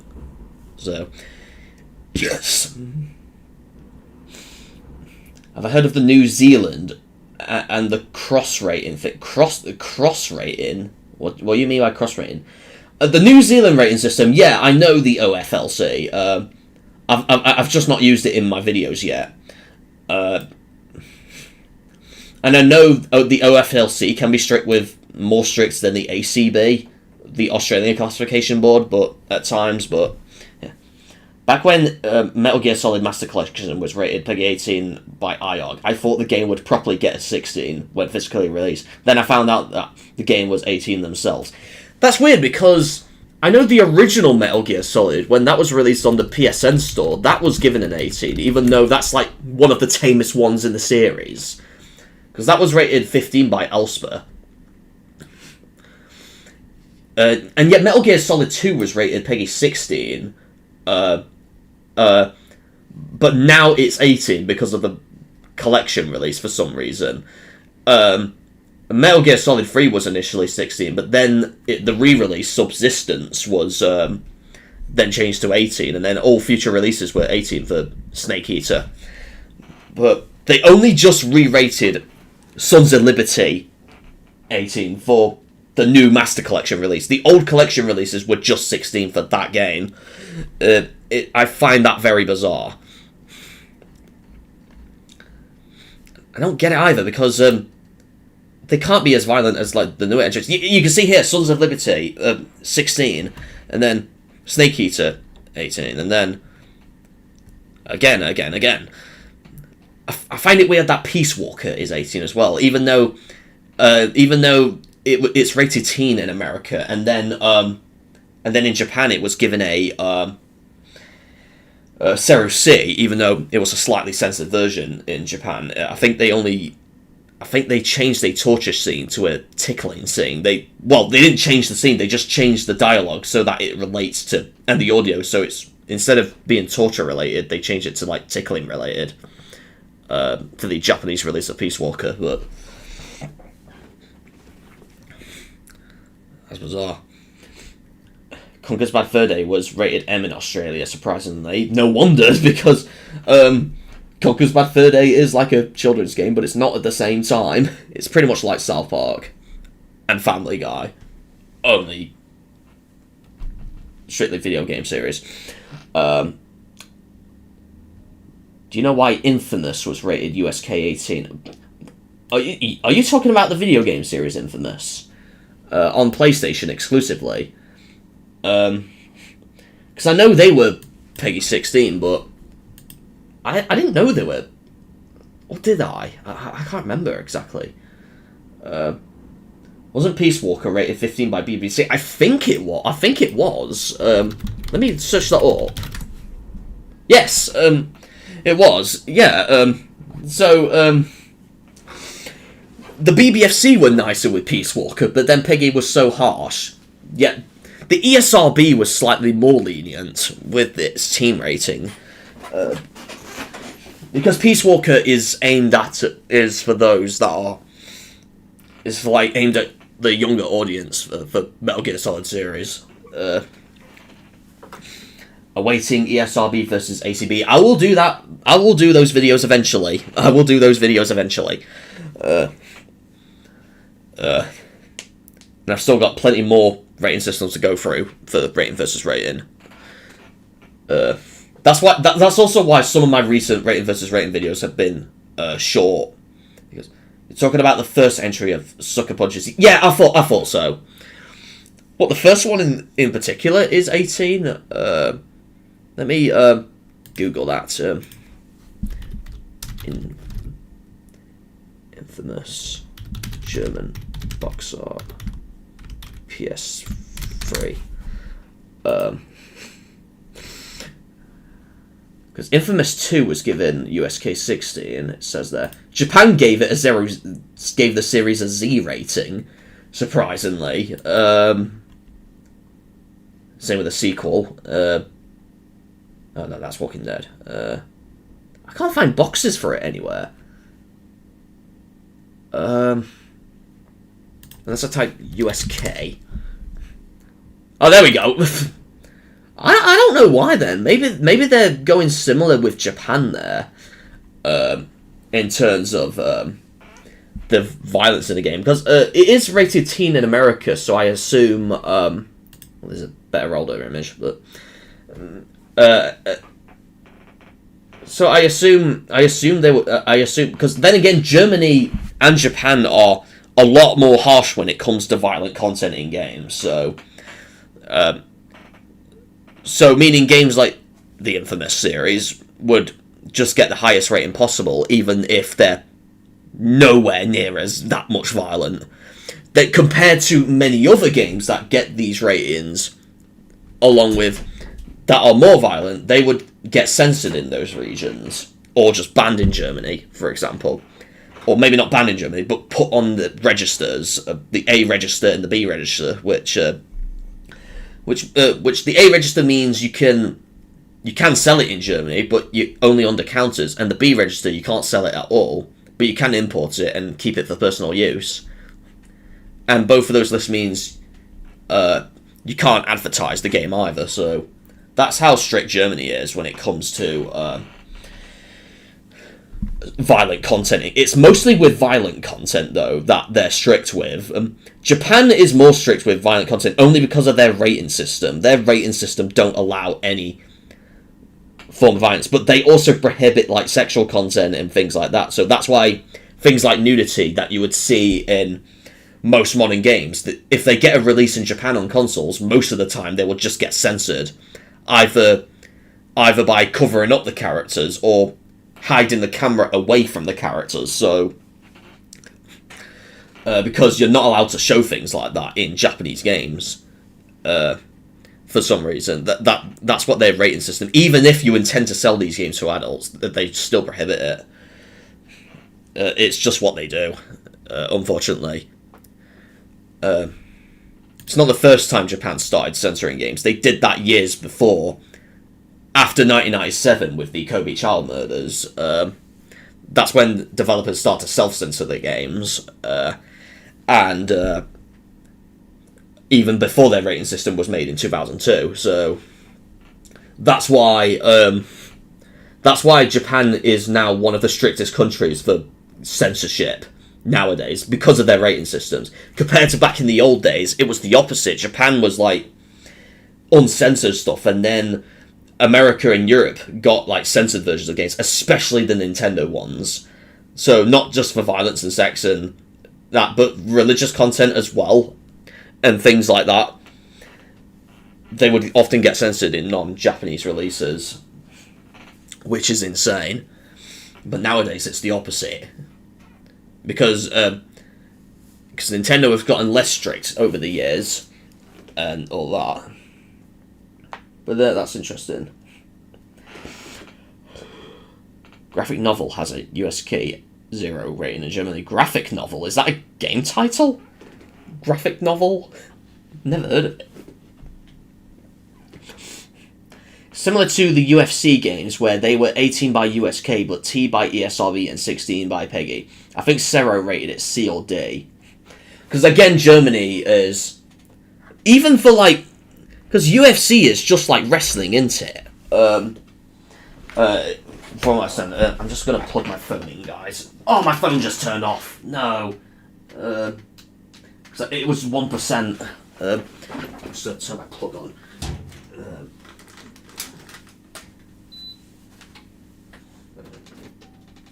That beep was like a machine I've got in my room.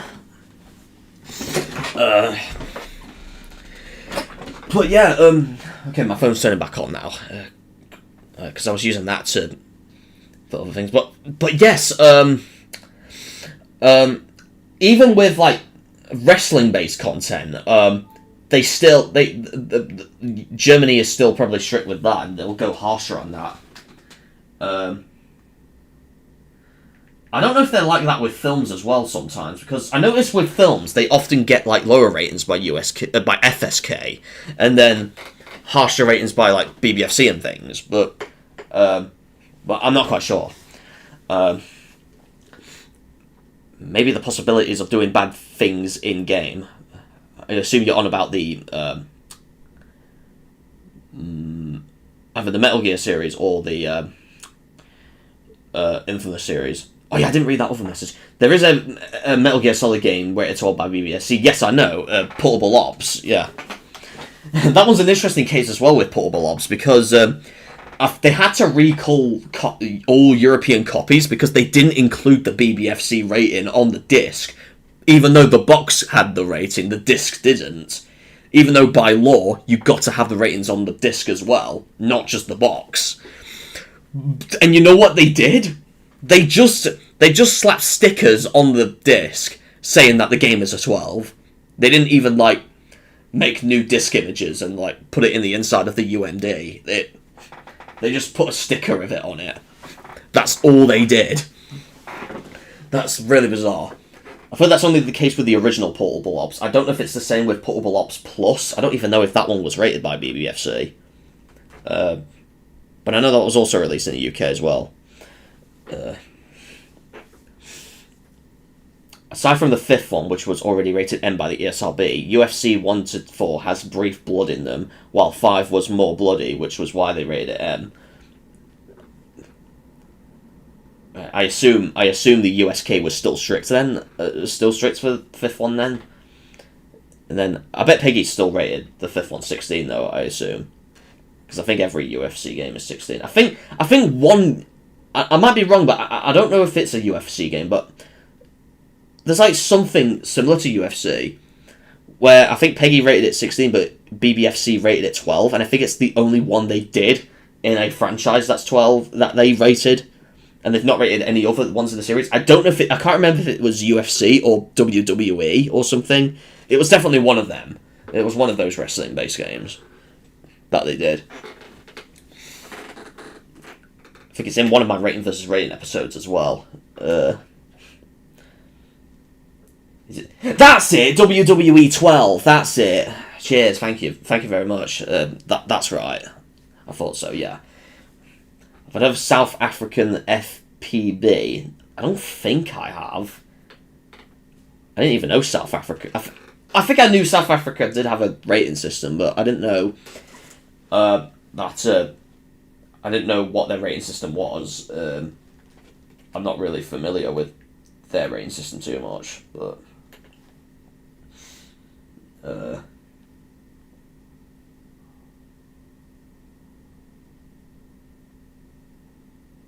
my phone is warm right now.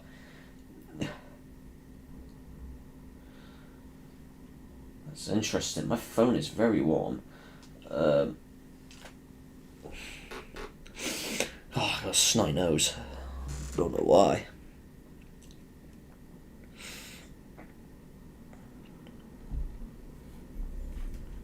At least my cup of tea's not cold like before. It's still warm.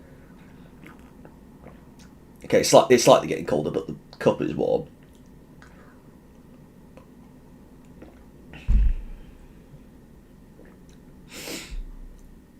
Oh god, that was an amazing burp. If any of you like the burp, I appreciate it.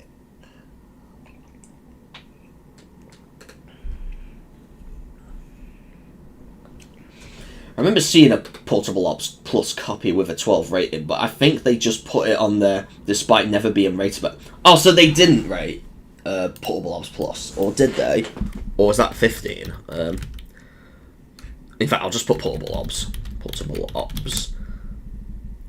According to the website, it's just the first one that got rated, but maybe they didn't even rate the Plus Portable Ops Plus. What do you think the first age rating system ever? What was the first rating system ever? For films, for me, I'd say the BBFC, because they existed since 1912. And then about 10 years later is when I think the IFCO were created, which is the Irish board. Because the MPA, America's rating board for movies, existed in 1968. So, and then BBFC was many years before, in 1912. They only had 2 ratings back then, but still, I think I might be wrong though. There might have been a rating system before that, but for movies, for me, I think the BBFC. And then for games, I'd say kind of the BBFC again, because they would only rate some video games, but not every video game. But as for like a system that just rates video games, I think either ESRB or ELSPA, one of those. I don't know which one exactly, but definitely one of those. From 1994. Viva Pinata has multiple cameos like Banjo-Kazooie statue, because it is made by Rare, so... Yeah. In CX, I found a Dark Souls steelbook with a BBFC 80, despite the BBFC never rating a Souls game, and was rated 16 by PEGI. That's interesting. That reminds me as well, I remember watching a video by the Multi-Gen Gamer, and the video was about CEX as well, and I think he got like a steelbook copy of Little Big Planet Racing, and that had a BBFC 12 sticker on it, even though that game was also not rated by BBFC, and PEGI just rated it 7. And I think I commented that because he premiered it as well. In fact, I'll load up his video as Multi-Gen Gamer.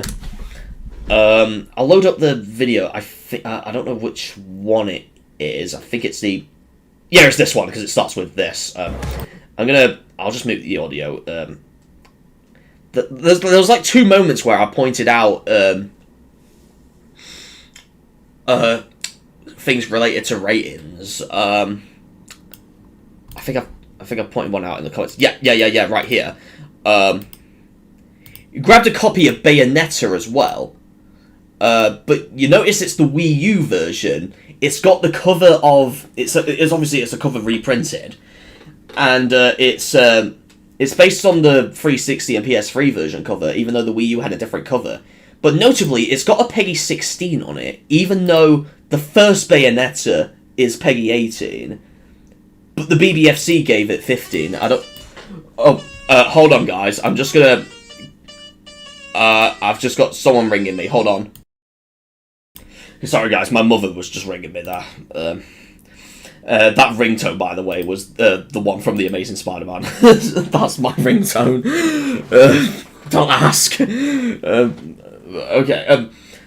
But yeah, back to the video thing. So yeah, but yeah, notably it's got a PEGI 16, even though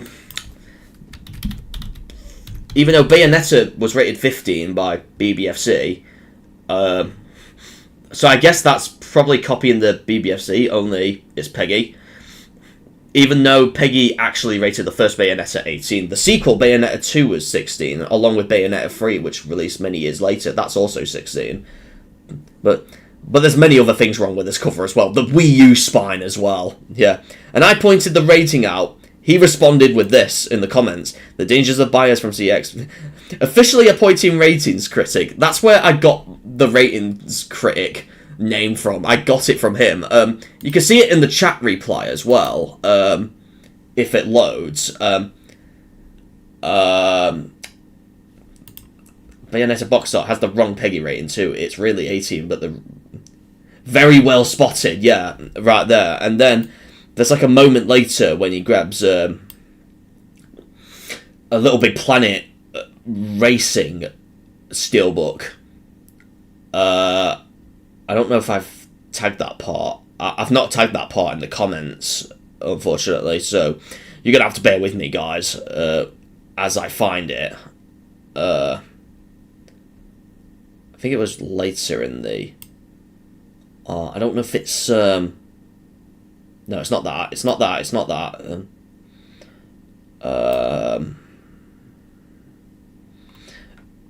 Based on the comments, let's...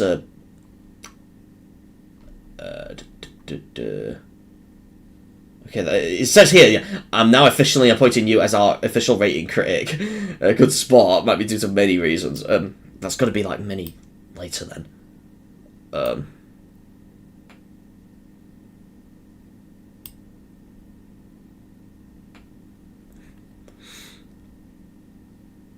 Okay,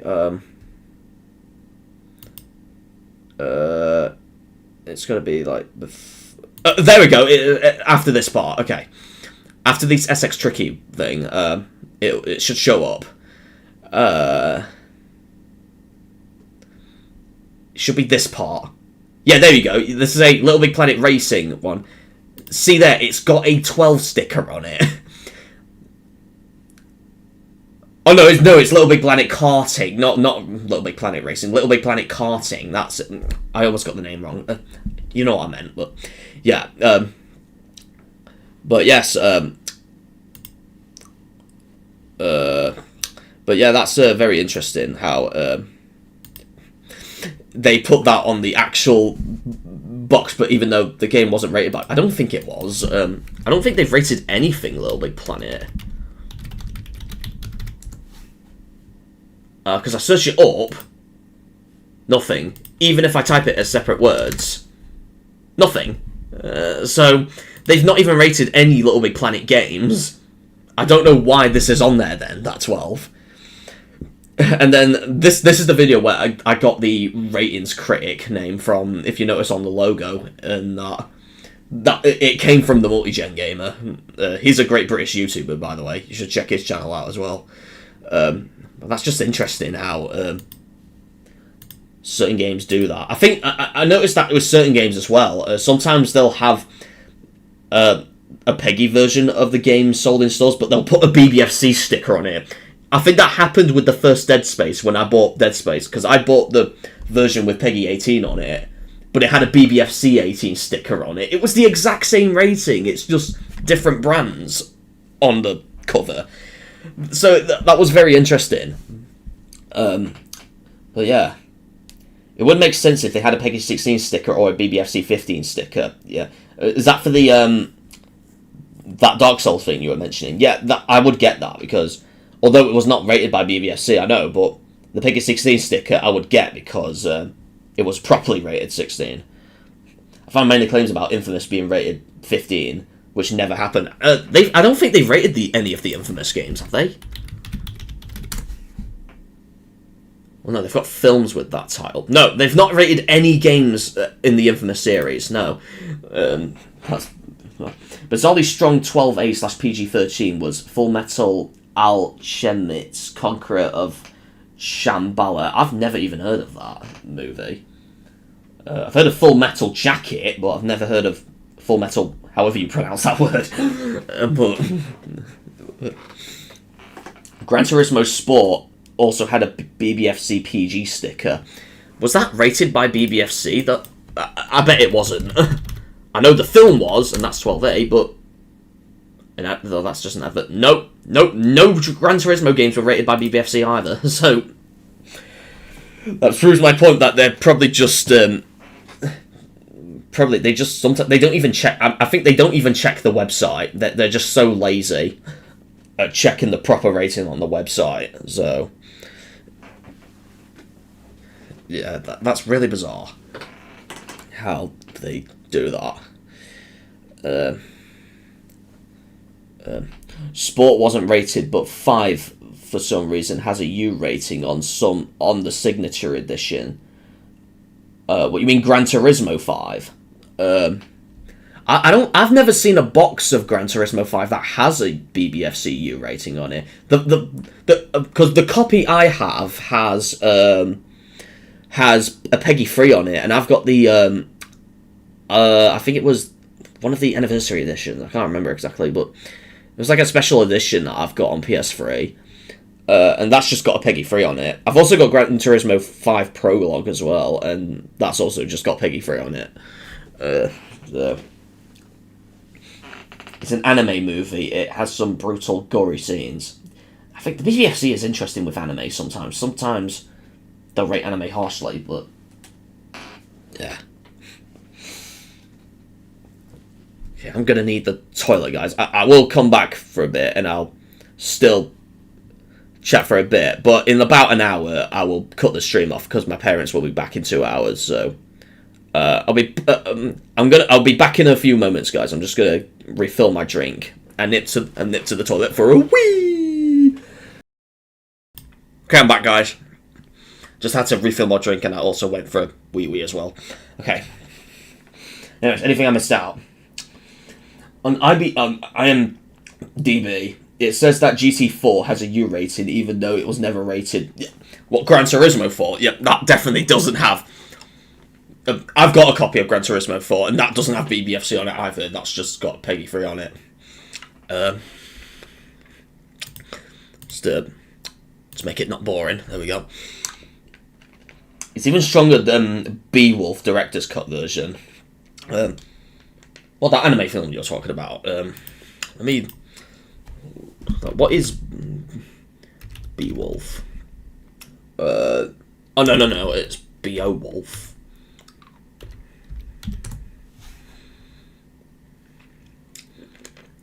12, 15. The game is... it's got the same theatrical poster for the video game. And then Director's Cut has got its own. That's so bizarre. Oh yeah, this is the movie. And this is the game. But we included the movie poster here as well. That is so bizarre.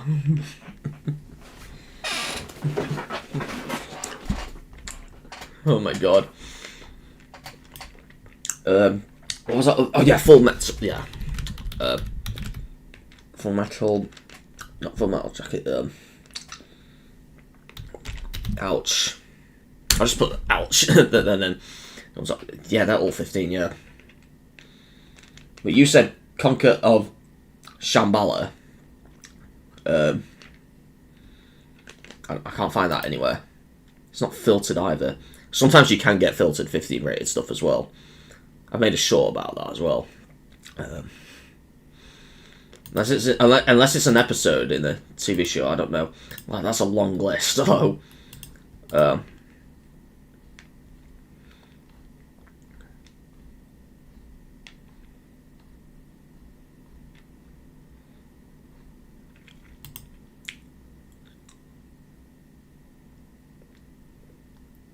Okay. Put the full name. I don't know if or maybe how about I just put Conqueror. I'm looking at the Conqueror of Shambhala. Oh, Full Metal is one word. Okay. Because you wrote it as 2 words. The BBFC is weird like that sometimes.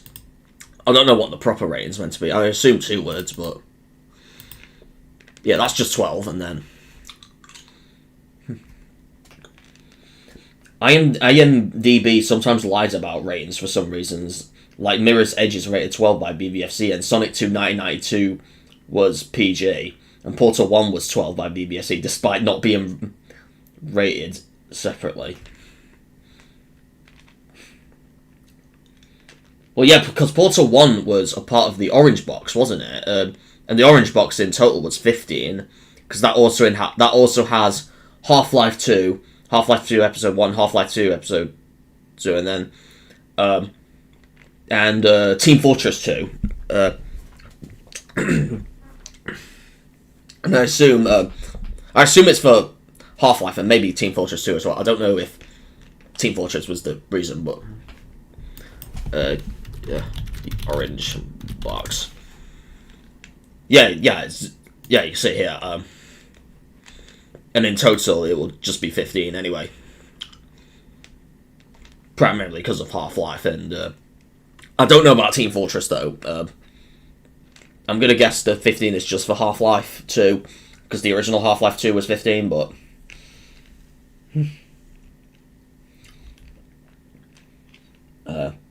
but yeah, sometimes they do that for some reason. And was Mirror's Edge even rated by BBFC? I don't think it was. Because I know it's 16 by PEGI. No, I don't think they've even rated that. And they've definitely not rated Sonic 2 as well. Team Fortress 2 is rated 15. Have they actually rated that separately? It's not on their site. Oh, so it is for Team Fortress 2 as well, the Orange Box. Oh, alright. Okay. And Half-Life 2 is 15 by PEGI. It did not I think what you're talking about there is in Finland they used to, instead of PEGI 12 and PEGI 16, they would use PEGI 11 and PEGI 15 instead. Because it's kind of like in Portugal where they would have instead of 3 and 7, they would have 4 and 6 in Portugal, and then in Finland it was 11 and 15 instead of. But let me because I can search PEGI up and then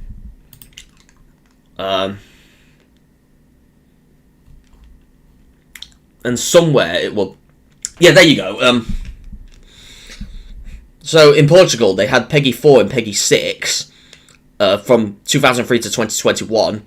Then in Finland they had PEGI 11 and PEGI 15 from 2003 to 2007. Now both of these countries use the ones we know today, along with 18, obviously. Yeah, I was mentioning that Spyco, yeah. The 4 and 6, yeah. You remember seeing a PC copy of Team Fortress 2 with a 15 rating. Oh, so I guess it was rated by PEGI, but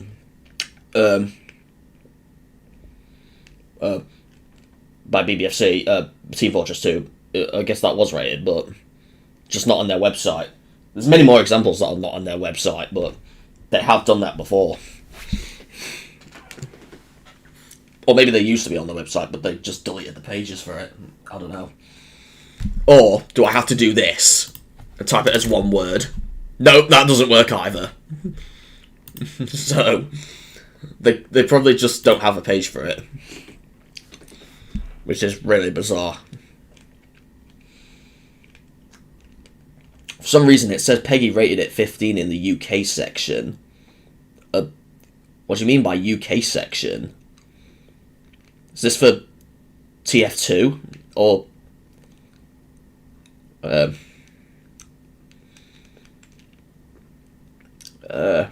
or is it for Half-Life 2?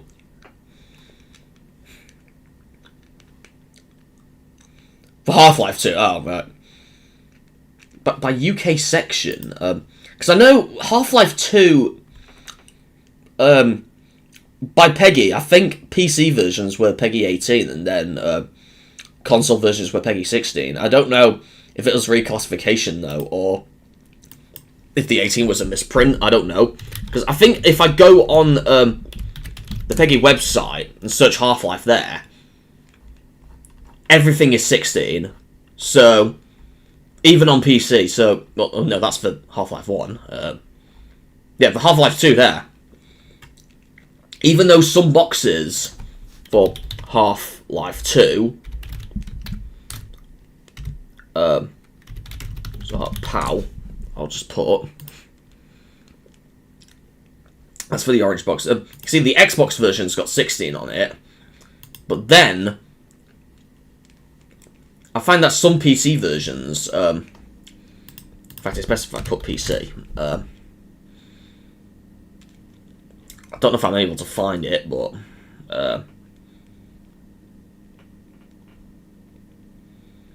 yeah, there we go. I don't think that's pre-made, but you can see here it's got 18 on it.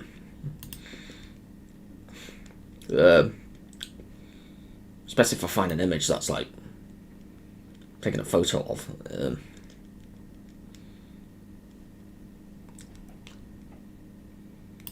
You only guess it was provisional rating. It could be that, but then again, this is like an official retail release box and it's advertised on it.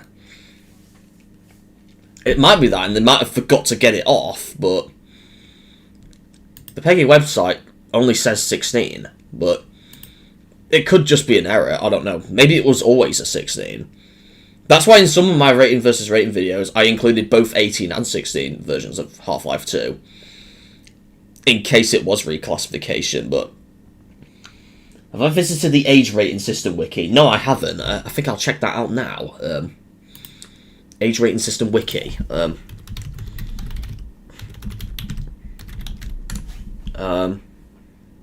Is it this?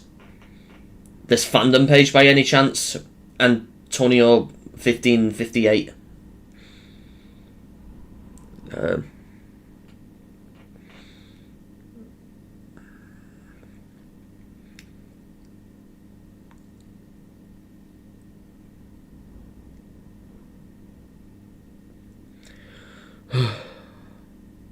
I assume it is. I'll just click on it.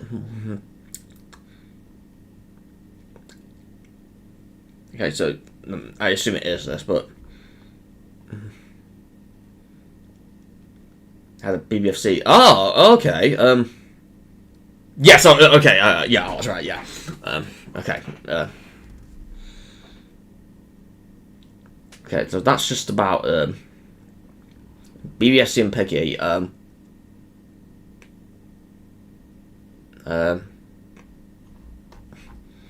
Okay. So I'll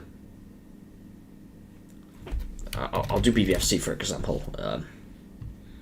So they got pages for the ratings themselves. Even the old ones. They've got a page for the X rating. Was an old rating, under 16, could not see a film. And then in secondly, it's changed it to 18. Yeah.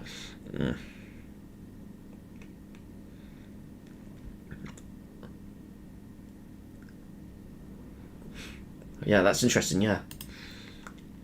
The H certificate. Does anyone know about the H certificate that the BBFC did in the 1930s and 40s and 50s? Well, early 50s. Yeah, I'm on the H rating page now. Yeah. Oh, they got a PG-12 one as well.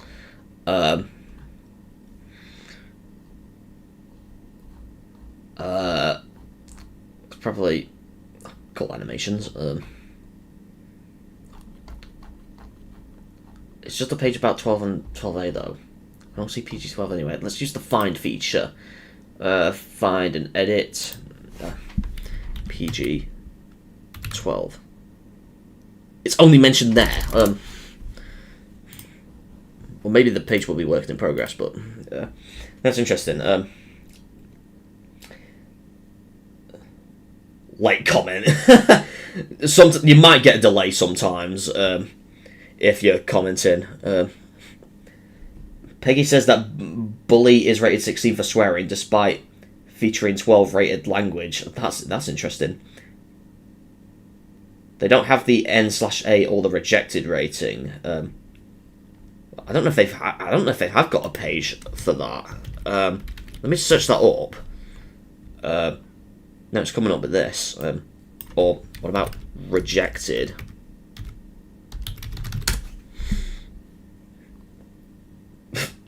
That guy. We got RC, but that's Australia's version.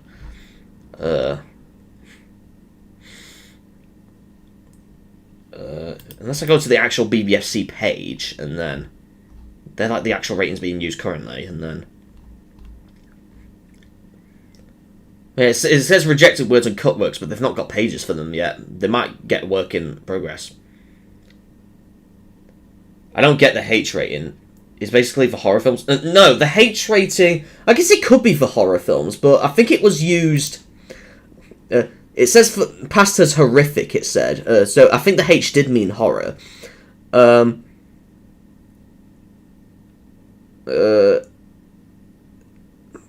yeah, I think it pretty much applied to any movie that that was more than the A rating and the U rating. So which were used along with H back in the olden days. It says here, children under 16 should not view these films, but yeah, on Wikipedia it says that it's recommended. Yeah, it says there when no children are present, but they didn't. According to Wikipedia, they didn't enforce this apparently. BBFC ratings. Then again, it could be someone just editing on Wikipedia, but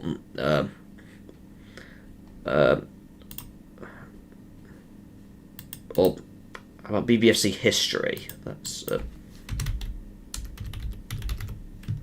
I can't spell apparently. Okay. No, not BBC. Come on. No. There we go. British film. Yeah. So it says that it's advisory here. Which would indicate that anyone could go in, but it's advised not to, despite the other things saying no, they can't go in. Unless it's mentioned here, because it says X films are aimed to adults only. Yes, I know that. And then, serve for the first time compulsory certificate only age. This, which replaced the H certificate. Yeah, because then they changed it. Yeah, unless in certain occasions they didn't treat the horrific certificate that harsh. Sometimes I don't know. That's interesting though. So the H rating was the X rating before the X. Yeah, basically, yeah. The X rating is pretty much the H rating. It was just renamed, pretty much. PG-16. I guess you could call it PG-16. Yeah, even though some places say, oh yeah, it was like an advisory rating. Some say it was a rating that doesn't allow these ages in. Like this page, for example. I don't know the proper truth, but according to some pages, it could be like that. I do know, though, for the X rating, it was definitely no one under 16 could go in. And then later in the 70s, it was raised to 18, and then no one under 18 could go in. And then they also created a double A rating, which meant 14 and up, and no one under 14 is admitted in. Compared to the A rating, where that changed quite a few times. But that changed quite a few times, and all that, so...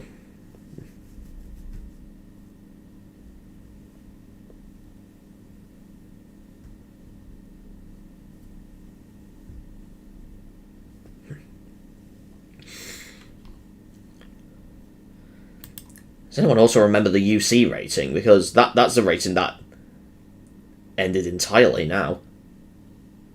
A equals 14A. Similar to, like, 14A, yeah.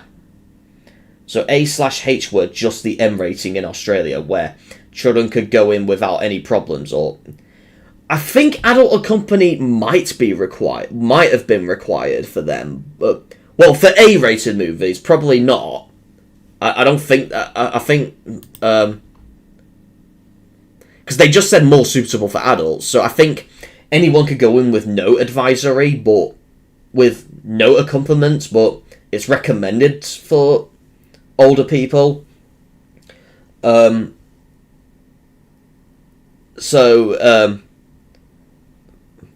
there weren't any like legal trouble of getting children through and all that. I don't think there was any legal trouble behind that. Compared to the X rating, there would be legal issues of getting children in to see those movies back in the day.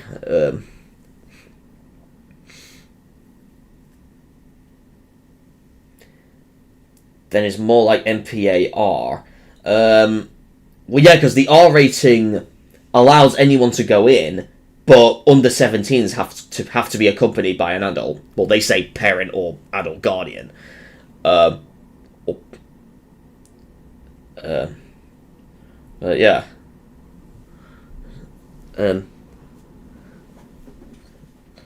Meanwhile, the NC-17 rating doesn't really allow anyone back in the day under 17 in, and then later in 1996 they changed it to 18 and up, but they still called it NC-17. They just changed, like, for the NC-17 rating, all they did when they changed it in 1996, they just changed the meaning of it. So instead of no one under 17, it's no children 17 and under admitted. Meaning it would be 18, so that's the only thing they changed about NC-17, and that was in 96, when the NC-17 rating was introduced in 1990, so 6 years before the age limit was raised. It's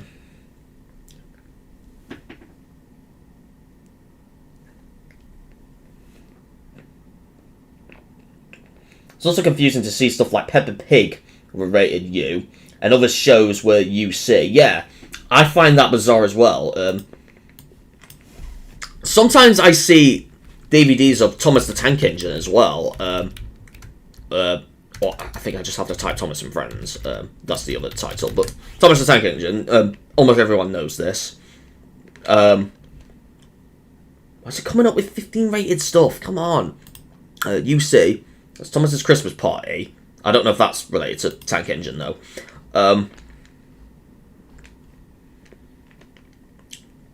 In fact, to specify go with TV show. There we go. There we go here. It says 2004, but it existed years before. Okay, some of them say U. Season 3 says UC, even though some episodes are U. For some reason, I don't know why they count UC as a slightly higher rating than U, even though I think U is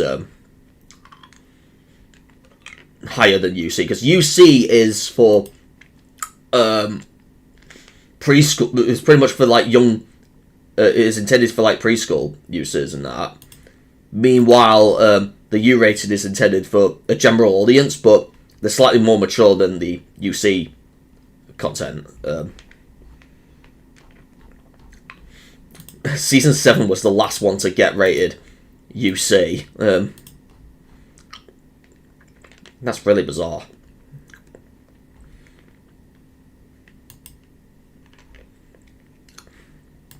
Anything in the home entertainment that got UC.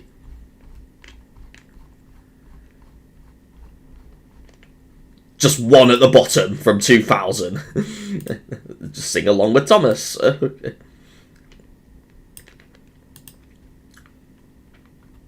Yeah, because it says the current rating as U, particularly suitable for preschool children, yeah.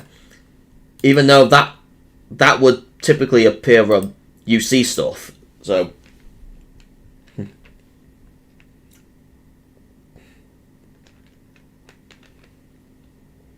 Yeah, but according to this, it says...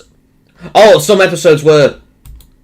Oh, unless it's a bit glitched with UC sometimes, because you notice the U rating's on the top there, and then again, the normal U rating's there.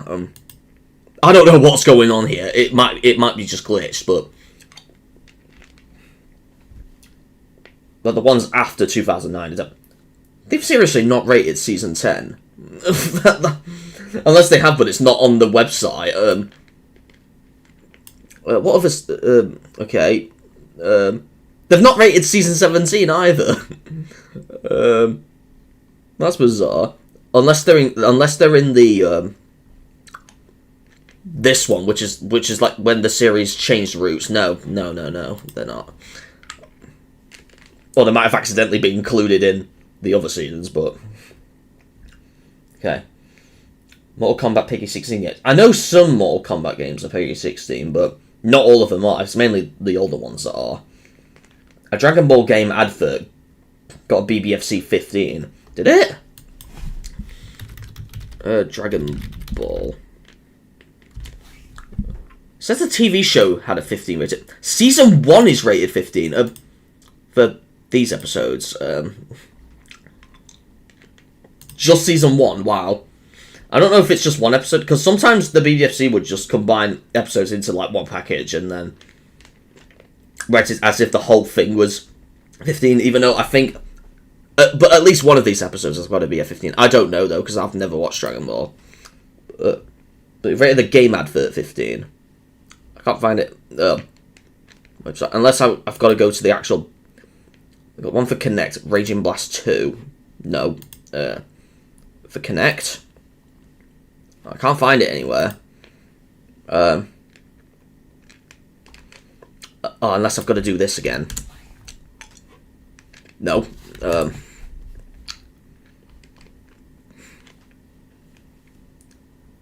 Like, do you know where it's included, Antonio? The Dragon Ball game advert. What page it's included in? Or have you just found that from other research? Because I can't find it anywhere on the BBFC website. At all. I think it was. I think if it has more UC episodes, then it would say the seasons were rated UC. But if it had more U rated episodes, then it would say U. Let me go back to the Thomas page then. That's Dragon Ball. Come on. That's the...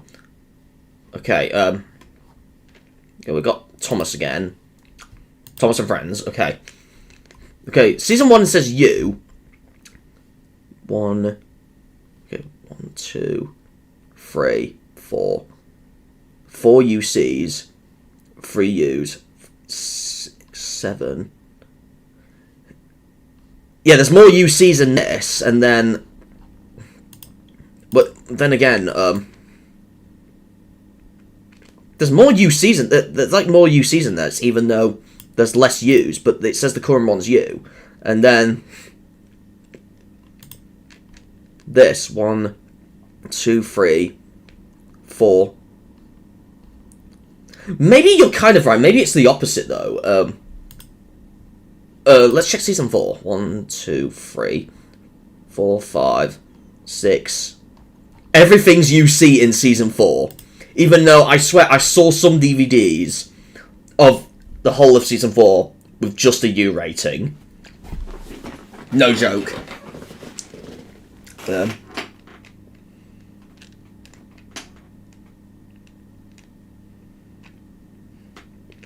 Okay. Since it just say threat, I think it's rated by the Netflix bots.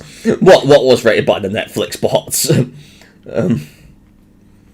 think it was one of the Budokai titles. I don't know if any of the Budokai games were rated by BBFC. I don't think they were.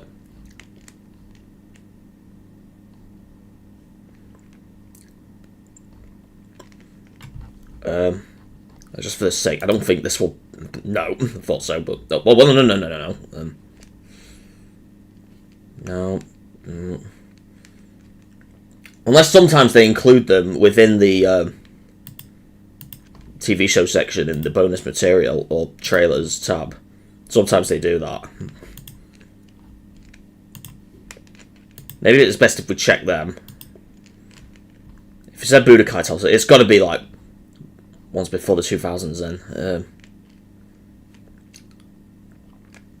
An advert about the game, yeah. Is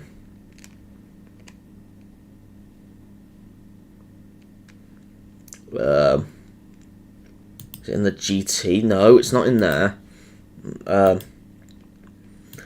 Because right here, it's only got film, TV show, and video game. There. Z Kai? No, it's not there. I think Kai is like an alternate version of the original Dragon Ball anime. No,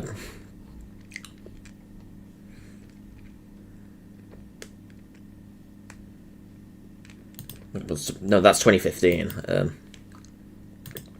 It had to be before 2012. 1995 trailers. No, that's just for the film. I don't know. I can't find it anyway, but that's interesting. That's interesting news. Have I heard of Cutting Edge? No, I've never heard of Cutting Edge. Is that something BBFC rated? No, it is. Or The Cutting Edge. Is this what you're on about? If so, then, never heard of it. I heard about this film at all. 1992? BBFC are confusing. With U and UC ratings, definitely, yeah.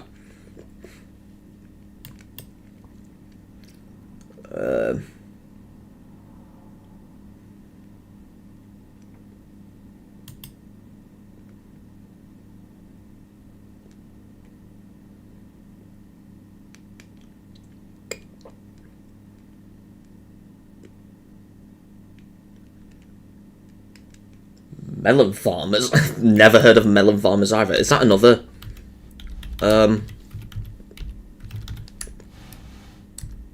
No. What is Melon Farmers, then? Is that like a game series, then?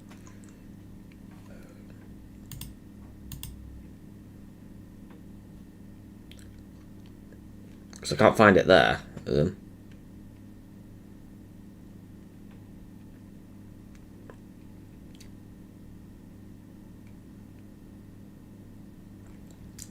Never seen the BBFC rate a game trailer after they gave the video game rights to PEGI. Yeah. That was a YouTube series about censorship in the UK. Oh, right. Might check that out one day. Why do they call it melon farmers, though? Does it have something to do with farming or something? Can't have anything to do with melons. I guess the melon part could be about the censorship thing, because some people call like boobs like melons sometimes, or watermelons. Maybe that's like one censorship related thing, but melon doesn't really sound like a name of a censorship show at all. But apparently it is.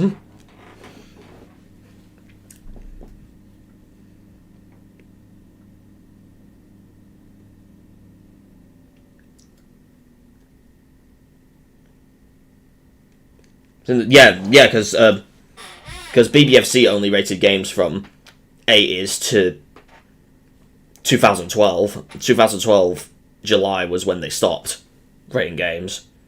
There was some there might have been some exceptions where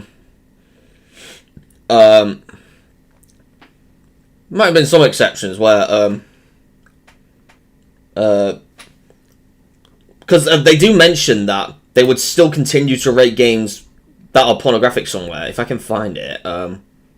Is it a classification? Is it about us? And then the frequently asked questions. And then go somewhere about video games. There we go. And with a few exceptions, the responsibility goes to VSC and PEGI system, featuring strong pornographic content, ancillary games attached to narrative film or video submissions, and non-game narrative content on game disc. When I've never seen a modern game with a BBFC rating primarily for this stuff. I've seen BBFC ratings on games with that are old and they got re-released for modern systems, so like Resident Evil 4 and Resident Evil 5 on Xbox One and PS4 still having BBFC ratings, even though those versions came out in 2016, but surprisingly Resident Evil 6 doesn't have the BBFC logo, it just has PEGI, even though that was also rated by BBFC, but it's bizarre. Yeah, so maybe they... So I guess they sometimes rate... I've not even found an example of a R18 rated BBFC rated game. So yeah. I believe it used to be a porn site, but then it turned into a site full of censorship. What, Melon Farmers? Oh yeah, website about censorship. I saw that message there, yeah. Since there was a game banned in the UK that wasn't PEGI, I think PEGI just rates the game an 18, and then it's up to the government to ban... Yeah, exactly. I think Omega Labyrinth Z is one of them, where the UK government just banned the game. Yet PEGI still... I think PEGI gave it an 18, I think. Yeah, a lot of countries had problems with that game. And the UK is one of them. It's like one of the only games that were banned for sexual content. There's like on Wikipedia there was a page of banned video games. I don't know if it still exists. It's an 18 for sex, yeah. Banned video games by country, yeah. And then I find United Kingdom somewhere, yeah. 5 games are on the list. 3 of them were for violence, 2 were for sexual content. The 3 for violence were related to the BBFC, and they had problems with. So Carmageddon, The Punisher, and Manhunt 2. So with Carmageddon, it was like back in '97, but then it was overturned on appeal, even though they made a censored version, and then they made a patch to restore the original content. The Punisher, obviously, we talked about that earlier, with being cut in the UK. Oh, it was censored further for the British release. Oh, yeah. Interrogation scenes were deemed graphically controversial and changes made an request of the BBFC. The edited version received an 18 certificate, yeah. And obviously, everyone knows about Manhunt 2. Very controversial. Even the modified version was refused classification at one point. But then, after an appeal, the modified version got a release at 18. But then the 2 films for sexual content, I mentioned Omega Labyrinth Z already, even though the game has a PEGI 18 rating, Yeah, someone who appears to be a minor, yeah. I guess kind of like paedophilia, but yeah. And yeah, I can see you mentioning Sex Vixens from Space, yeah. Although it was not submitted to the BBFC, in 1989, official shipments of the copies were seized by customs and destroyed in order to protect the youth of today. Yeah, that's a... yeah. I also first knew it from Cad Icarus as well. That's the first time I've ever heard that game. And obviously Cad Icarus imported it from Canada as well, I believe, because he mentioned it. Because he lives in the UK as well. And it's sold in France, in places like France. What, Omega Labyrinth Z was... because then again, France is not like the UK. I guess France has like a slightly linear law there for certain things. It does say here, though, that it's illegal to sell, buy, or rent, but not import. So I guess if UK players want to play Sex Vixens from Space or Omega Labyrinth Z, then you could just import them. It's what many people will do anyway. And then, but it only applies to games stored on physical media. Downloadable media is not affected, so you could still... So if these were to get a UK release, they would have to be digitally. They can't be physically. Because with digitally, at least it's in the house and you're not publicly showing it everywhere. Whereas if you got it on physical media, it can be exposed, so that makes sense.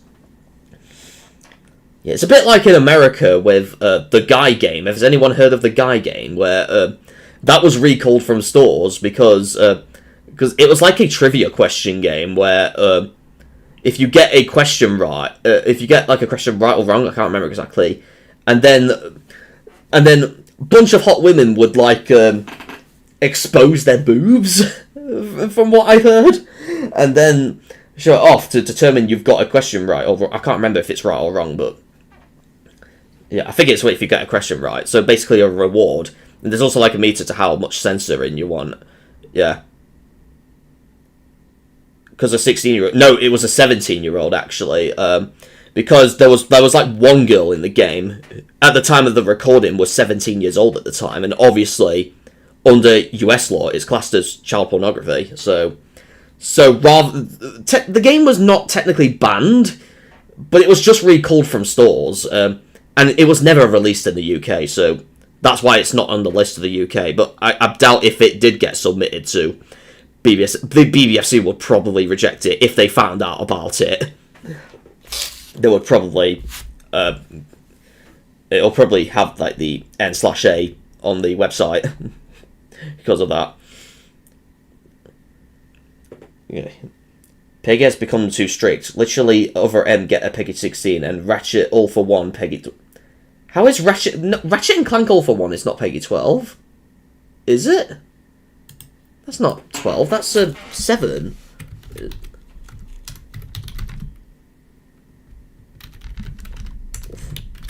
No, it's Ratchet and Clank all for one. No, that's PEGI 7. No, that's Rift Apart.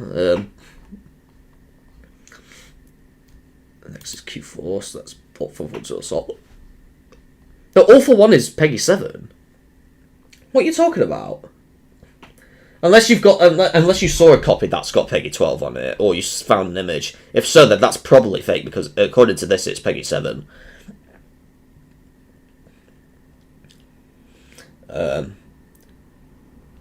Defunct companies, THQ, Midway, Acclaim. Yeah, we miss those companies so much.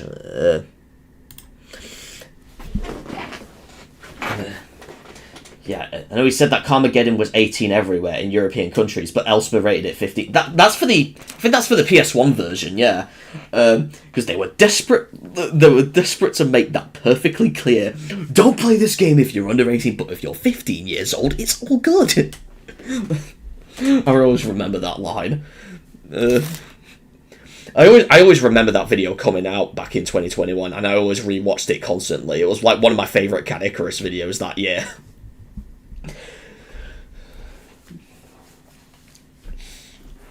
But yeah.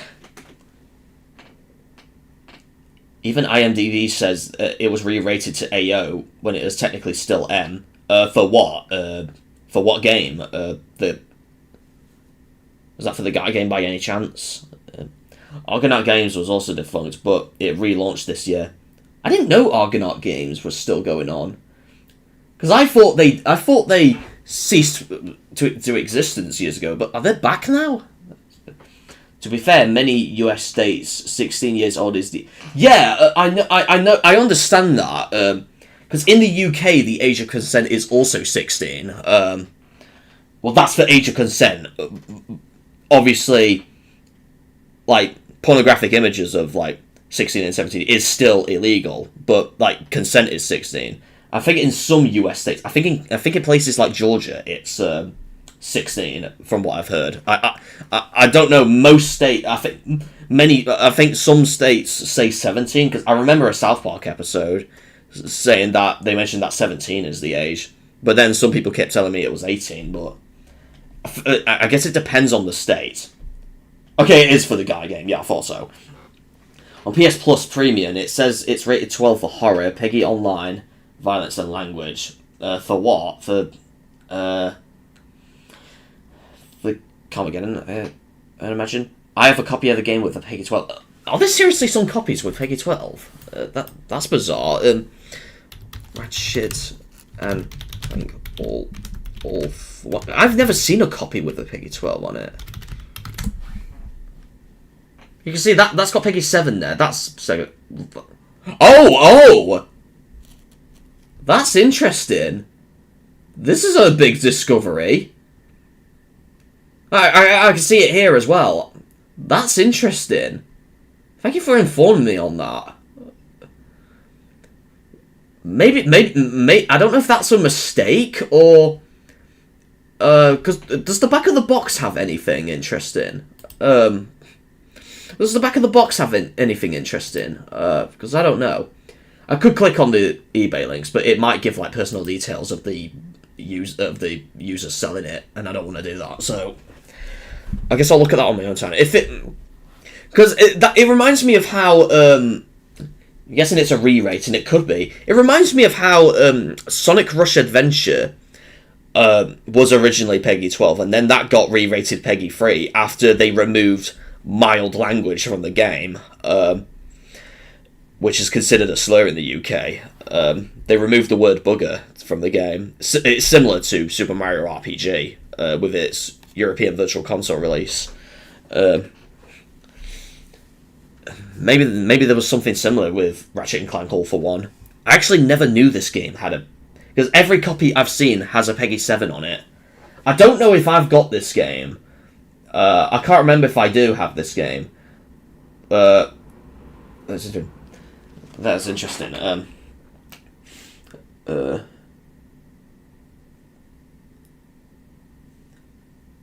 Oh, so you're talking... oh, so you're on about for All for One. It said, for horror, PEGI Online, violence and language. Oh, it might have been those then. Spaz was the word. What, in All for One? Because I understand discriminatory words like that can affect a rating sometimes. Because I noticed words like that were removed in Mario Party 8. Even though that game was never rated 12 or anything, they still removed it because it's an offensive term in the UK. And how No Man's Sky was originally 12, but then a 7. Yeah, that's interesting. What, the word spaz was in Rush Adventure? I must have not heard of that change, but I've only heard of the change with the word bugger. I've never heard of the spaz change, though, but that is interesting. What do you mean Ratchet and Clank All for One was mistakenly PEGI 18? Spiker, what do you mean by... I've not seen it. That's interesting. Adventure Time Season 1 was originally a PG, but due to the word as it got upgraded to 12. I guess they were slightly less strict back then, and then they got more strict later, because the BBFC, they tend to only allow those words at 12 and up, And then if a film wants to get a U rating, for example, they would have to cut that word out just to get a low rating, even if it's like only used once, and even if it's not used in a discriminatory manner, they will still cut it out because it's still an offensive term. Because the situation in Mario Party 8 is similar as well. It's not used directly to a character; it's to describe a train, but again, it's still offensive. So yeah, I think the episode was censored by the company before it was submitted. Oh right, so the older ones. So I guess the upgrades were like the uncut versions then. You found a box art for Ratchet and Clank All for One with 18 on it. That's bizarre. I'll be ending the stream in a couple of minutes, guys, by the way, because my parents will be coming back soon. But, yeah. And any questions that I didn't manage to answer on stream, I could answer in the comments or something. But how long have we been doing this stream? We've been going for 6 hours now. Or it might be 5 hours for you guys, but for me it's showing 6 hours. It might also be because it counts the before hitting the go live button. It might count that as well, but yeah, that's interesting.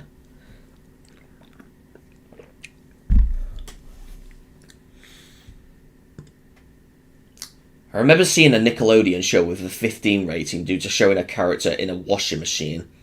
That's another thing the BBFC often cuts out of films and TV shows.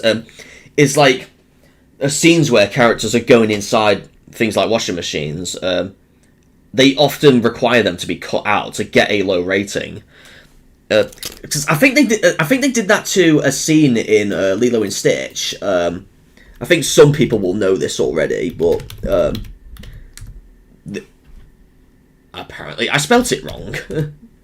No, it doesn't have a T. No! Oh my god. For some reason, they class it as a TV show. I don't know why. Yeah, they got season 2, but it has nothing. They need to fix that. But yeah, they got cuts information, and then you go to cinema, and it says here, to remove sight of dangerous activity, which might be copied by young children, child character emerging from a hiding place inside a washing machine or tumble dryer to achieve a U. An uncut 12 was available to the distributor. Yeah, I can't remember what version I've watched growing up because I think my father just pirated the film and then I just watched it that way, and it might have been the uncut version. I don't know.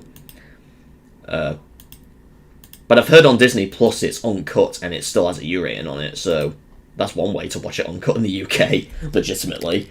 But things like that, they often do get cut in movies. I think I've also heard there's like this film called Rocket Man, not the 2019 film. There was like 1 year before, and they describe. I think I've watched like BBFC videos. They describe something like a kid climbing into the washing machine, and they cut that part out because it could be copied, and that's like a kid-friendly film. So that is a common thing.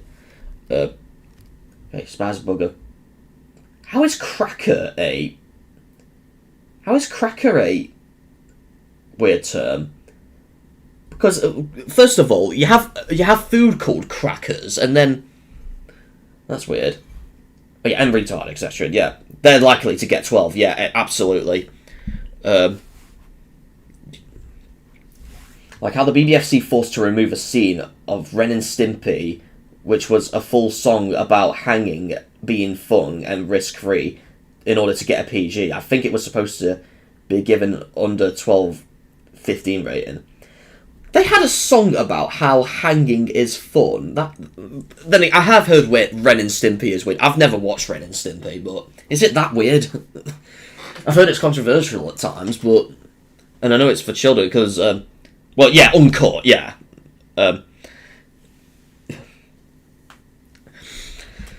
Well, that's bizarre, because if I search up Ren and... No, not Stimpy, it's just Stimpy. They've got cuts information here, but there's no way to determine what the cuts are unless you click on those. Then you get to see the cut information. I can't find it here unless it's in the bonus. But no, the bonus material's got a 12. No, not in season 4. No, it's one of the season 2s then. Okay, okay, it's in Fake Dad Out West. I don't know if that's 2 different episodes or if it's the same episode, but to remove a scene which the subject of hanging is presented as comedic from. Oh yeah, so what you were describing, yeah. That's in season 2. Wow. Is there any other cuts? No more cuts made. But that's really bizarre because it isn't fun.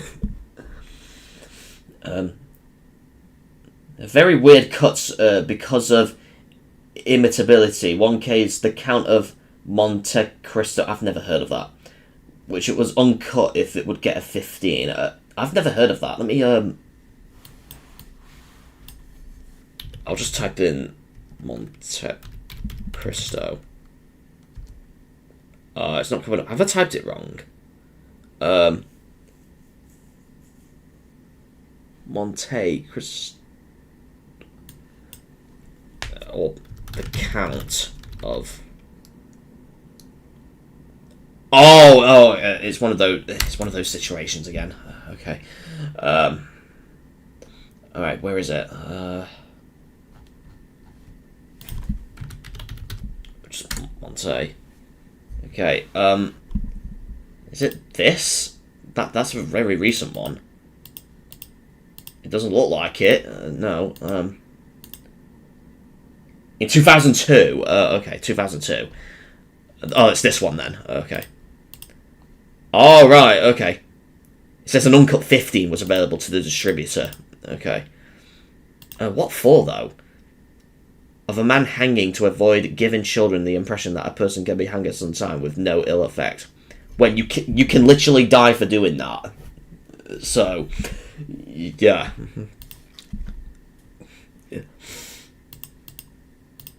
Yeah, I get why they would cut that, if it was intended for children. I think the Mummy movie, I think the torture scene would make it look like, I can say, which Mummy movie? Are you on about the 1999 one, or one of the older ones? Or is there a film called The Mummy Movie? Because I know the original Mummy was cut for a 12 at the time, and the uncut version was 15. Then later, the uncut version was 12A for cinema re-release this year.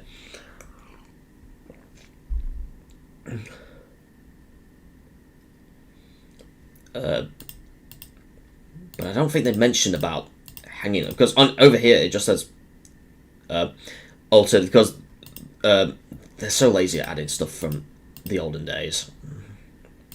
What did they mention here? The same thing. Whatever.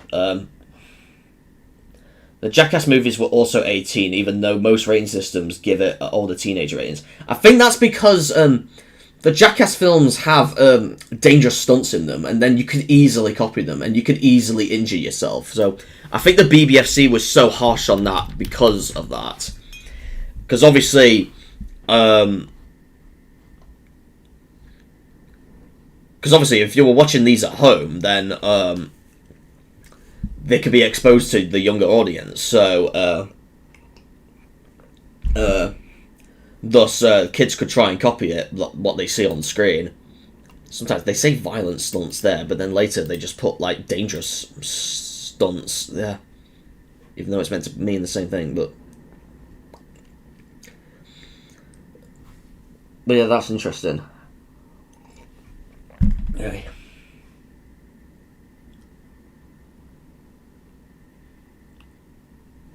Okay, Rocko's Modern Life is 12.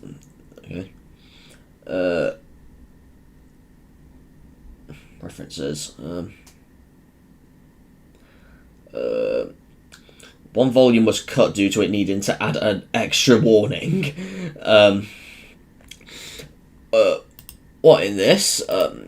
I don't see any cuts information there.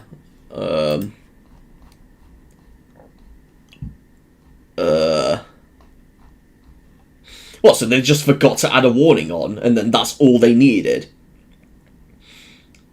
Unless what you're talking about is not a BBFC cut, and it was just a cut by the people who made it, but... Very weird censorship. If you look at the scene, it is brief and non-instructional.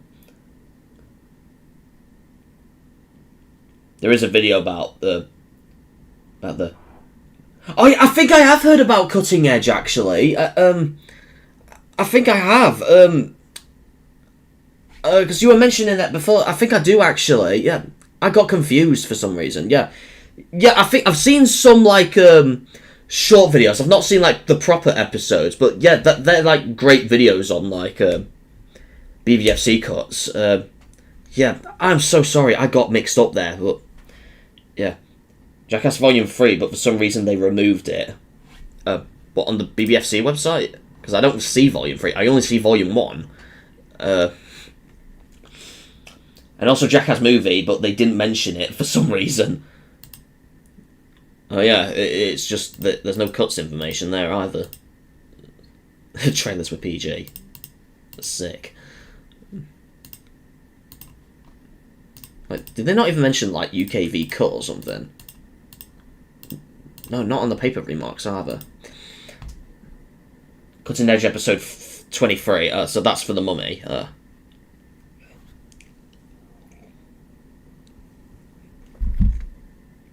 Okay.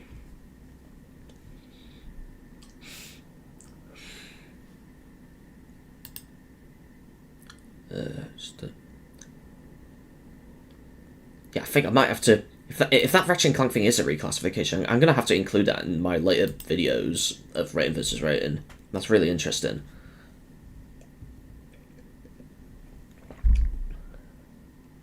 They're giving the trailer a PG despite featuring some of the more graphic stunts. What, for...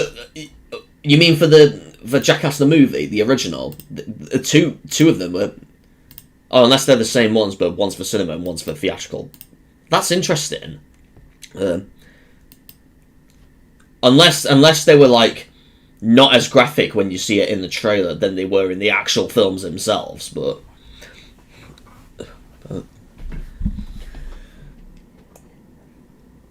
Yeah, I remember watching the Jackass films in 2022, and... God, my body was shrinking when I saw these movies. Especially when the stunts involved private parts. It's... Oh, God. It just hurt my insides a bit. I don't know why. It's what you've got to feel when watching these movies, really, so... Yeah.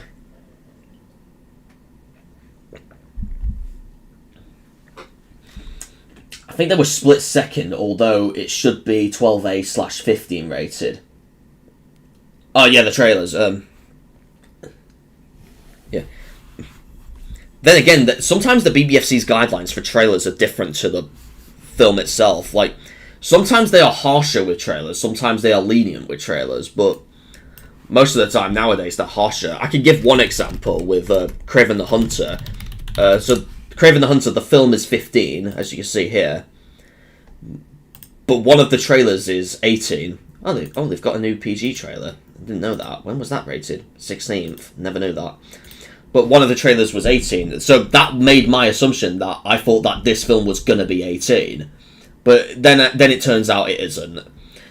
But yeah, they can be like that. They've done that similar. I think some of you will know this for the recent Doctor Strange film as well, the Multiverse of Madness. With the Multiverse of Madness, where people were afraid of the film of getting a 15, but eventually that was eventually it was discovered to be 12. So we're glad that this is a 12. I've not seen this film yet, but I will do one day. And they said it's to do with, like, dead bodies showing in the trailer or something. But people will thought that this film was going to be 15, but they've made, like, a case study about it as well. I don't know if they've mentioned trailer in it, though. They don't seem to mention trailer anywhere, or 15, but whatever. But yeah, that's interesting.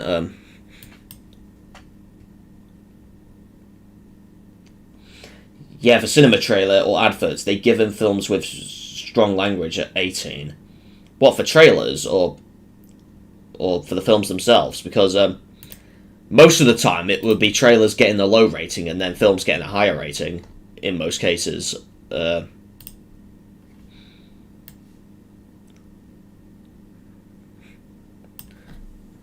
It's like rarely the opposite. I think another example I can find with higher rated trailers than the film is The Equalizer 3. When the film is 15, it's the first uncut. It's the first one to be released uncut at 15. You can see with the cinema and home and cinemas. But 2 trailers were 18. They were both for cinema releases. And I assume it's because they had... I think their guidelines for trailers are slightly different to the films themselves. Thus why they get harsher ratings sometimes, but... So that's interesting. And they finally split the pages for the versions of Equalizer 1. They've not done it for Equalizer 2, though, even though... right there.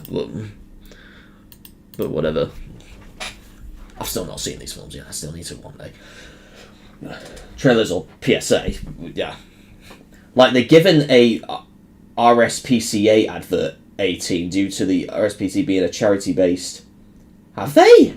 Let me find that. RSPCA. Well, I found a PG-rated thing. Oh, I can't find it unless it's here. No. Have they seriously done that, though? Do you know what the actual title was called? By any chance? Because RSPCA is like a charity thing for everyone, I think, as well. It was from the 80s. It must not be on there anymore. Because sometimes they do take away pages, sometimes. Because I noticed a couple of, like, pages for, like, old movies, and some rejected works are not on the site, even with the... in fact, let's try with the adult content. No, even with the adult content, it's not showing. They must have took the page off then. Either that, or it's been put somewhere else. Or if I gotta type like this, as silly as it looks, maybe this is... Alright, and then 18, okay. And then there's no adverts listed, so... Yeah, no adverts at all, but... There Will Be Blood was initially rated 12A, but later the company appealed for a 15. Is that a film, by any chance? There Will Be Blood. That sounds like the tagline for Saw 2. A bit. Oh, it is an actual film. 15... Oh, sorry, it must have been one of those occasions where, how was it originally 12A, though? Is it like... And then they appealed it for 15. That's unusual. Because normally appeals were to get lower ratings. So a bit like with the King's Speech, where that was initially given 15, but then... No, not the King. Okay, yeah, the King's Speech from 2010. So yeah, but that was initially given 15 because of the amount of strong language in it, in a speech therapy context, but then they appealed it for a 12. Okay. They also given an NSPCC advert an 18 for its strong violence, even though it's in a Looney Tunes style violence. Child abuse theme and language, even though one usually have a... I think the child abuse theme I would get, because... But then again, NSPCC is meant to be something to help young children from things like that. NSPCC. Let's see if I can find... Wow! Is this what you're on about? By any chance? And it's classed as a film, for some reason. For cinema. Okay, 1 minute, so I guess this is an advert then. For some reason they class it as a film. Wow, why? That is like the most bizarrest thing you can. That is like the most bizarrest advert you can rate 18. And normally, if it's classed as an advert, they wouldn't have consumer advice like this. This is normally only for films. This is not a film. Then that's just a separate NSPCC advert. For some reason, NSPCC is not in all caps here as well. That's bizarre. It's funny. It's funny how I think that reminds me. I think they've also, although they've not rated them 18, they've actually rejected some trailers related to PETA. You know, the animal organisation. They've actually rejected some trailers related to PETA. Let's see if they're on the website now. Yeah, yeah, right here. PETA Europe Limited is dead. They've rejected it. I wondered why, because PETA is very controversial for many people, but this was back in 2002, so I think this page didn't even exist when I first heard about it, but then months later, when they started doing stuff again, they've added this page back. The advert is kind of disturbing, yeah. Injustice is rated R, and you cannot comment the trailer. Do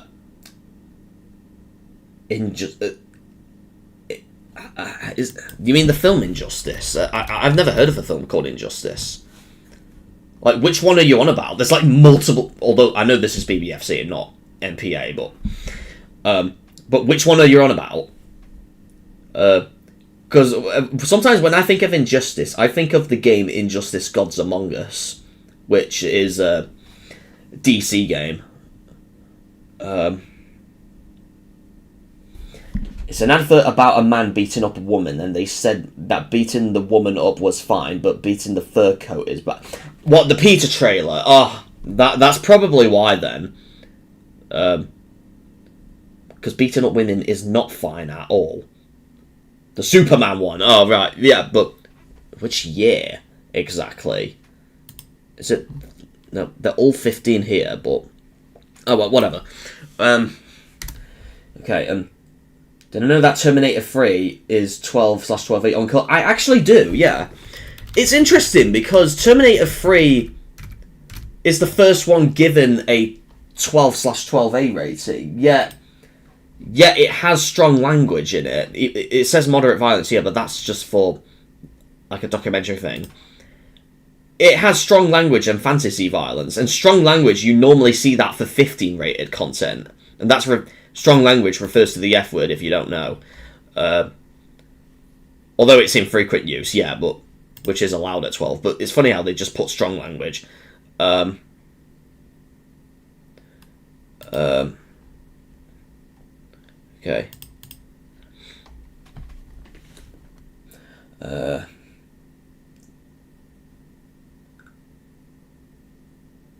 You post a link to the NSPCC and PETA in the comments. I don't see it in this chat, unless you tried to do it and it didn't let you. I don't know if I've got the filter on or not, but you could try do it in the comments after, if you want. And if it does kind of filter it, then I guess I could still view it in the myself in help. Because sometimes comments automatically go to hell for review for some reason, even though I choose not to do that.